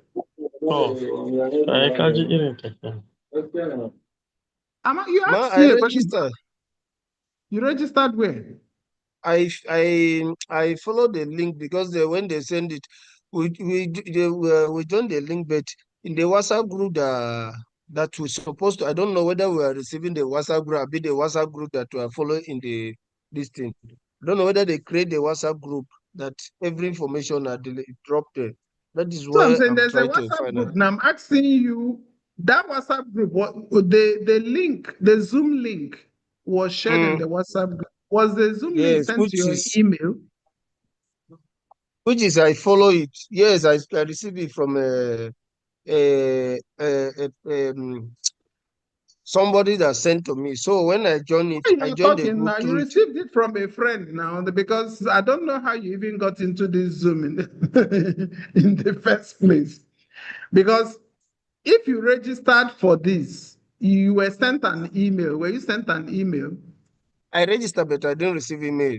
I registered. Yeah, so you're just enjoying our lecture. I'm not even sure you're our student too. Because there are procedures for those things. Go to your mail, check. Hold on, let me finish. You have what they call the spam mail. Also check whether it's in your spam mail. So people who receive the mail, they're given a link. From that link, they're all joining that WhatsApp group. And information is shared in that WhatsApp group. So I don't know how we're going to share. Is there any way they can add us in that WhatsApp group? No. I'm not in IT support. I'm just a lecturer teaching you. Okay. I hope I answered your question. Thank you, ma'am. Madam Febo? Yes. The bid evaluation committee. You talked about familiarizing yourself with the informations on the tender. Yes. So that meeting, is it to be done after the bid opening or before the bid opening? We're advising that it should take place before the bid opening. But remember, I also stated that it's not all types of bids that meeting is important. So I'll explain to you. If we have a tender submission for stationaries, what do we want to familiarize ourselves for? Is it to find out whether papers are no longer 70 gram, 75 and 80? So that may not be necessary. But if we have evaluation for works, I'm saying that it may be necessary for that meeting so that we can see the drawings, we can see the unpriced bills, and even start to familiarize ourselves with the extent of work we're going to do. We don't even have the tenders document at that point, but we have an idea of what we will be assessing. Okay. So it is case specific. It's not a general. It's not a general thing. Is that clear? Yeah, Most right. evaluation is just meet after bid opening. Okay. Thank you, ma'am. So do we have any more questions? Yes, ma, I have a question. Is it Engineer Umar Mohammed? Yes, ma, it's me. Okay, please. What's your question? Okay, so my question is about the lowest evaluated responsive bidder. Because I experienced one issue in my organization. We had two bidders whose submission was below Can you our mute? in-house estimate. Sorry, we are muting. You will unmute yourself and speak.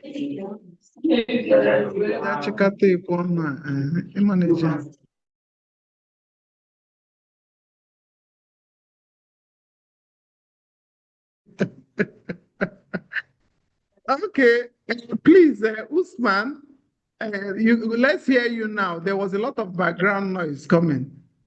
Okay, ma. My question is about lowest evaluated responsive bidder. Yes. Because we had one issue here in my organization. The lowest evaluated responsive bidder dropped out after winning the bid. So something that I cannot wrap my mind about, the second lowest evaluated responsive bidder was asked to step in and execute the contract. So I don't know whether that also falls within the boundaries of the law. Yes, you contacted the second position. Did he accept? Yeah, he did. Okay, I thought he rejected as well. Then something would have been wrong with your specifications. No, he accepted it. Oh, there's nothing wrong. If I submitted a bid and I find out it's no longer worth my time, or I found bigger things I want to do with myself, I can reject. There's nothing wrong with that. But did he state his reason for the rejection? No, he didn't. He did, but I am not privy to that information. Okay, okay. Yeah. Oh, okay, it's fine. You know, you've done the evaluation. So you've done the ranking. You're saying this is our first guy to go to. If it doesn't work, we have the second guy to go to. So if he declines, you go back to your report and now say, okay, since this guy is not taking it, we're now recommending that this second guy takes it. So, but the next question is, this second person, is his price within your estimate, or did you negotiate for him to do it at the price the first guy offered you? Those are some of the information I'd like to have. His price is also below our in-house estimate. Okay, so you're fine with him? Yes. So that's okay, it's not a problem. Okay, thank you, ma'am. Yeah, so you are within the ambit of the law. Okay, thank you. Tanko Yakubu. Good afternoon, ma'am. Yes, please. Thanks for your lecture, ma'am. I just have a simple question. Yes, Bid sir. security. Yes. Now the act says not more than 2% Yes. of the contract sum. Yes. What if the contractor gives us a bid security that exceeds 2%? Should we accept? Yes. We should You accept. should accept, yes. But Okay. during the evaluation, Yes, ma'am. we have scoring for bid security. He doesn't Yes, get ma'am. extra mark for giving us higher value. Okay. I don't know if you understand the point I'm making. I understand. We will Yes, rank you so same with those that he may get not less than 2%. necessarily get the job because he gave a higher value. So during Okay, the ma'am. evaluation, if my score for providing bid security is 10 marks, he gets the Okay. 10. The Okay. person who gave me 2% scores 10. The person who gives me 5% bid security scores 10. There's no special advantage for exceeding the numbers. Okay, ma'am. But you don't Another reject question, him. ma'am. Sorry. Yeah. Yeah. Okay. I want to make reference to the timelines that BPP Yes. give for the standstill period, 14 days. Yes. Assuming we are procuring just two road projects, isn't the 14 days standstill period not much for the two projects that we should observe? 14 days standstill period. You say is it not much for what? BPP gave a standstill period Yeah, of I've 14 heard days. that. Are you saying it's too much? Yes, assuming we are procuring just two projects, just two. Are we going to wait for that 14 days for the standstill? Yeah, that's why you have the timelines. So if you don't wait, you see the problem with the law. Sometimes nothing will go wrong. But when something goes wrong, they want to check whether you actually observed the standstill period. Okay. Okay. Do you understand what I'm saying? Yes, ma'am. Yes, ma'am. Yeah.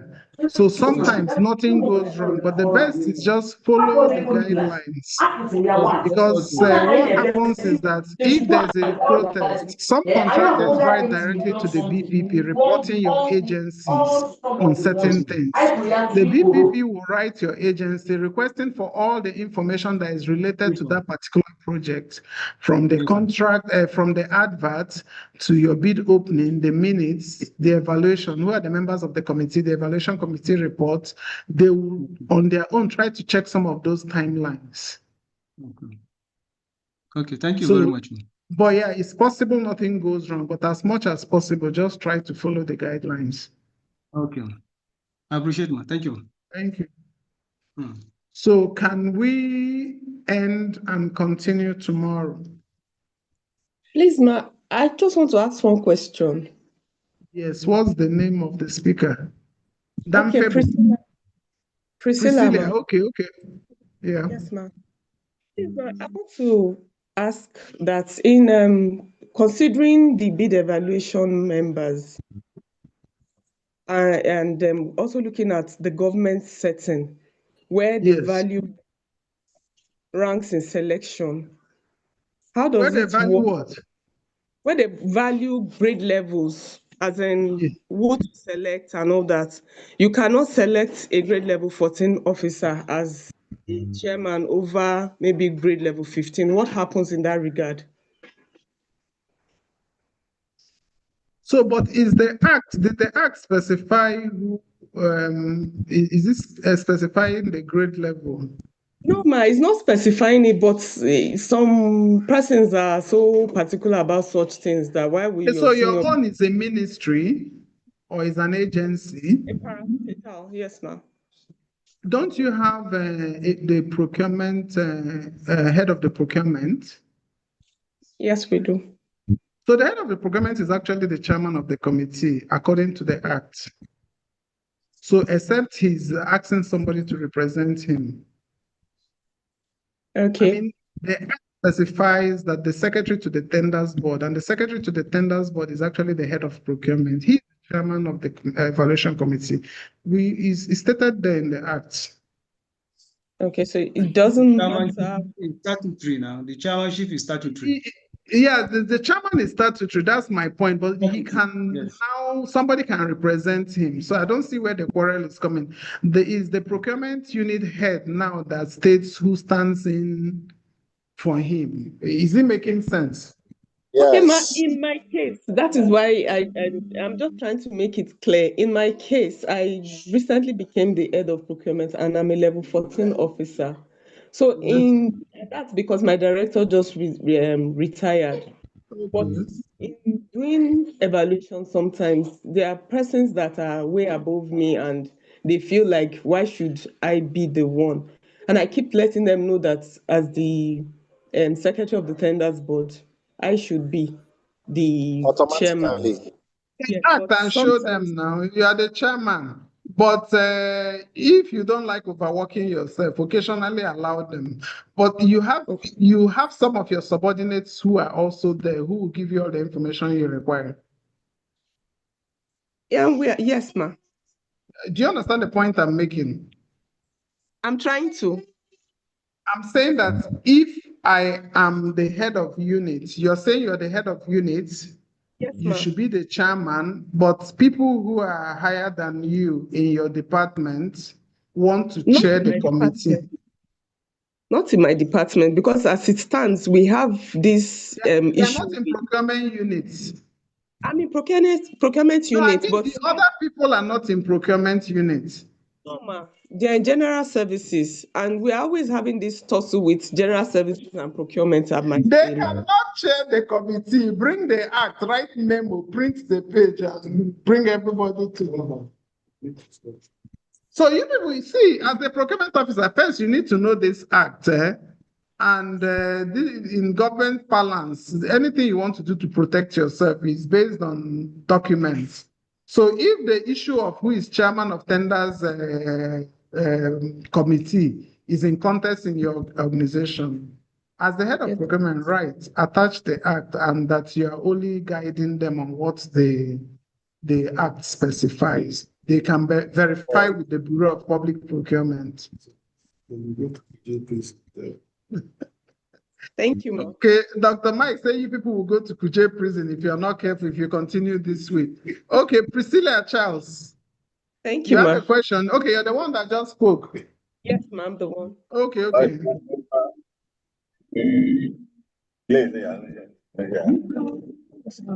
Okay, thank you, everyone. Bye. Thank you, ma. Bye. Thank you, ma. Bye. Bye. Thank you, ma. Thank you, ma. Tomorrow. Thank you for this. Please, can someone give us vote of Bye, thanks? ma. Another person will say the closing prayer so that we start by 9:45. It's been a wonderful lecture. Someone should give us vote of thanks, please.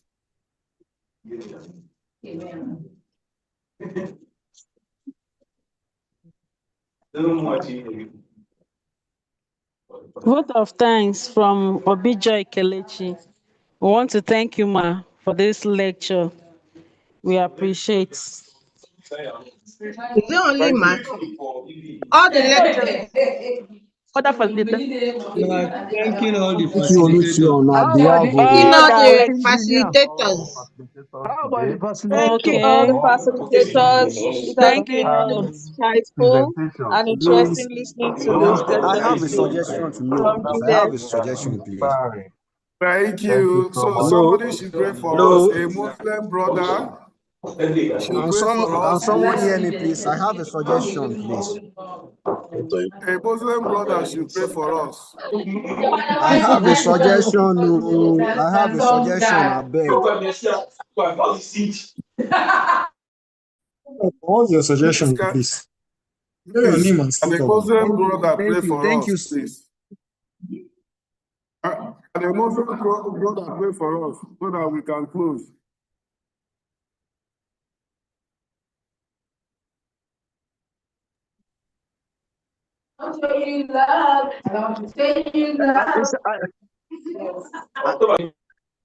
Yes. Closing prayer. Yes, sir. Isa Yunusa. My name is Yunusa. Continue. Okay. All praises are due to Allah for giving us the opportunity to participate in this training. We thank him and we pray for his further guidance. Alhamdulillah Rabbil Alameen. It's okay. Thank you. So who Amen. has the Thank you. suggestion to make? You can make your suggestion now so that we can close. But you have Aye, 5 sir. minutes Thank you. to put down your names for attendance, please. Yes, sir. Thank you so much for the opportunity, sir. Sir, I want to Okay. suggest, is it possible we have a course rep or course governor? And also, is it possible we have a WhatsApp group in order to share information and to rub minds after the class, please? Okay, now So that I want to there might appoint be a some governor. information we What's might be your missing. name? My your name name, is Ganiyo Abidin, sir. Are you be the serve as the class governor for now? Tomorrow we now do the voting proper. Can you step in Can as I the be class the... governor now? You mean me, sir? Yes, you step in as the class governor now. Tomorrow we now vote. Okay, sir. Okay, sir. I Okay, will. thank you. And secondly, sir, is it allowed to open a separate WhatsApp group in order to share information? I didn't get you. Somebody, wait, let me mute everybody Can we again. open a separate WhatsApp group in order to share information within ourselves? You guys can open a separate WhatsApp group for your own, but the one official WhatsApp group is still, we are the ones maintaining it. So the class governor, you can decide to open. Anything to do with that. Sir, hello, sir. Hello. The one that you officials are using, with some of us are not there, sir. We can't see it in our phone. We can't receive any message in our phone. What will happen, I will try Yes, to, sir. I will sort it out. Type your name and state your issue if you are not in the WhatsApp group so that I will confirm from the list that you registered.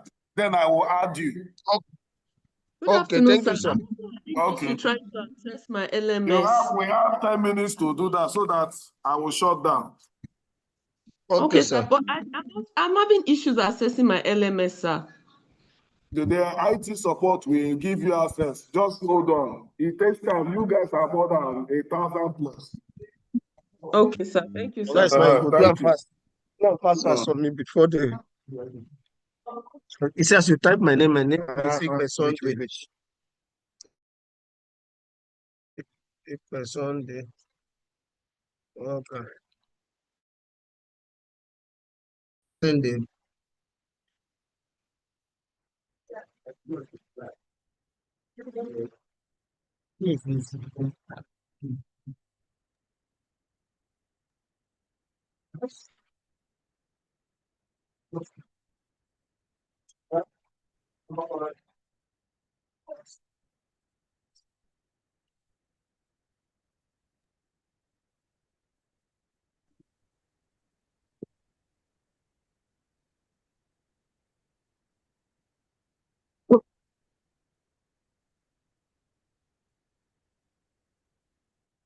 Tony, what's your phone number? I'm sorry. Phone number. The phone number, quickly. Mm-hmm. Mm-hmm. Mm-hmm. Mm-hmm.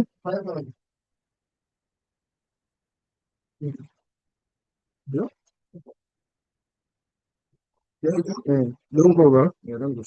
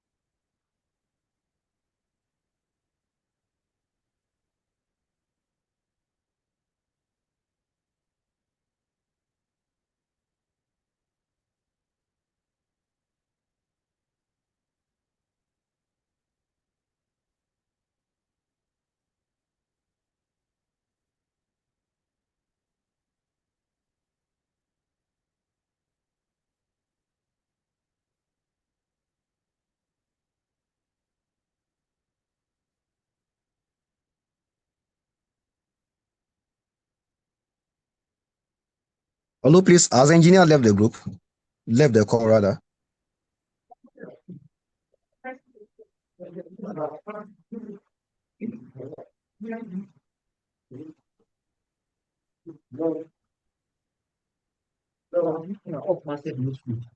Up.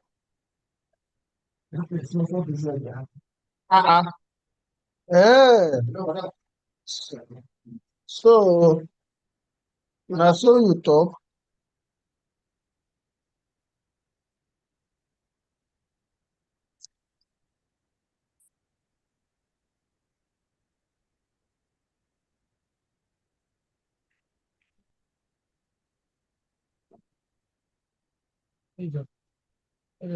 Someone will log in seamlessly.